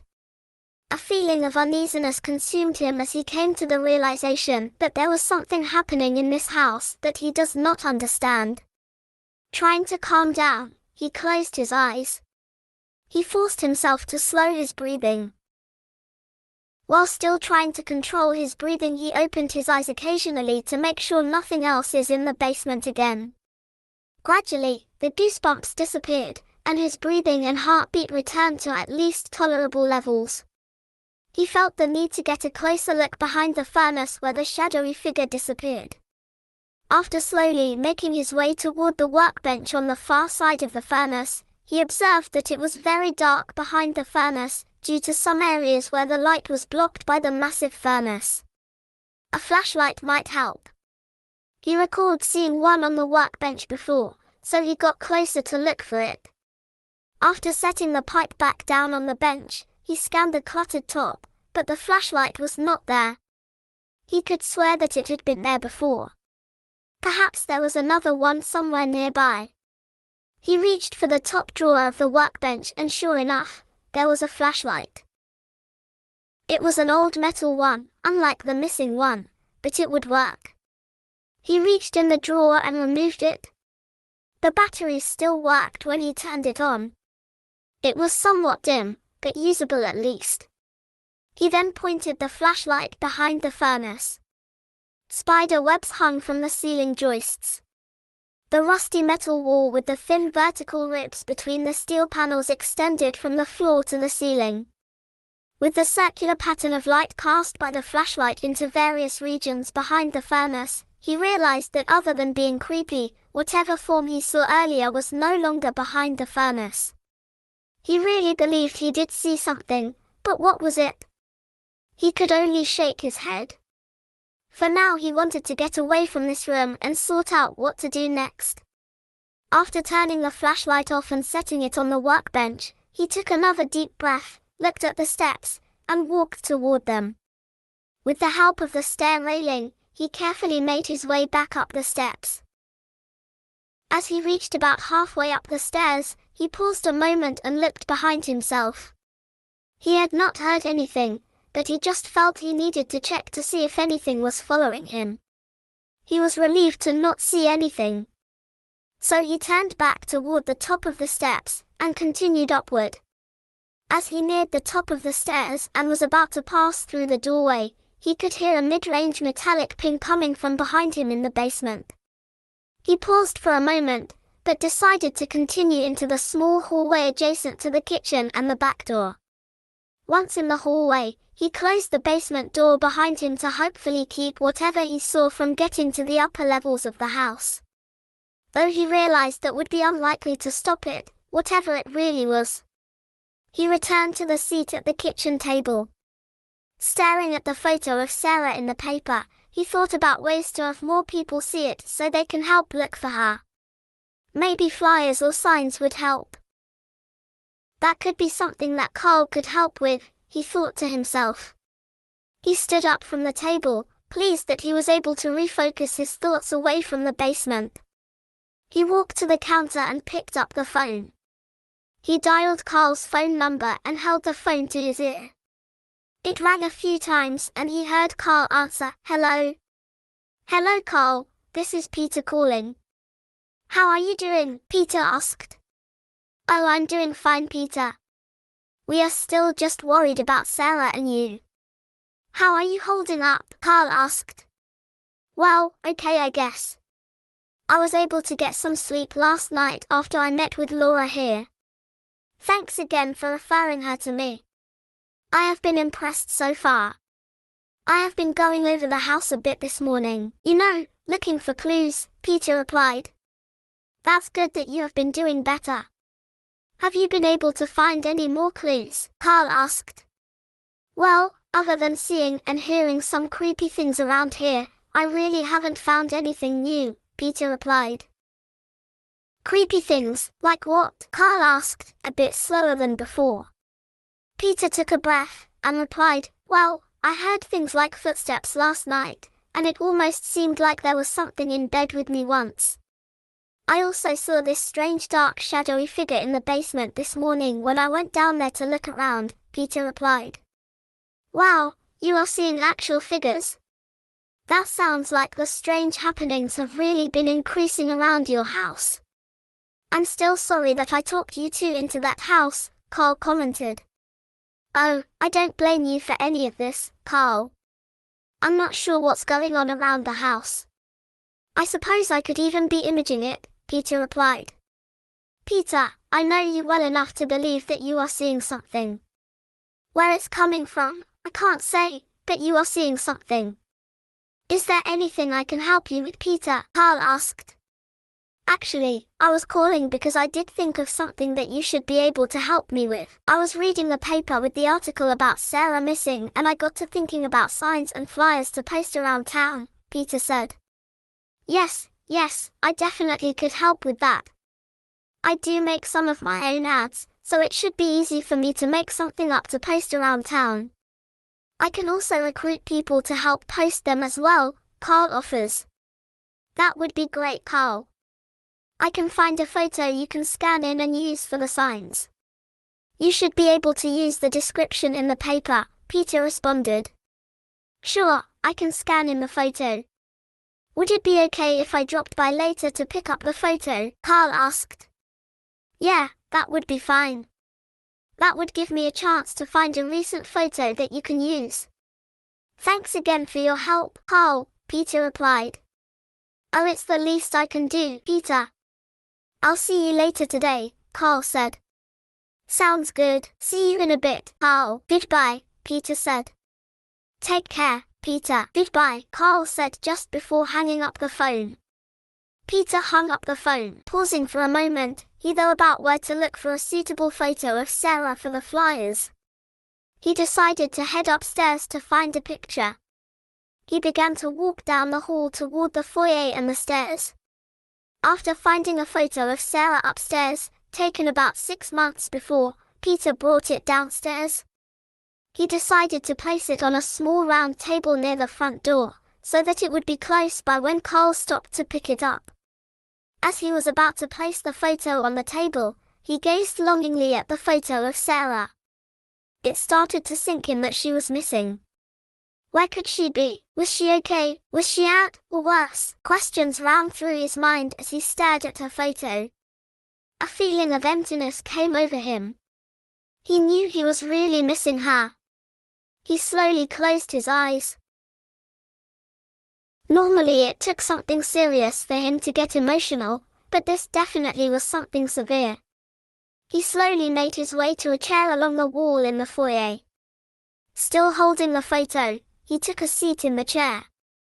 He knew he was alone, so he took the time he needed to grieve. Several minutes or more of sitting in the chair passed. His eyes were still watery, but the tears on his cheeks were slowly drying, leaving a light trail of fine salt. He now felt relieved enough to continue. He slowly stood up, walked back to the table, and places the photo of Sarah on top. At that point he remembered that he needed to contact Sarah's parents. He took a deep breath, then headed back to the kitchen, where the phone was. They lived in Arizona. It was late enough in the morning that he likely would not get them out of bed. After Peter made the difficult call to Sarah's parents, he decided to search outside in the yard again. He did not want to go too far with Carl stopping by to pick up the photo, so he headed down the hallway to the kitchen to go out the back door. At the back door, he opened the door and went down the back steps. Pausing at the bottom of the steps, he decided to walk around to the house to his left. Not having been on this side of the house much, he was curious what he would find.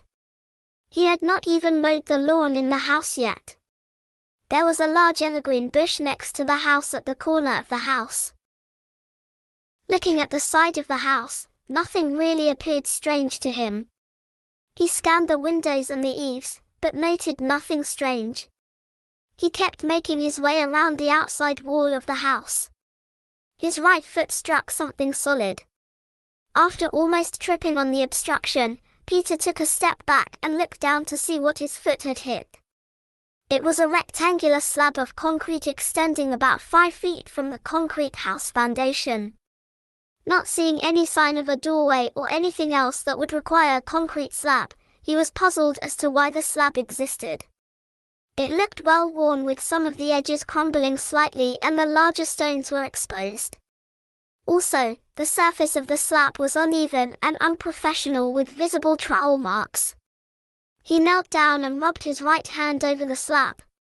Not sure why he felt compelled to do this, he paused and pulled his hand slowly away from the slab. It occurred to him that the slab almost looked as if it was intended to cover something up.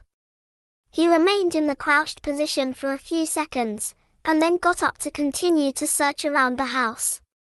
As he walked toward the front of the house, he did catch himself glancing back to the slab once more. He shook his head and made it to the front of the house. He noticed Vernon in the front yard next door. Vernon put down the clippers he had in his hand, and walked over to Peter. "Hello Peter, sorry to hear that your wife is missing," Vernon said, stopping a few steps in front of Peter. "Thanks Vernon. How did you hear about it?" Peter asked. Vernon looked down, then out toward the street for a moment, and replied, "I saw the article in the paper this morning and, well, I did talk to the police yesterday too." "Were they asking you questions?" Peter asked, a bit puzzled. "Some. Not sure why though. I don't figure I'm much help at my age," Vernon replied. "So you didn't see anything strange Friday night or Saturday morning around here, I take it?"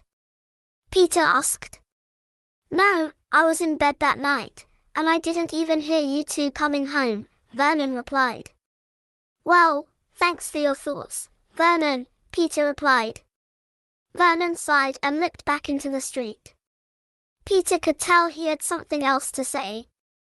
Looking back toward Peter, Vernon commented, "I wish you two had listened to my warning about that house." Peter was again stunned. He watched Vernon slowly shuffle his feet around toward his yard. As Vernon walked away, Peter did manage to say, "Right now, I wish that we did too." Vernon paused for a moment, and turned his head slightly over his left shoulder. But then faced forward again and continued on to his yard work. Peter took a deep breath, and walked around to the front of his house to look for more possible clues. Later in the backyard, after looking through the garage, Vernon's comments weighed heavily on his mind. Maybe there could have been something going on with the history of house. Since he was finding nothing on the outside of the house, he decided he would go back inside and search the office to see if he could find any clues. Sarah had been looking through the office. He wanted to find what it was that she wanted to tell him about from the office, before she disappeared. He grasped the railing on the steps to the back door and stepped toward the door. At the top of the steps, he passed through the screen door open, then the back door. In the hallway, he closed the door behind him. He then headed to the office. The door to the office was partially open, so he pushed it the rest of the way until it contacted some boxes full of papers on the floor. He took a seat in the desk chair and paused for a moment to think. Rotating the chair right then left, he decided to start with the drawer that Sarah said that slammed shut. He reached down and pulled the wooden handle. The drawer slid open. The drawer was stuffed with very old folders and cut-out newspaper articles. Peter slowly moved his hand toward the drawer. The scent of the old papers permeated the room. Feeling the top of the items in the drawer, he stopped on a folder resting on the top. This may have been one that Sarah had been looking at a few days earlier. He picked up the old folder and set it on the desk. He opened the folder. It was full of yellow and brown newspaper articles. As he read the article on the top, he saw that it was an article about a missing person. The name of Oliver Croft was circled. It was familiar to him. He then remembered that the previous owner's last name was Croft. Scanning the article, he could see the name of Mildred Croft as the spouse of the missing person. He had heard that Mildred's husband was missing too, but this article could reveal more details. The paper's date was printed on the corner of the page. It read January 17, 1988. He now remembered that Carl had mentioned he disappeared somewhere in the 80s. Continuing to scan the article with interest, Peter read more details. The article just explained the circumstances for Oliver's disappearance. He noted that Oliver was last seen by Mildred in the house one evening a few days before the article was written. After he completed reading the article, he set it to the other side of the open folder. The next article appeared to be about Oliver's disappearance. From the date, it was printed a few days later. The article mentioned a few leads, but nothing seemed to really help him out much so far. When he was about halfway through the article, the phone rang in the kitchen. Peter got up and exited the office to answer the phone. He walked over to the counter and removed the cordless phone from the charger. "Hello?" Peter asked, as he answered. "Hello, this is Sheriff Gordon Hughes." "Is this Peter?" Gordon asked. Yeah, this is Peter." "Do you have any news on Sarah, Gordon?" Peter asked. "Well, that's why I'm calling, Peter. We may have a lead that we are following. I can't sugarcoat this, but we plan on having the river searched," Gordon said carefully. Peter gasped and closed his eyes for a moment. With his eyes still closed, he asked, "The river? Why would you need to search the river?" "We had someone call in a tip. This person said that they noticed the two of you this past Friday on the 3rd Avenue bridge over the river," Gordon responded. "Yes, we did talk on the bridge, but I don't know why that would lead to having to search the river," Peter replied, with his eyes open again. "Well, normally it wouldn't, but the person mentioned that Sarah seemed to be staring at the river intently for quite a while, Gordon explains. Peter's mind flashed back to Friday on the bridge. He did remember now that she was gazing into the river when they talked. Damn, Gordon, I remember that, but I didn't think that much about it until now. You think she may have jumped into the river or something? Peter asked. We don't know, Peter. That's why we are conducting the search. The diver team should be there about now, and I'll be heading over when I finish this call, Gordon replied. Can I watch the search? Peter asked. Yes, but I would recommend coming only if you feel you are ready for it, Gordon answered. Peter sighed. After nodding his head a few times, he said, I need to be there for her, Gordon. Okay, that's fine, Peter. Just remember you can leave at any time, Gordon replied. Thanks, Gordon, I'll see you there, Peter said. Okay, Peter, drive safe. Goodbye, Gordon said. Goodbye, Gordon, Peter said just before he hung up the phone. He put his thumb and forefinger to his closed eyes for a moment. He sighed once again. His keys were in the bedroom. He opened his eyes and made his way from the kitchen to the hallway to retrieve his keys. When he reached the foyer, he paused a moment when he remembered that Sarah's car was still in the garage. The bridge was not that far away. So he decided to walk rather than drive. He still was in need of the keys for the house, so he did continue upstairs to get the keys. About 3 steps up, he turned around and stared at the closed front door. He remembered that it had been open that Saturday morning when he awoke on the floor. Could she have gone out the front door? Maybe he had been following her but passed out in the foyer. Not knowing the answers, he sighed then continued up the steps to retrieve his keys. As he walked up the steps he remembered that Carl may be stopping by to pick up the photo of Sarah. He decided he would just leave the photo on the porch near the front door with a short note. The skies filtering through the tree-lined streets above him were overcast as he walked on the sidewalk the few blocks to the 3rd Avenue bridge. A slight breeze almost made the late summer day seem more like a fall day. As he reached the corner to 3rd Avenue, he gazed down the street toward the bridge. His heart sank as he saw several police and sheriff vehicles with lights flashing. One of the vehicles parked near the bridge was towing an empty boat trailer. He could see a few people standing on the bridge, but most of the activity was below his line of sight at the river level. After taking a deep breath, he crossed the street to the sidewalk on the other side of the road. He continued toward the bridge. Apprehension caused him to walk slowly. He was not sure he was ready to face what could be ahead.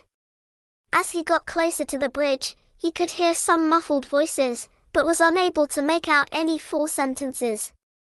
He walked past a few parked and empty police and sheriff cars. Reaching the bridge railing, he peered over the edge toward the river below.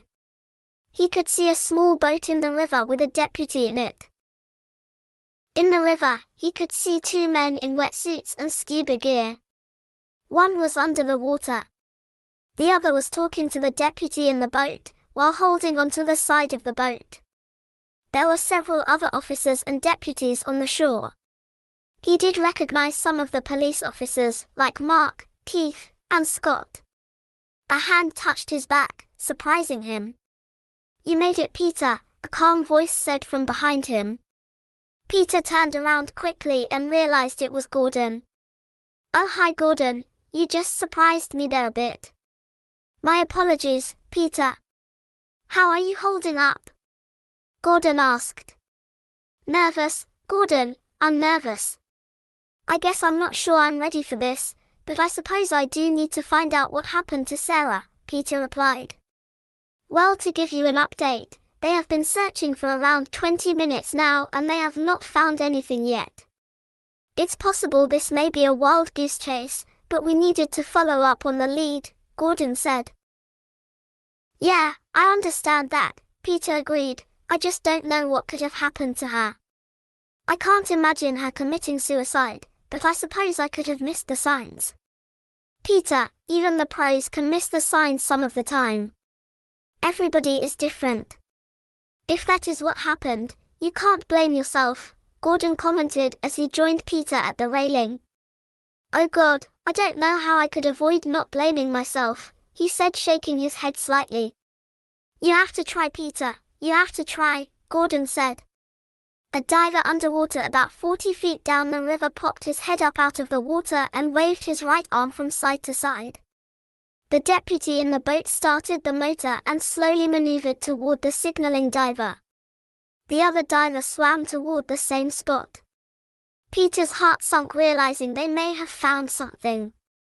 His breathing quickened too. Gordon yelled from the bridge, "You find something, Wad? Something's down here." "It's too murky to make much out yet though," Wad yelled back to Gordon. Peter sighed, and under his breath said, "Oh geez. This is not good." The other diver reached Rod and the boat pulled alongside them too. Gordon moved away from Peter's side and walked along the sidewalk of the bridge. He then walked down to the edge of the river to watch his deputies. Peter remained in the same spot to watch from the bridge. The two divers pushed off from the boat and dropped underwater. Swirls in the water above and occasional bubbles indicated the spot where the divers were busy below the surface. A fin popped out of the water and slapped against the surface, then disappeared again. About a minute passed with only the sound of a few muffled voices and the water slowly flowing underneath the bridge. First, one diver came back to the surface, then the second. They appeared to stand on the bottom of the shallow river, which allowed the water level to reach their shoulders. Facing each other, they struggled to lift something out of the water. The dark waterlogged object reached the surface. The two deputies then lifted the sagging object out of the water and into the boat. Water dripped off of the object. Peter stared at it intently. His first impression was that it really did not resemble anything like a body, but he realized that he could be wrong. To him it almost appeared to be a garbage bag. He took a deep breath and continued to watch closely. The deputy in the boat examined the object. He then tore at the thin surface of the object. A multitude of colored objects were inside. The deputy in the boat shook his head and faced Gordon on the riverbank.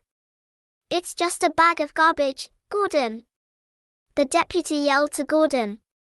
"Thanks," Gordon shouted back. Peter's legs felt weak after hearing the news. He gripped the railing tight as he tried to keep his legs from collapsing under him.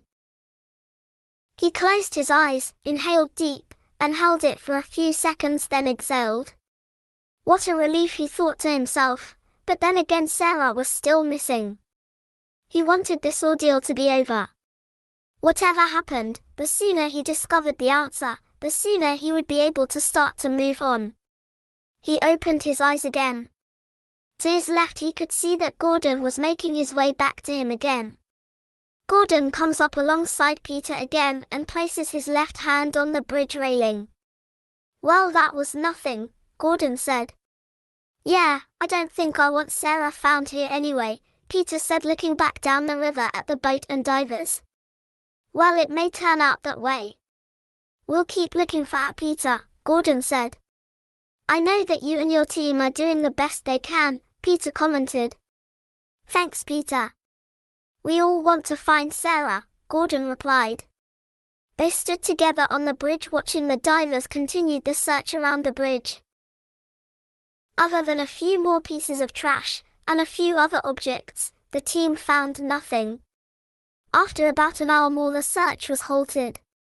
The police returned back to duty, and the sheriff deputies packed up their gear. Peter was relieved that nothing was found in the river. He felt that he was ready to return home. "Well, Gordon, I think I'm going to head back home. Just give me a call if you find anything else," Peter said to Gordon. "Thank you for coming by, Peter. Again, I hope that we will find her soon, and I'll contact you as soon as we discover any new clues." "Take care, Gordon replied. Thanks, Gordon, I will, Peter said as he took his hands off of the railing and began walking along the sidewalk off of the bridge. He then made his way back to their house. He found himself noticing his surroundings as he walked along the streets. Maybe he was trying to take his mind off of missing Sarah. Where was she? He knew that he could not answer that question at the moment. He wanted to know the answer, but then again, maybe he really did not want to know. The cool air did manage to refresh him on his walk back to the house.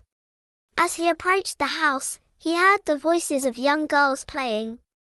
Soon after hearing the voices, he saw 3 girls playing in front of the house next door. He recognized one as a girl who lived next door. And the others must be her friends. They were jumping rope.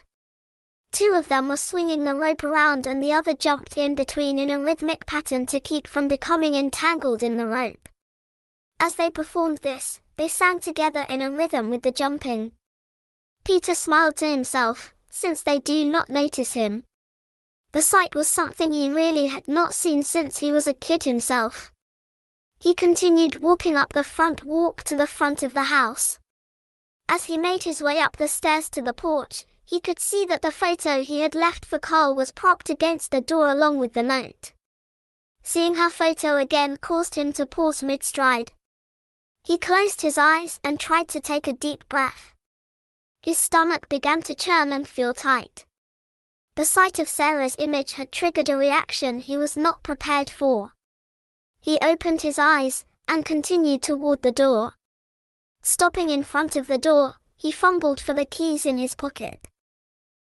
Feeling even more nauseous, he managed to unlock the door. He pushed the door open. The photo and note fall from the leaning position to the floor. Peter reached down to pick them up.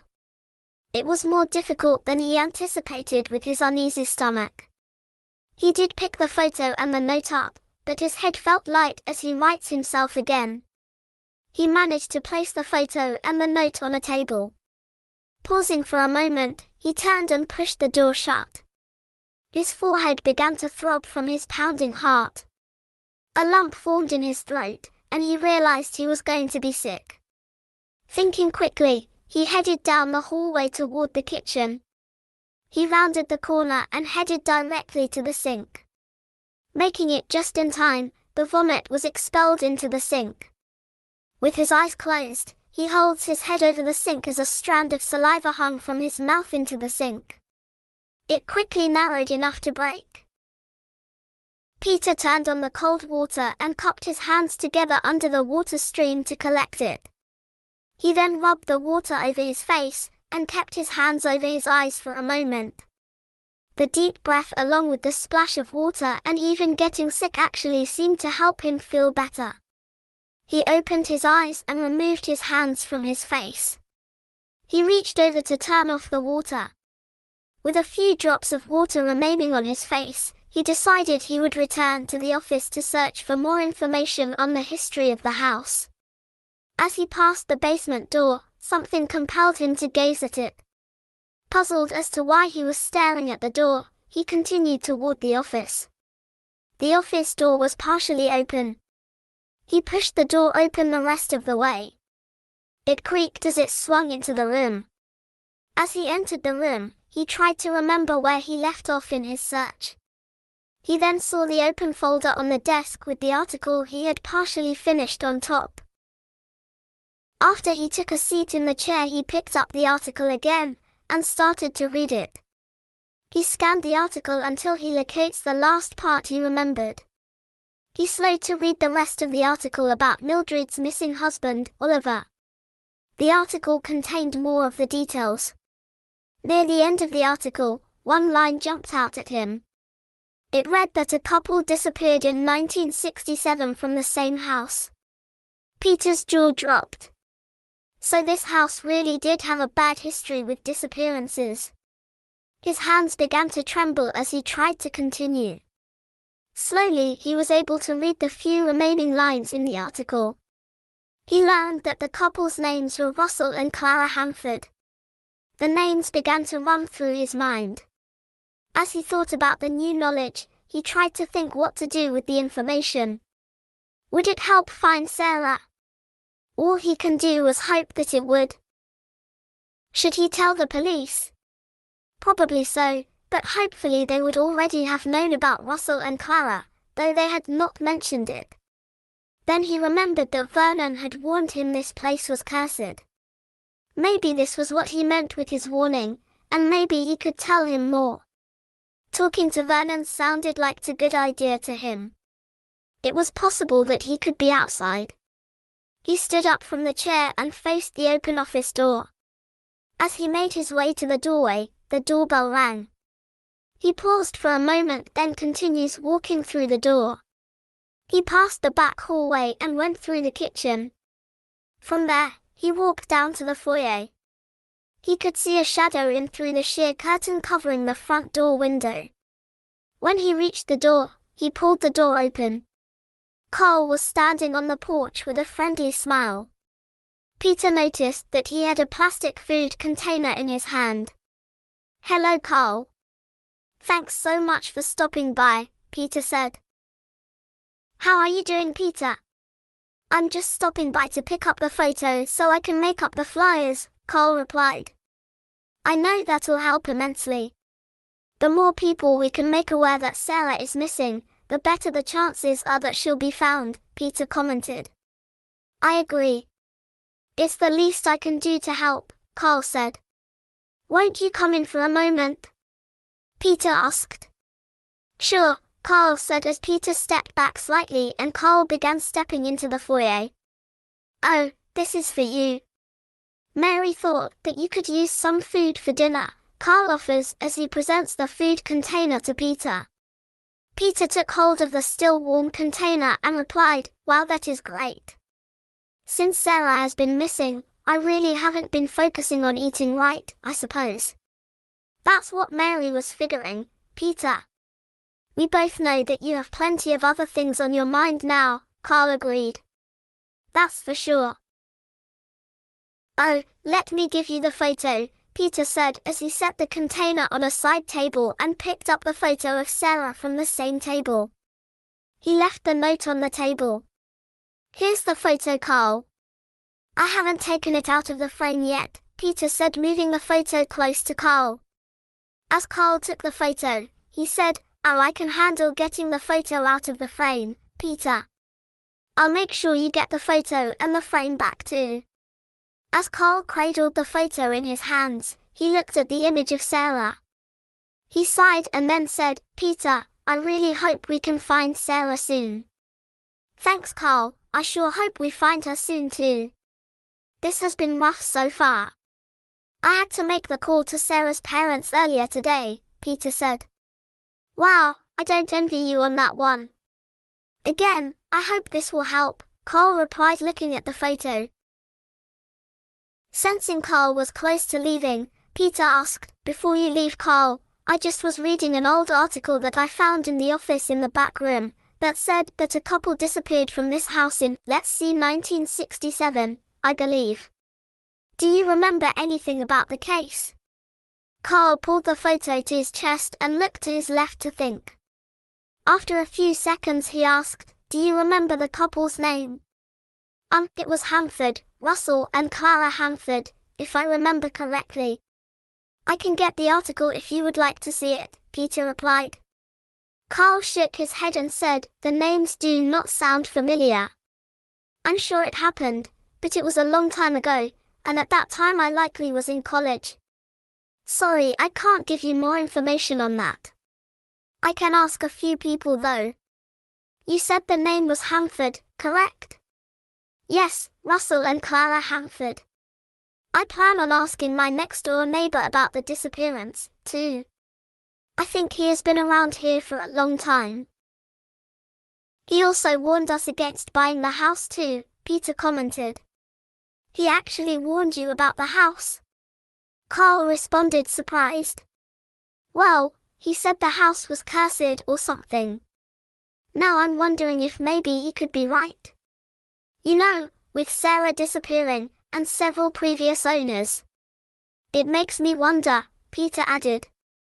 Well, asking your neighbor may give you some new information at least. Living next door, he likely would be a good person to ask, Carl replied. That's what I figure too. Well, I'd better let you take the photos so you can make up the flyers. Thanks again so much for helping with them. I will enjoy the dinner too. Please give Mary my sincere thanks as well, Peter said. I will tell her, Peter.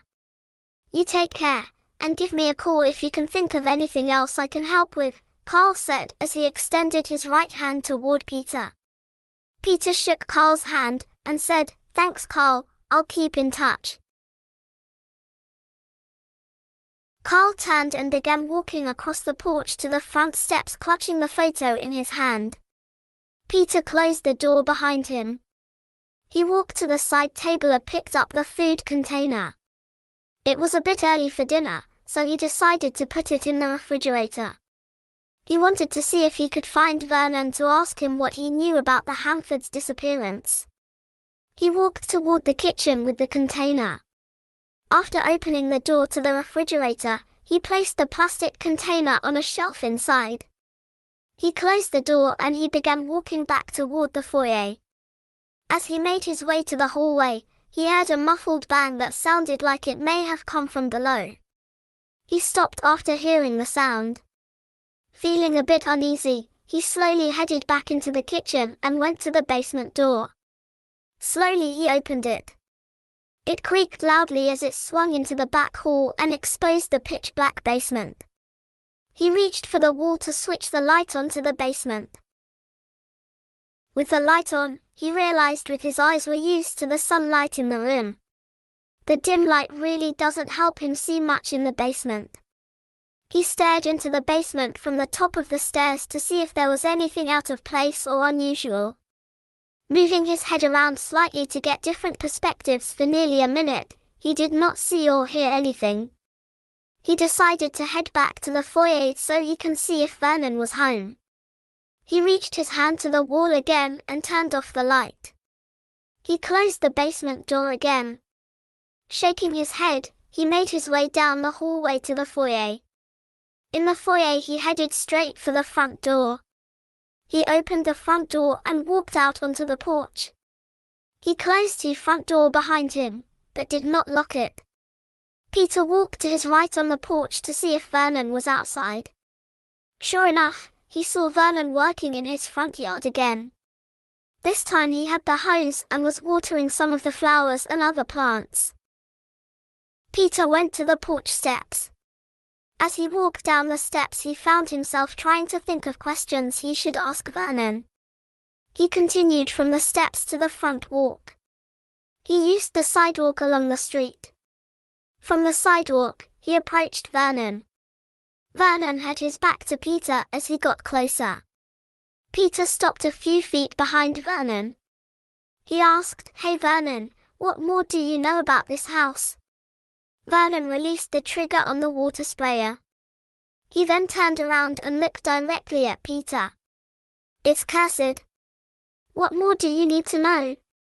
Vernon replied with his hoarse voice, as he began turning back to tend to his plants. I want to know more about the history of this house. I'm looking for any information that could help me find Sarah, Peter said. People have disappeared from the house, not just Mildred, but her husband too, Vernon said, partially looking toward Peter. Vernon, I just found out about a Russell and Clara Hanford, Peter said, trying to keep Vernon from leaving. Vernon paused, and then turned all the way around and looked directly at Peter. This time he seemed to have a genuine interest in helping. Peter was relieved that Vernon appeared willing to help. You found out about them, did you? Vernon asked, then he glanced down for a moment. Yes, I have been looking through the office which has many old articles and things left by previous owners, Peter replied. Have you been through everything? Vernon asked, looking back toward Peter. No, I'm just getting started. I was surprised to find something like this so quickly, Peter replied. Well, Vernon started, and then looked away again. Well, Peter, there's more. More? What do you mean by more? More people missing from this house? Peter asked, quite puzzled. Vernon sighed. He focused on Peter again and said, the original owners before Ross and Clara were Matthews and Erica Wahl. Peter was surprised, but managed to ask, Sarah mentioned those names after finding something in the office. Did they disappear too? Vernon nodded his head and replied, yes, back in 1933. Did both of them disappear at the same time? Peter asked. No, Erica went missing first. Then a month or so later nobody heard from Matthews. Neither was ever seen or heard from again. The same has been true for anyone missing from that house, Vernon replied. Peter covered his mouth with right hand in a loose fist as he thought about the new facts he was learning. Did you live next door all of this time, Vernon? Peter asked through his fingers that still partially covered his mouth. Yes, I grew up in this very house, and I inherited it from my parents after they passed away. They lived here into their later years. I was here often to help them, Vernon replied.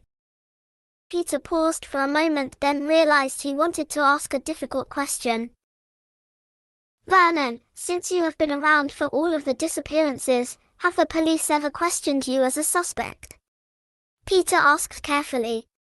Well, I was only 7 when the Wahls disappeared. Once I remind the police about that, they usually let it go. I really do not have a real good recollection of what happened to the Matthews and Erica, Vernon answered. Only 7, yeah, I guess that would be more than someone that young could manage. Anyway, what do you remember about Matthews and Erica? Peter asked. Vernon dropped the hose from his hand and said, let's go sit down for a moment. Even the front steps should work. I just need to sit. Sure, I'll just follow you, Peter replied as he followed Vernon, who was walking slowly toward his front steps. Peter figured Vernon must be in some type of pain, but he decided against commenting about it to Vernon. Vernon grabbed the stair railing, slowly turned around, and took a seat on the second step. Peter soon took a seat beside him. Vernon stared to the street for a moment, then faced Peter and said, well, I'm not sure if any of this will help. Just remember that I was quite young when this happened, and there are only a few things that I still remember about Matthews and Erica. That's fine, Vernon, anything will help, Peter said for encouragement. Narrowing his eyes slightly, Vernon started, I remember that Matthews worked with furnaces. You know, installing and repairing, that sort of thing.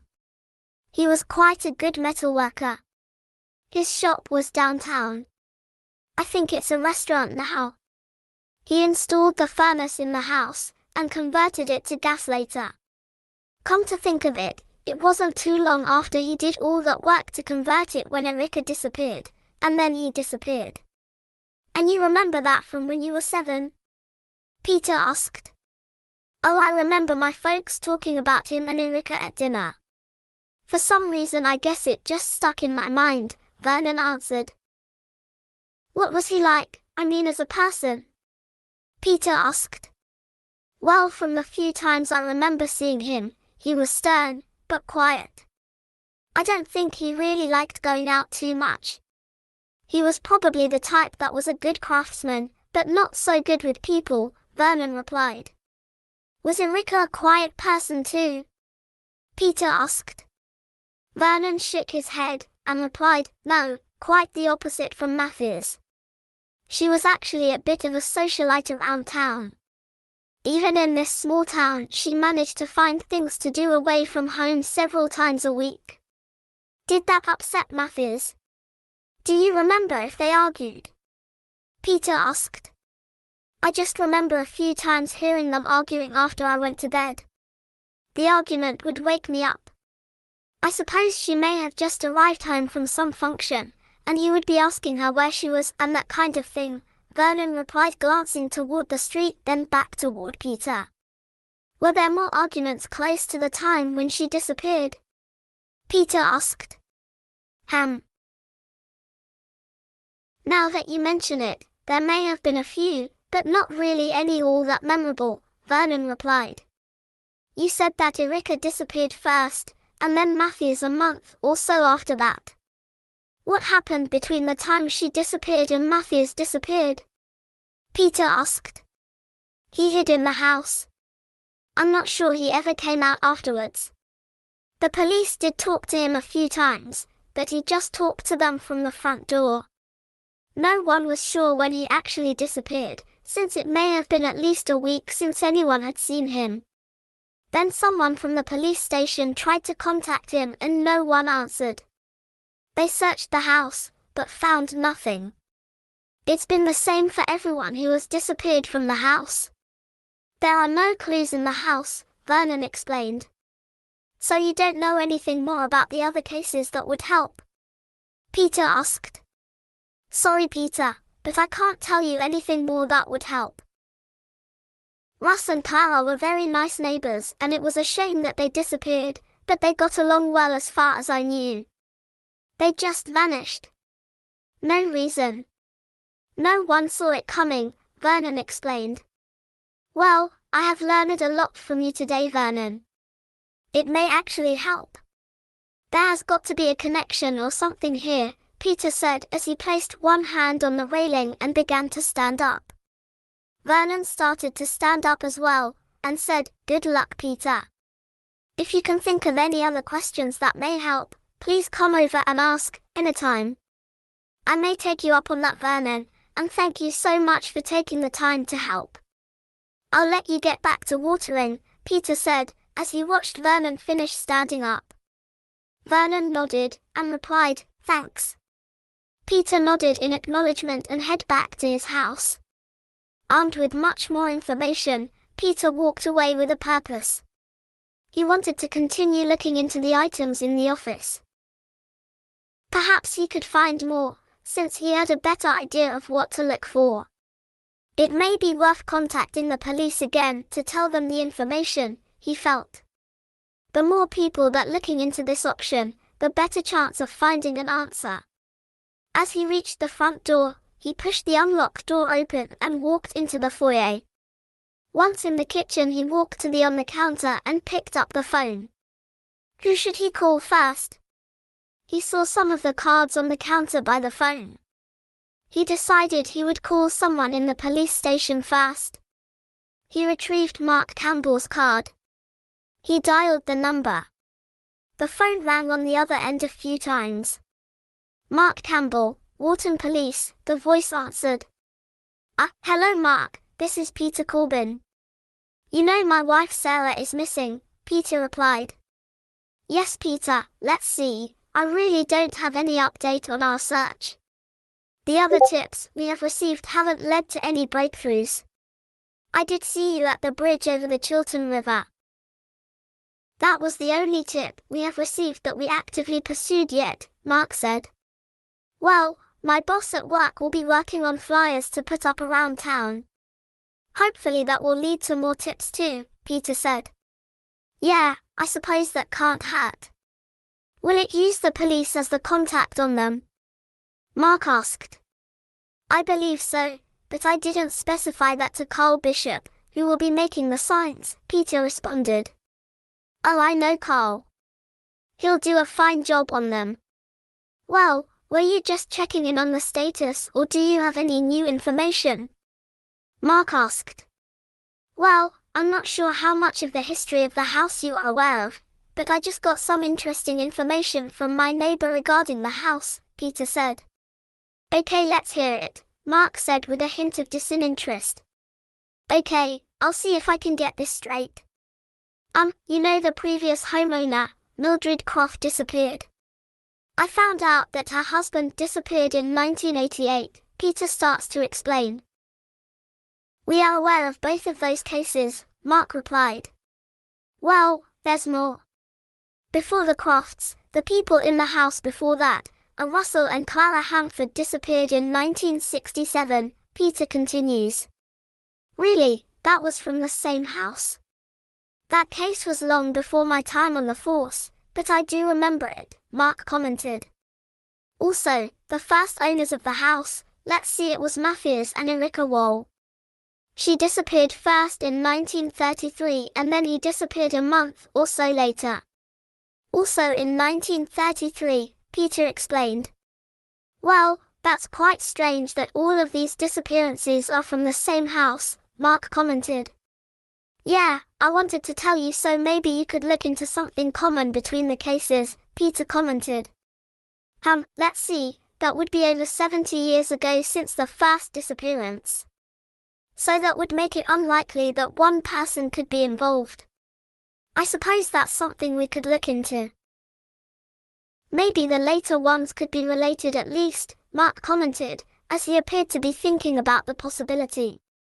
The one thing that got me thinking was my neighbor who told me about this has been next door all of these years from the first disappearance, Peter said.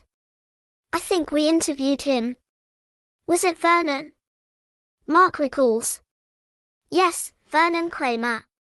He remembers facts about all of the cases, though he was only 7 in 1933, Peter commented. Well, if he was just 7 for the first disappearance. Mark started commenting. There could be other people around that would have been older then, Peter proposes. Well, that could be possible. Well, look into this information, Mark said. I guess that's all I can ask you to do, Mark. Just see if there is anything in common, Peter said, realizing Mark might not view the information as the breakthrough they needed. Okay, Peter, we'll go through the old files and see what may be common, other than the house. Please don't get your hopes up on this though. It could just be coincidence that people are missing from the same house. I mean, first you mentioned ghosts, and now it sounds like some kind of a curse or something. I just get the feeling you're holding something back from us, Peter, Mark commented. Sometimes I wish I did have something to hold back, Mark, but I don't. I just really want to look into anything that could help find Sarah, Peter said defensively. Well, anyway, we'll do our best, Peter. Give me a call again if you do think of anything else or need an update, Mark offered. Thanks, Mark. I'll let you know. Goodbye, Peter said. Goodbye, Peter, Mark said, just before he hung up the phone. Peter also hung up the phone. He was a bit disappointed that Mark did not see the house's history as a major break in the case. He did understand the logic in Mark's skepticism though. After closing his eyes for a moment, he reopened them, and decided to reheat the dinner that Carl brought over earlier. Maybe eating something would help boost his spirits. As Peter sat at the table finishing up his dinner, the phone rang. He walked to the counter to pick up the phone. Hello, he said, as he answered the phone. Hi Peter, this is Colleen. You remember, Colleen Phillips, she replied. Peter was surprised, and replied carefully, Oh, hi Colleen, how are you doing? Oh, I'm fine, but I called to see how you were holding up. Carl told me about Sarah, then the police called and asked me some questions. I can't believe it, Colleen replied. Yeah, well, I don't know what happened to her. She's just gone. I woke up Saturday morning and she wasn't there, Peter replied. Oh, I'm so sorry for you, Peter. That is just awful, Colleen said, trying to comfort him. I don't know if it was because I drank too much at Carl's party or what. I just don't remember much from that night, Peter said. How are you holding up through all of this? She asked. I guess I'm getting by. You know, taking things one step at a time. It has been rough though. I think they may have originally suspected that I had something to do with it first, Peter said. But they don't suspect you, do they? She asked. Well, I think some of them may still suspect me, but there's no evidence to prove that I did anything. Of course I can't remember anything either, which makes it hard for me, Peter said. I know you didn't have anything to do with it, Peter, she commented. Well, thanks, Colleen. At least some of the investigators involved in the case agree with you too, Peter said. Peter, is there anything I can do to help? She asked. Not that I can think of offhand right now. Carl is making up some flyers to post around town. Maybe you could contact him and see if he could use some help, Peter replied. Okay, I'll call Carl, but is there anything I can do for you? Like, do you need someone to talk to? I mean, like that kind of help Colleen offers.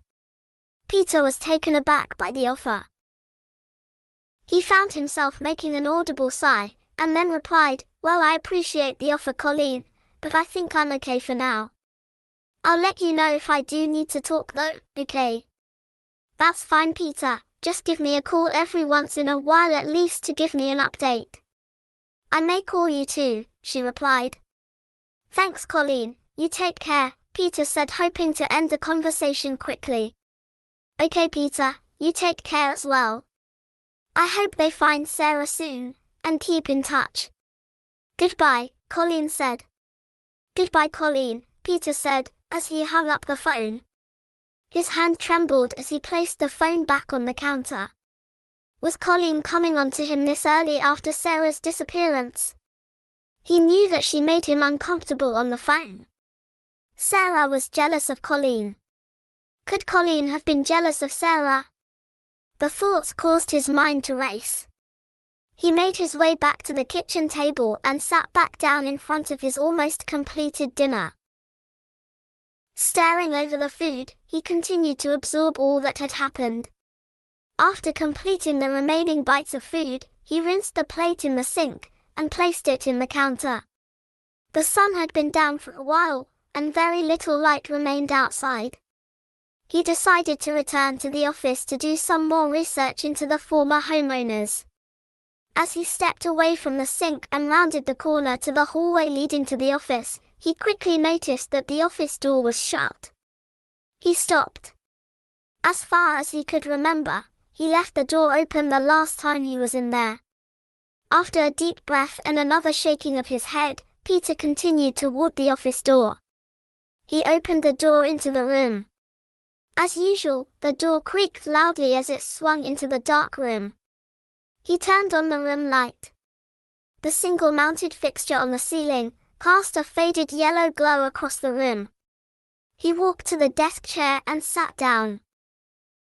Previously he had paid more attention to the items in the desk, not surrounding it. He noticed a framed photo propped on the desk. The ornate golden frame was of a couple roughly in their early 60s or so. Judging from it being a color photo, and not too faded, he deduced it could be Mildred and Oliver Croft. It may have been taken for an anniversary or some other event. Seeing the photo sparked his interest in seeing what the other homeowners looked like as well. He continued looking through drawers and files in the desk. Perhaps he would find some photos and all other information on the homeowners, including Matthews and Erica. First he searched through the folder with the articles. It was still open on the desk. He put aside the article on the top, and began looking at the next one underneath it. It was another article about Oliver's disappearance. It looked to him like the articles were saved by the Crofts. Since he wanted to find more on the owners before the Crofts, he decided to look for other folder that could hold articles or photos. The bottom drawer was still open.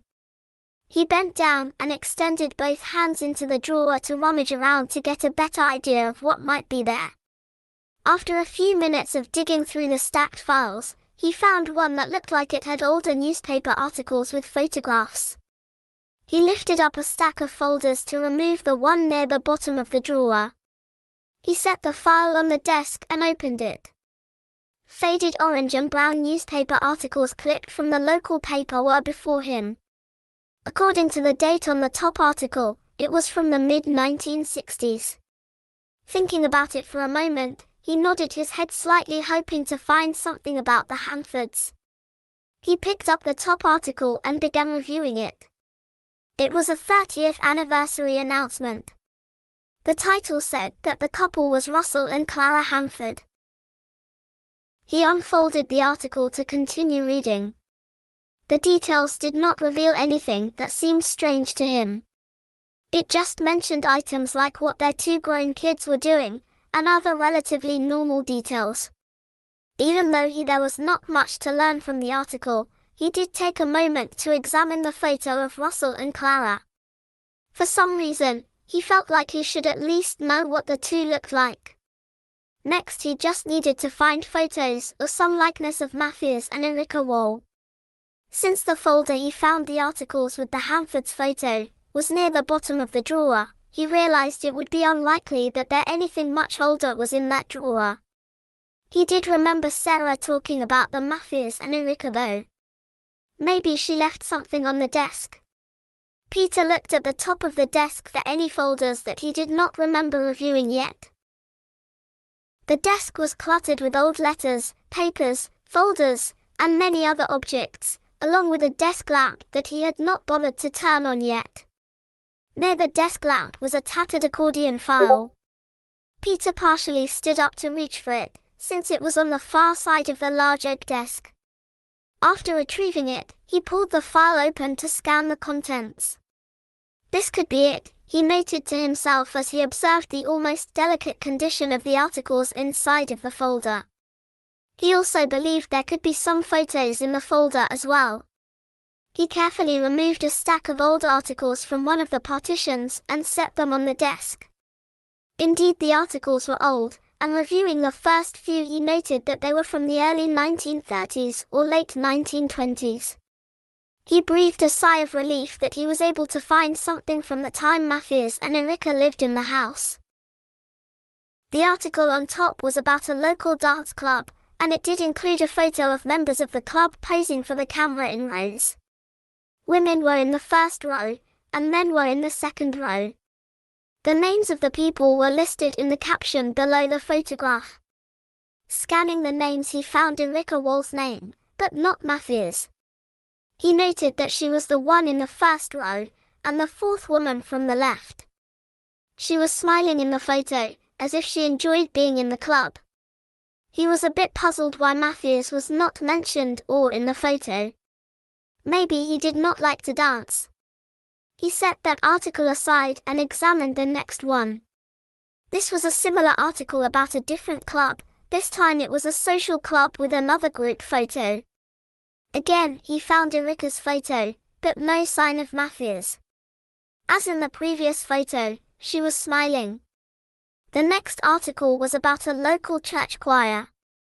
As he suspected, Erica was in the choir, but no sign of Matthias. Even in the few articles he has read about Erica, he could tell that she liked being out with others in the community. Matthias must have been different, since he had not found an article mentioning him yet. Peter decided to look deeper through the stack to see if there were any articles that included Matthias.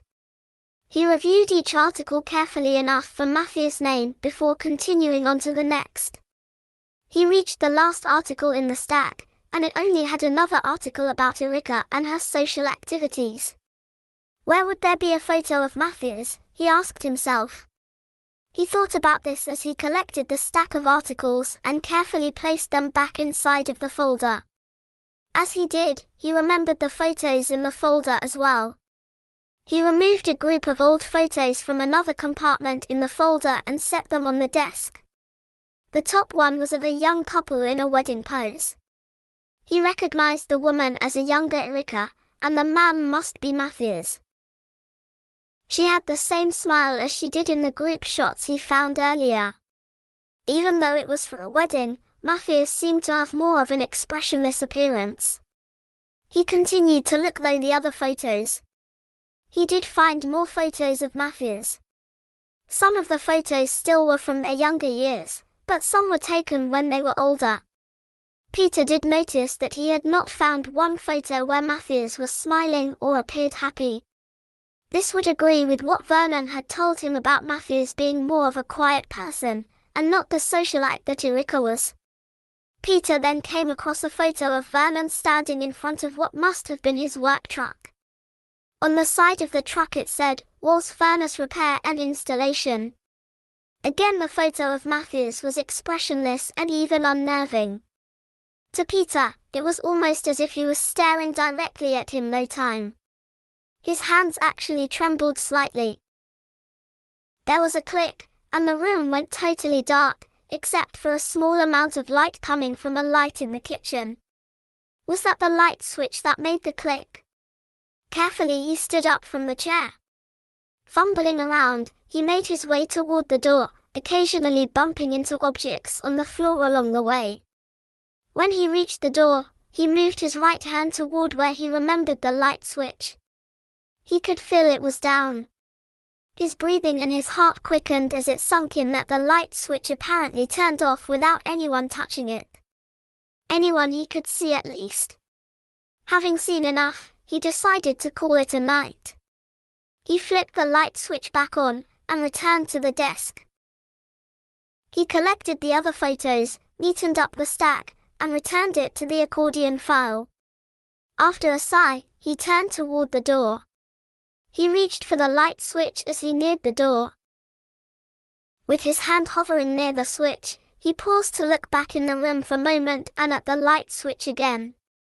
He then turned off the light. He shook his head as he walked from the hallway into the kitchen. From the kitchen, the light in the foyer provided enough light to make to the foyer. Once in the foyer, he rounded the corner to the stairway. He then began making his way up the steps, turning off the lights as he proceeded. Once upstairs, he continued into the bedroom. He found the room was a bit warm and stuffy. Perhaps he would open the window that night. He walked to the double-hung window overlooking the street. After undoing the latch, he opened the window. Other than a few chirps from crickets, it was quiet outside. The slightly cool air was refreshing to him. Peter then walked to the bathroom to prepare for bed. Lying in bed, Peter found that he could not relax enough to fall asleep, but he did try to rest by closing his eyes. He had to shift positions every once in a while to make himself comfortable. A slight breeze caused a relaxing sound as the leaves rustled in the trees outside of the open window. Gradually, he was able to relax a bit and get some rest, if not the deep sleep that he needed.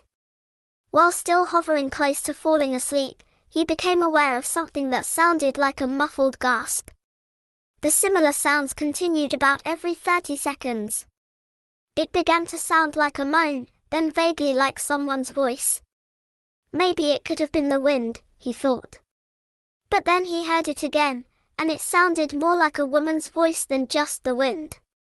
After quickly sitting up in bed, he tried to determine where this possible voice was coming from. Closing his eyes, he focused on the voice, and to him it does not appear like it was coming from outside. It sounded like it was coming from somewhere below. He heard the muffled voice saying phrases that sound roughly like, "Help, help me," and "Let me out." As he sat in bed, he was very uneasy and his breathing became more uneven. He heard what sounded like another woman's voice. His heart sank as he realized it sounded like Sarah. Soon afterwards there was muffled thud, and both voices were silent.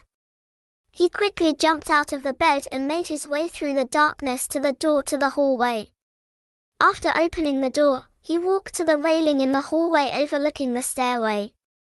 Standing at the railing, he closed his eyes to listen for Sarah's voice again. If indeed it was Sarah. His racing heart was causing a thumping sound in his ear, and he could also hear his erratic breathing. As he continued to listen, he tried desperately to tune out his heart and breathing to listen for the voices. After a few minutes, his heart and breathing calmed down, but he did not hear anything that sounded like a voice. He opened his eyes again, realizing that the voices were likely gone for the moment at least. He tapped the railing hand lightly, and turned to his left to return to bed. Was he actually hearing the voices, or were they just in his mind? He had no idea. As he reached the bed again, he pulled back the covers and slid back under the covers. After lying in the bed again, his mind raced with various thoughts, including Sarah being trapped somewhere. Somehow through all of the confusion, he managed to fall asleep. Something stirred him awake. Unaware of what happened, he listened carefully. He could still hear the light breeze rustling the leaves outside. An agonizing scream from a man startled him. It sounded muffled, as if inside a nearby house. Peter sat up in bed. About 2 seconds after the scream, there was a loud muffled crash of breaking glass. The next sound was muffled thud. It was like something relatively large hitting a floor. He quickly got out of bed and went to look out the front window. A moderate fog hugged the ground below. A street light, a few doors down, illuminated the area. There were no more sounds that he could hear, other than the wind. He then walked to the side window overlooking Vernon's house and peered through the closed pane. Through faintly lit windows next door he could see something moving in a rhythmic swinging motion. He was uneasy about what he was seeing, and felt that he needed to investigate. He quickly put on a pair of jeans and a sweatshirt. After putting on a pair of slippers, he rushed out of the bedroom, down the stairs, and out the front door. He hurried across his dew-covered lawn to Vernon's house. The still damp air cooled him slightly. As he approached the porch, he slowed his pace to stay alert for any intruders.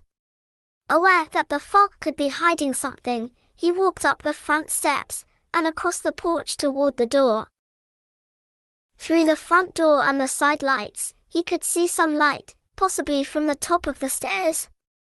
As he got closer to the door, he could make out something swinging high in the foyer.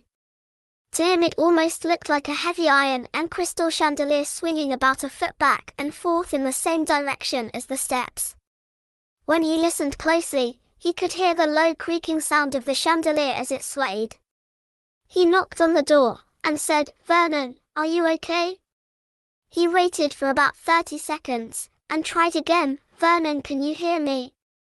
Without any reply, he peered through the window to see what else happened, beside the chandelier swinging. He first looked around near the chandelier, then near the light at the top of the stairs. As his eyes scanned the dimly lit foyer, he looked lower in the room. His eyes squinted as he saw something strange on the floor beneath the still swinging chandelier. He positioned himself at the side light to his right to get a better view of the object. Moving his head slightly back and forth, he realized the form could be a motionless body lying on the floor. Fear overcame him for a moment. Vernon was in trouble, and he should help him. He tried the front door, but it was locked. At first he thought of breaking a window to gain access to help. But after pausing a moment, he decided against it. With the police being investigating him, it would be better if he kept his fingerprints on the outside of house. Shaking somewhat, he turned away from the front door, rushed off the porch, and made his way quickly back to his house. Back inside of his house he went straight to the kitchen to get the phone. He turned on some lights on the way. He fumbled for the cordless phone in the kitchen, and almost dropped it. To calm himself down he took a deep breath and closed his eyes for a few seconds. He then dialed 911, and waited for someone to answer. "What an emergency, who's calling please?" A woman answered. Still a bit nervous, Peter replied, "This is Peter Corbin, I live at 65 4th Street. "What is the emergency, sir?" she asked. "I believe something has happened to my neighbor, Vernon Kramer. I think he may be injured inside of his house. It looks like something like a body may be lying on the floor in his foyer," Peter responded. "Do you know the address of your neighbor, sir?" the woman asked. "Not exactly, but it would be next door to mine house at 65 4th Street, and I believe it would be a lower number," Peter replied.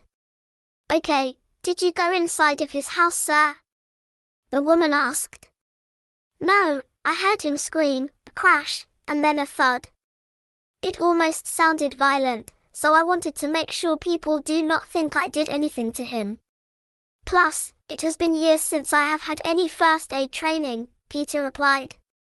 "Okay, sir, I'll send an ambulance and a police unit to your neighbor's address," she said. "Thank you." "I'll wait for them outside and let them know where to go," Peter offered. "That will help, sir. Is there anything else you need to tell us?" she asked. "No, Just send someone quick. I have a bad feeling about this, Peter replied. Okay, thank you, sir. Goodbye, the woman said. Goodbye, Peter replied, still shaking slightly. Peter closed his eyes and took another deep breath. After nodding to himself, he opened his eyes and slowly headed out of the kitchen, through the hallway to the foyer. As he stood in the foyer for a moment, he decided to turn on the porch light. After he did, the porch becomes visible through the front door and the two side light windows. There also was a grey glow from the thickening fog in the background. What happened to Vernon? He shook his head, opened the front door slowly, and walked out onto the porch. The door creaked due to it being opened slowly. He waited in the middle of the porch at first. After about a minute of waiting, he began to pace back and forth. His heart still raced from the uncertainty. He did not hear any sirens, but he realized they may not use them early in the morning. Soon he did hear the revving of a car engine. Red and blue strobe lights cast widening beams through the mist and onto the houses along the street. As the car's tires passed through the fog, they created small eddies gradually dissipating into the greyness of the dimly lit street. At that point, Peter began to walking down the steps from the porch and hurried to the sidewalk. As the police car approached, Peter waved his hands over his head as a signal. The car pulled up from his right and parked in front of Vernon's house. As the officer got out of his car, Peter realized it was Scott Harrison. Peter saw that Scott recognized him as well. Scott walked up closer to Peter, and in a clear, low, quiet voice, asked, "You called 911 about an injured neighbor?" "Yes, I was in bed, and I first heard a man screaming, 'Crash!' You know, some glass breaking and that kind of thing. And then there was some kind of muffled thud, as if something hit a floor inside of a house. Oh, I did notice something moving inside of Vernon's house when I looked out of my bedroom window," Peter said as the two of them began to walk toward Vernon's house. "Do you think someone else was inside?" Scott asked, as he approaches Vernon's porch. "I couldn't see anyone else around and the front door was locked. So I don't think so. When I checked his house, I found that the chandelier above the stairway in the foyer was still swinging," Peter replied. "So it may have been the chandelier you saw, and not a person inside the house." "Have you seen Vernon?" Scott asked. "There's something like a body on the foyer floor." "I couldn't see too well though, since the lighting was very dim in the foyer. I did knock a few times, but didn't hear any reply. I didn't want to break in, since I was not sure if it would be safe or not," Peter replied. "That was smart. Okay, I'll check it out." "Why don't you go back to the sidewalk and wait for the ambulance?" Scott requests of Peter. "Sure, let me know if I can help," Peter said as he began walking back to the sidewalk. As Peter reached the sidewalk, he noticed the flashing red lights of the ambulance as it rushed toward him from his right, as the police car had done. Peter raised his hand to flag down the ambulance. The ambulance pulled in behind Scott's car. The two paramedics got out with each carrying their emergency kits. They approached Peter and one asked, "Hi, is there someone injured here?" "I believe so. Officer Harrison is checking the house now," Peter replied, facing the house. He noticed Scott walking quickly toward them. "Guys, we have an elderly man down inside the house. He has massive head trauma and is not moving. I'll see if I can get the door open," Scott said to the paramedics. "Sure, Scott, we'll follow you," one of the paramedics responded. "Peter, stay back on the sidewalk," Scott instructed him. "Okay," Peter responded, nodding his head. Scott led the paramedics up the front walk and onto the porch. Peter squinted to see what was happening. Scott removed something from his belt, possibly a heavy flashlight, and walked toward the door. Using the flashlight, Scott broke a window pane in the front door. Scott knocked more of the glass chips from the pane, then carefully reached through the door for the inside doorknob. The door opened and Scott entered the house. The paramedics followed quickly behind. Scott walked back toward one side of the doorway for a moment and the chandelier turned on, illuminating the scene below. With his heart beating faster, Peter stared through the open doorway at the paramedics examining Vernon on the floor. After about a minute of prodding and probing Vernon, one paramedic shook his head toward the other paramedic and to Scott. Peter could feel a lump forming in his throat as he realized what had happened to Vernon. While Peter was taking a deep breath, Scott reached for the two-way radio attached to this collar and said something into it. Peter could not hear what he was saying. Scott then said something to the paramedics. They closed up their kits and walked out onto the porch. As Peter watched, Scott appeared to be looking carefully around the foyer. He stared at the chandelier for a moment, at Vernon's body, and then toward the top of the stairway. While looking back at the chandelier, Scott appeared to have a confused look on his face. Scott turned back toward the stairway and began to walk up the steps, gradually disappearing from view as he neared the top. Peter and the few other neighbors who were outside waited patiently to see what was happening in the house. After a few minutes, Scott returned down the steps to the foyer again. A revving of an approaching car and more flashing lights signaled Peter that another emergency vehicle was arriving. Another police car pulled up to the curb in front of Peter's house. Peter saw that Chief Campbell was getting out of the car. He walked to the rear of the car and opened the trunk. He then removed a metallic case. After shutting the trunk, he headed toward Vernon's house. As Chief Campbell approached Peter, he slowed his pace and said, "Peter, you are here too." Peter was a bit surprised at the reaction, but replied, "Yes, Mark, Vernon's is, oh I guess now, was my neighbor." As Mark continued past Peter, he said, "Well, don't go far. I'm sure we will have questions for you." "I'll either be out here or in my house here," Peter said, pointing to his house. Mark continued on the sidewalk to the porch where he met Scott. They could be seen discussing things with Scott pointing things out such as the foyer, the top of the stairs, the chandelier, and of course Vernon's body, which had not been moved. Peter was glad he did not enter the house. The way Mark had looked at him had given him the feeling he was already a suspect.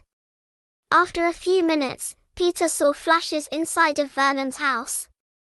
He then saw Scott pointing a camera up the stairway and other locations. Mark made suggestions as to what should be captured in the photos. Peter sighed to himself as he continued to watch the investigation. Since he really had not slept well that night, he found that he was still very tired, despite everything that was happening. About 10 minutes later, 2 sheriff cars arrived. The sheriff deputies walked inside to talk with Scott and Mark. One deputy got some type of kit from his car and the other started putting up yellow police line tape around Vernon's house. A few minutes later, Mark was heading from the house to his car. Peter was thinking he wanted to go back to bed soon, so he attracted his attention. "Hey Mark, you have a minute?" Peter asked while motioning his arm to call Mark closer. "Sure Peter, what do you need?" Mark responded, as he walked up close to Peter on the sidewalk. "Well, first I was wondering if it would be okay if I went back to bed. I haven't been able to sleep well the past few nights," Peter asked. "That should be okay. We need to continue processing the scene for quite a while anyway. We should still be here in the morning.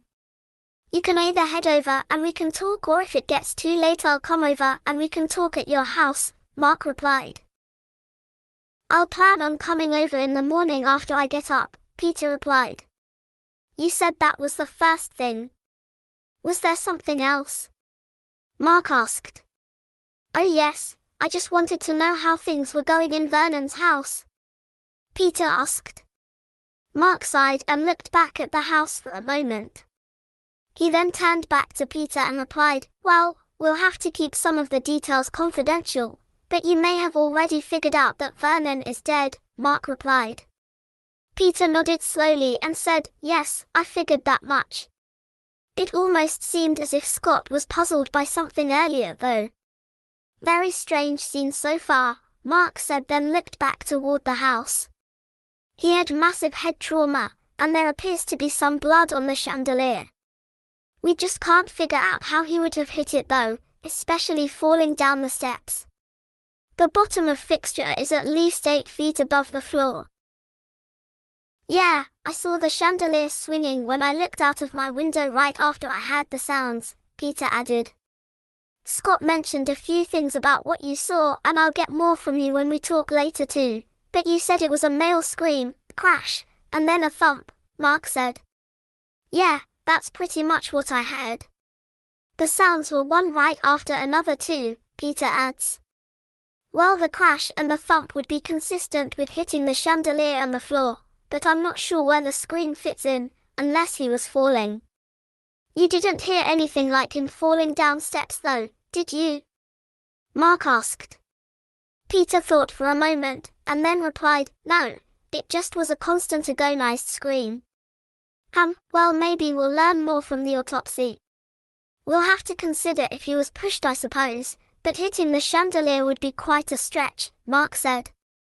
Well, at least I knew to stay out of the house. So there will not be any of my fingerprints inside, Peter adds. Well, we will be looking for prints soon to see what that reveals, but that was smart for you to stay outside. You likely could not have helped him if you got inside anyway, Mark said. Peter sighed and said, I wish I could have helped him.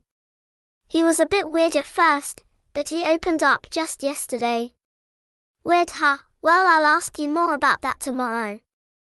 Get some sleep, Peter, Mark said. Okay, thanks Mark, Peter said as he began walking back to his house. He then stopped and asked, Mark, am I going to be safe in my house? Mark sighed and replied, well, we'll be right next door if you need us. I'm not sure what happened here. We'll all have to be alert, I guess. I may be looking into the history of your house more intently than I originally planned. Peter was a bit surprised, but still ready to return to bed. He replied, well, I can go over what I have learned with you later this morning. Okay, I'll see you then. Thanks, Peter, Mark replied. Well, good luck with the search. Thanks, Peter replied. Mark just nodded and headed to continue to his car again. Peter walked along the sidewalk and made his way to his front porch. As he was on the front walk, he continued to stare at the scene to his left at Vernon's house. After opening the front door, he walked inside, stopped in the foyer for a moment. He closed his eyes and sighed. After a deep breath, he opened his eyes again. He then stared going up the steps. There was a metallic thud from below. He stopped mid-stride on the steps to listen closer. After waiting a minute or so and not hearing anything else, he continued up the stairs. He managed to return to bed. Since it was cooler inside, he decided to close the bedroom window. In bed, he found that he was able to fall asleep without much trouble.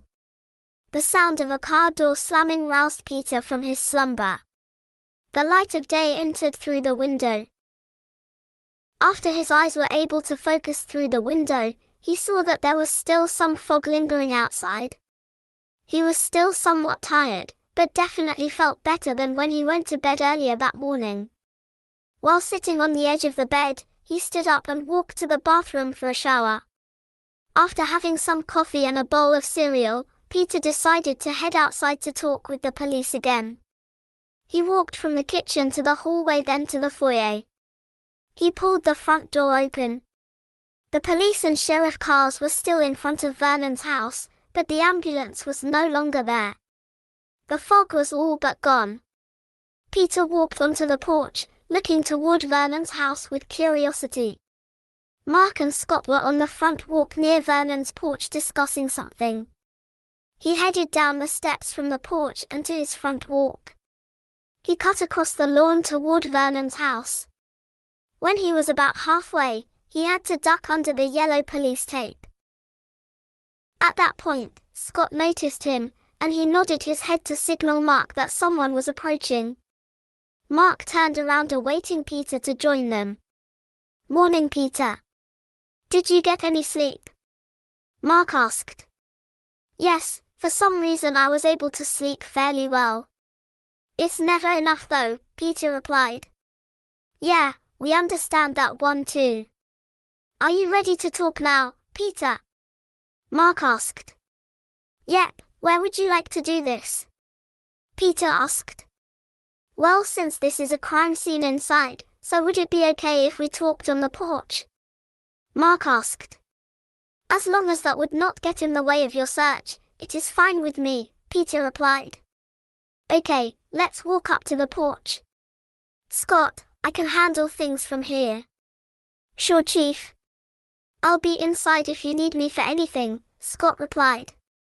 "All right, thanks," Mark said as the three of them started up the front steps to the porch. Peter and Mark headed for chairs on the porch, and Scott walked through open front door to go inside of the house. Peter and Mark each took a seat in old painted wicker chairs opposite each other. "Well, have you been able to find anything new about what happened to Vernon?" Peter asked. Mark shook his head and replied, "No, so far we have not been able to find much in the house or outside." "One question for you to start, did you hear any sounds in addition to the scream, crash and thud?" "No, those are the sounds I heard in that order." "Are you interested in any particular sound?" Peter asked. "Well, the only thing we could think of that may have caused Vernon to be flung into the chandelier would be some type of explosion. So we are looking for any clues that something like that could have happened." "Could there have been a low whooshing sound before the scream?" Mark asked. Peter shook his head and said, "Well, if there was anything like that, I didn't hear it." Mark sighed then said, "We didn't see any clues inside either, but I had to ask since that's the only thing we can think of for now." "The three sounds are the only ones I remember hearing," Peter added. "Okay, what have you learned about the background of your house?" Mark asked as he took out a notebook and a pen to write things down. "Okay, I got most of this from Vernon. From what I can remember, Mildred Croft disappeared in 2002, and her husband, Oliver, Oliver. He disappeared in 1988. Then before that the house was owned by Russell and Clara Hamford, who disappeared in 1967, Peter explains. "Okay, Russell and Clara Hamford in 1967, got it," Mark commented as he wrote down the information. Before that it was a Matthews and Erica Wahl who owned the house. Erica disappeared first, and a few weeks later Matthews disappeared. Both disappeared in 1933, Peter continued. "Anybody live in the house between the Wahls and Hamfords?" Mark asked. "Not from the search I have done up to now. As far as I know the Hamfords moved in sometime after the Wahls disappeared," Peter replied. "Have you been able to find any link between any of the couples who lived in the house?" Mark asked. I hadn't really looked for that yet, but I have not seen anything yet that would say any of the people were related. Also, as far as I know, I'm not related to anyone in the house either," Peter replied. "How about any of Sarah's relatives?" Mark asked. Peter sighed and paused for a moment, then said, "No relations to any of the owners that I've heard of on her side." "Okay, what else have you been able to find out about the history of the house?" Mark asked. "Well, Matthews and Erica were the first owners as far as I know. Let's see, Erica was involved in many activities around town. You know, various clubs and that kind of thing, and Matthews didn't get out much other than for his work," Peter replied. "Did you find out what his job was?" Mark asked. "I think Vernon said that he repaired and installed furnaces," Peter said. Well, I'm not sure looking back that far will help, but it's interesting at least. Did you come across any kind of a pattern or something in common with the homeowners?" Mark probed. Peter paused a moment and said, "No, nothing in common that I know of. This whole thing with Sarah disappearing and now Vernon being killed is just really strange." Mark gazed down at the floor of the porch for a moment, and then looked back toward Peter. He asked, "Earlier you mentioned that Vernon was a bit weird. I think that's how you put it. What did you mean by that?" "Well, soon after we bought the house, he walked over to us and basically said that we should not have bought the house, and that it's cursed. Now I kind of regret that I didn't listen to him," Peter responded. "So now you think it's the house that is doing all of these bad things?" Mark asked. "I don't know, Mark," Peter said, shaking his head and staring at the floor. "Maybe there's something to what Vernon said. I have seen and heard strange things in the house, but I can't imagine anything going this far. Do you think someone could be trying to make you think something is happening in your house?" Mark asked. Peter sat up straight and looked directly at Mark. He then replied, "That's an interesting idea. I hadn't thought about things that way before. I suppose some of the things I have experienced could be explained that way, if someone was really trying to fool me. But there have been things that have happened where I know I'm the only one in the house. So again, I guess I still don't know what's going on. Do you know of anybody that may be angry with you or possibly Sarah?" Mark asked. Peter paused for a moment, shook his head, and replied, "No, we have not been around here long enough to upset people that much, right?" "Well, it may not take long to make someone angry, but then again, unless they are visibly angry you may not know it," Mark commented. As he nodded his head in agreement, Peter said, "Yeah, that's true. I just can't imagine anyone getting upset enough to try to trick me, and could they have done anything to Sarah?" Peter said, looking down at the floor. He brought his hand to his mouth as he thought about Sarah again. Mark sighed, "We don't have any answers yet, but we'll go over this house thoroughly and then let you know if we need your input again." "So you have enough from me now, I take it?" Peter asked. "Yeah, we have more to do here and we'll take it from there, okay?" Mark replied. "Okay with me. I'll let you know if I can think of anything else that will help too," Peter added. "Be sure to do that. This is a strange one so far." "Thanks, Peter," Mark said, beginning to stand up. As Peter stood up as well, then replied, "Thank to you too, Mark." Mark turned and walked toward the front door to go back inside of the house. Peter headed to the porch steps. As he walked down the steps, he noticed a few neighbors still watching Vernon's house. He avoided making eye contact. Ducking under the yellow police tape to reach the sidewalk, he continued heading back to his house on the sidewalk. As he walked, he realized he heard the faint voices of two young girls, between 7 and 8, sitting on the lawn next door to his. They were facing each other and were patting their hands together in various rhythmic patterns while signing what he recognized to be old nursery rhymes. When he reached the front walk to his house, the two girls start chanting the nursery rhyme Peter, Peter Pumpkin Eater. For some reason, he found himself listening to the words more intently than he ever done before. His feet began to feel heavy as the meaning of the words sank in. Slowly he turned his head toward the two girls, and his jaw dropped as they completed the rhyme. He stood motionless staring at the two girls. One of the girls noticed him and looked back at him. The other turned toward him as well. The one who noticed him first asked, "Are you all right, mister?" The question brought Peter back, and he replied, Yeah. I just was admiring you singing." The same girl replied, "Thanks, mister. I hope they find your wife." The other girl agreed, "Yeah." Peter managed to take a quick breath and reply, Thanks, girls." He faced his porch and continued walking toward it. He felt himself trembling as he reached the steps. Using the railing, he guided himself up to the porch. He could not look back at the two girls. At the front door, he paused for a moment and closed his eyes for a moment. After opening them up again, he reached for the door handle, pushed the door inward, and walked into the foyer. After closing the door behind him, he leaned his back up against it. His eyes stared blankly toward the stairs as his mind swirled with the lines of the nursery rhyme repeating over and over. What did it mean?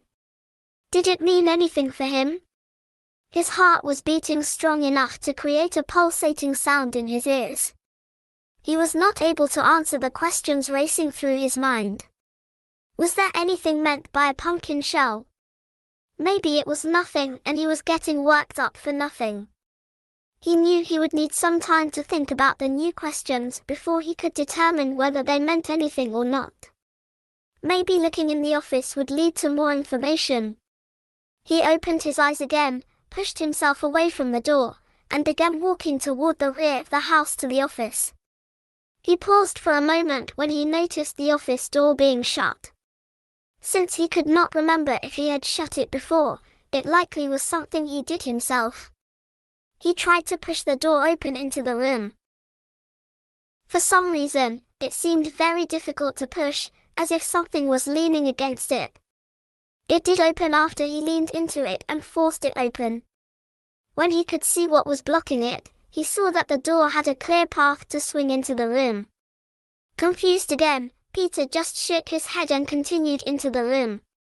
He took a seat in the office chair. After another sigh, he picked up one of the folders from earlier. He pulled out another newspaper clipping to review. After scanning it for a moment, he realized it was another photo of Matthews. He was posing in front of the furnace store. Peter focused uneasily on Matthew's image. The almost crazed eyes appeared to peer though time again, and directly at Peter. Very unnerved with the photo, Peter set the clipping down on the desk. Looking out the window to his right, he managed to calm down again after about a minute. Looking back at the clipping, he tried to focus on other objects in the photo. The storefront was relatively small, but that was all that may have been needed for the service-based business. A partial view of Matthew's truck was parked in front of the store. It was a very old stake truck with what looked like large metal plates propped against the sides. A few large metal bottles appeared to be tied to the sides as well. Peter believed they may have been welding equipment. Still puzzled, he set the clipping aside, opened the accordion file again, and pulled out another stack of news clippings. He spent a fair amount of time reviewing the articles, but did not find anything that he felt would really help find Sarah or what happened to Vernon. His stomach growled slightly, and he decided to find some lunch before deciding what to do next. He stood up and turned around. The office door was shut. He knew that he did not shut it. As he stared at the closed door for a moment, the room seemed to darken for some reason, even with daylight coming through the window. Perhaps the sun was going behind a cloud. He could almost sense something was about to happen. It continued to darken in the room. Feeling very uneasy, he started to tremble. Or was it something else trembling? Soon he started to hear the glass globe in the wall sconce vibrating as well as other things hanging on the wall. His chest began to tighten as if something was pressing against it. The sound and vibration did a crescendo for a moment, then abruptly stopped. The pressure on his chest was no longer there either. He was unsure of what just happened. He closed his eyes and took a deep breath. Still wanting to leave the room, he stepped to the door. As he pulled the door open, he realizes it was much easier to open. He swung it back and forth a few times to test it. Not able to figure out what happened earlier, he just propped the door aside and walked into the hall toward the kitchen. Looking at the clock in the kitchen, he noted that it was close to lunchtime. Despite still feeling somewhat uneasy, he decided he would get something for lunch. He walked over to the refrigerator and opened it to see what was inside. After lunch, Peter first thought about returning to the office to do some more research, but he had second thoughts. As he set the dishes in the sink, he remembered the pressure on his chest and everything shaking. To him it was like someone, or something did not want him in there. His breathing started to increase when he remembered that Sarah spent a fair amount of time in the office trying to find some kind of clues before she disappeared. Maybe she found something she was not supposed to find. If there was something in the office, what was it? He could not think of anything that serious in the items he had examined. He did find out information on the previous owners, but nothing that stood out in his mind as enough to cause some type of curse. Was there actually a curse on the house like Vernon said?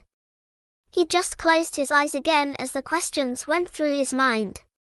He took a deep breath and exhaled slowly in an attempt to calm down. Wanting to do something to ease his mind, he decided to watch some television for a while. He took one more deep breath. After tapping the edge of the sink 2 times, he turned and began heading toward the living room with the television. Peter was unable to gain the confidence to return to the office. It was dark as he finished a simple dinner. As he sat at the kitchen table, he stared at the few remaining sandwich pieces he made for dinner. It hit him how things had really changed for the worse since Sarah disappeared. He had been excited to move to Wharton, but since she disappeared the excitement had disappeared as well. All the reasons for moving here now seemed so trivial. He got to live in a small town with a good job. The job, he had been so sidetracked lately, he barely thought about his job. As he thought about the returning to work, he had no idea when he would be ready to start again. The thought of being cheerful and trying to sell houses to people still seemed something too difficult for him to try. He picked up the plate and silverware, stood up from the chair, and walked to the sink. He set the plate and silverware into the sink along with the lunch dishes, which had not been washed either. Feeling very tired, he walked out of the kitchen toward the foyer. Pausing at the front door, he peered out of the window toward the street in front of Vernon's house. The police and sheriff cars were no longer parked in front of his house. They must have finished up for the day at least, he figured. He walked away from the door and headed toward the stairs. Slowly he made his way up the steps using his hand on the railing to aid his climb. The treads creaked with each step. He felt numb to the sound as he continued to the second floor. At the top of the stairs he slowly walked around the open hallway to the bedroom. He opened the bedroom door and pushed it into the darkened room. After turning on the light, he paused briefly.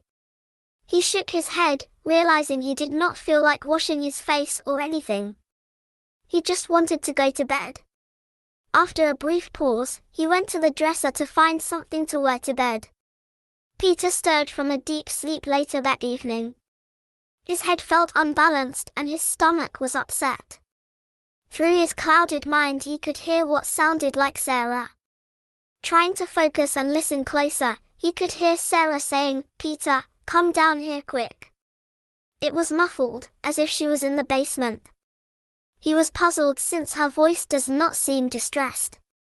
As he rolled over and began to swing his feet off the bed, he became aware that he really felt drunk. Fighting the dizziness, he managed to stand up along the side of the bed. He headed straight to the partially open door and pushed it fully open. Feeling as if he did not have any control, he watched as he staggered into the hallway. The stairway light was on, and he made his way around to the stair landing. He supported himself by using both hands to keep his balance. Stumbling to the top of the stairs, he ran into the wall along the stairs. Stunned for a moment, he shook it off and continued down the steps. He slowly staggered down the steps. One hand was on the railing and the other on the opposite wall. He continued to feel unbalanced as he neared the bottom of the stairs.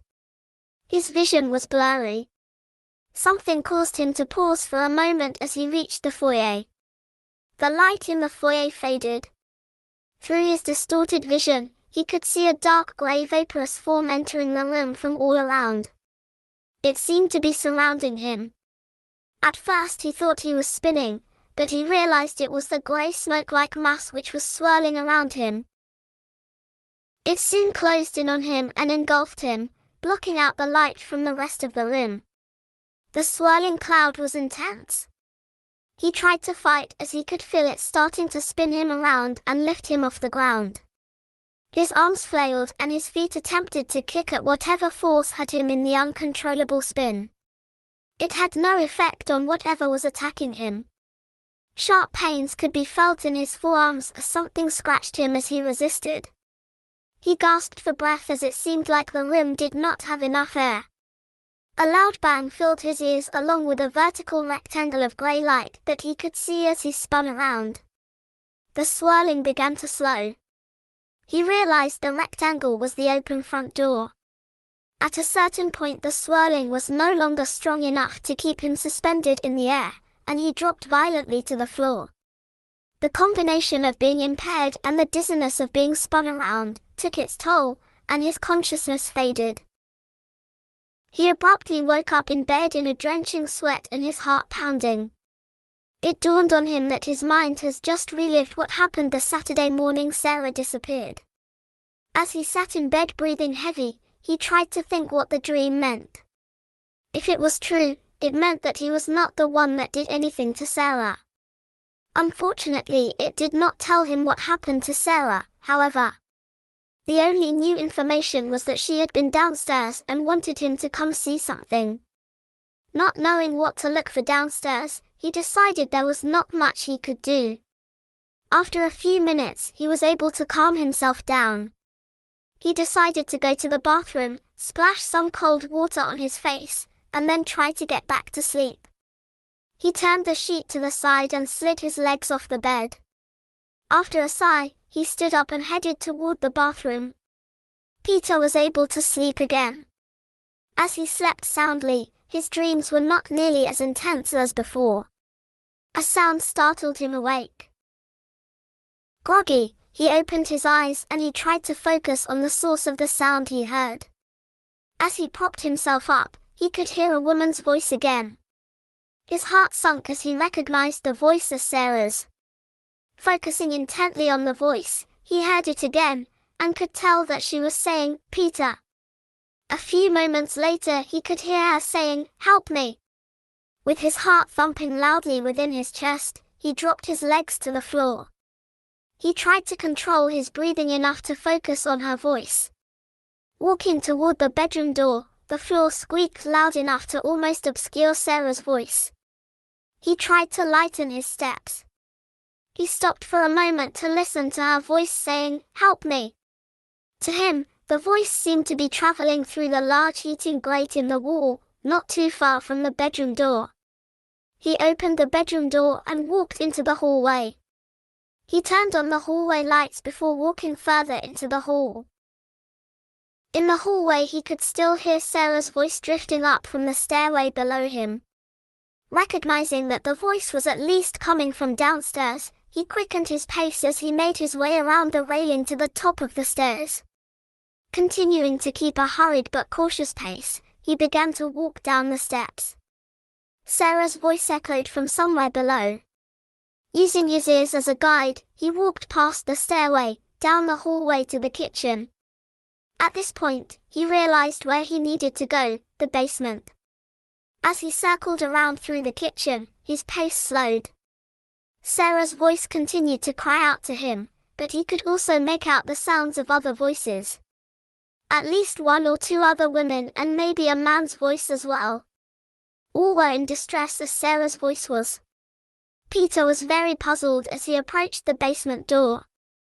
Very uncertain what he would find, but wanting to do anything to help Sarah, he reached for the knob to the basement door and he began to slowly pull it open. A chill swept over him from the pitch-black basement. It seemed very cool, if not cold. The basement was usually cool, but this was more than he remembered. Not knowing what to expect below, and the unusually cold air caused Peter to tremble. His trembling hand moved toward the light switch inside of the doorway. The air past the doorway felt much cooler to him than the air in the hallway. After moving the switch, the two incandescent bulbs cast a yellowish light into the basement below. For some reason, The lights appeared restricted and the room seems only a slight improvement from pitch black. Still hearing voices below, he took a deep breath and then exhaled. He slowly started down the stairs. Gripping the railing as he carefully continued down the stairs, he stayed alert, realizing there could be someone or something down there, other than just the voices he was hearing. About halfway down the steps, he stopped as the thought occurred to him that the voices could have been in his head. He was not hearing them at the moment. What if they were not in his head, though? He felt he needed to continue, so he did. The treads creaked as his weight was transferred with each step. As he reached the bottom of the stairs, he carefully listened for sounds to see if he could determine where they were coming from. Some of the voices had tapered off before he started walking down the steps. Hoping to hear more, he waited patiently at the bottom of the stairs. While waiting, the chill from the room caused him to rub his hands together for warmth. He commented, "Wow, it's so cold down here." After nearly a minute of waiting, Sarah's voice was the next voice he heard. It sounded like it was coming from his left, from somewhere near the furnace. He walked in front of the furnace slowly, then walked between it and the workbench. As he peered behind the furnace, he could not see anything strange other than a few odd shadows. Confused, he stared at the area between the furnace and the steel plate wall behind it. Another woman's voice appeared to come from behind the steel plating. Wanting to listen closer, Peter quietly walked behind the furnace and placed his right ear against one of the larger steel panels. As he leaned against the wall, it moved inward slightly. Startled, he pulled back and stared at it for a moment. He then used his hand to push against the large steel plate. It was heavy, but it swung inward to reveal a pitch black and very cold room.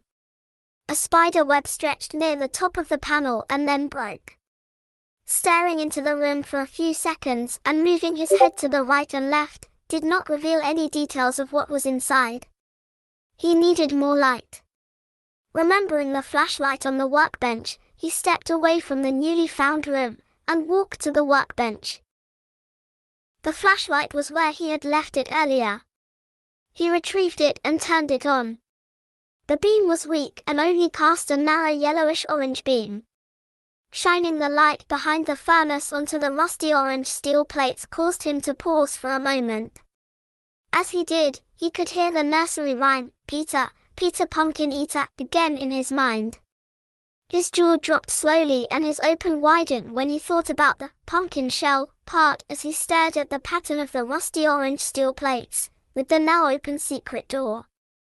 His heart pounded as he inched toward the pitch-black room. He had to duck slightly to enter the room. His forehead brushed up against some of the spider web that had broken near the top. Soon after clearing the path of the door, his left foot kicked something. He shined the light downward, and he could see the floor of the room was covered with lumps of coal.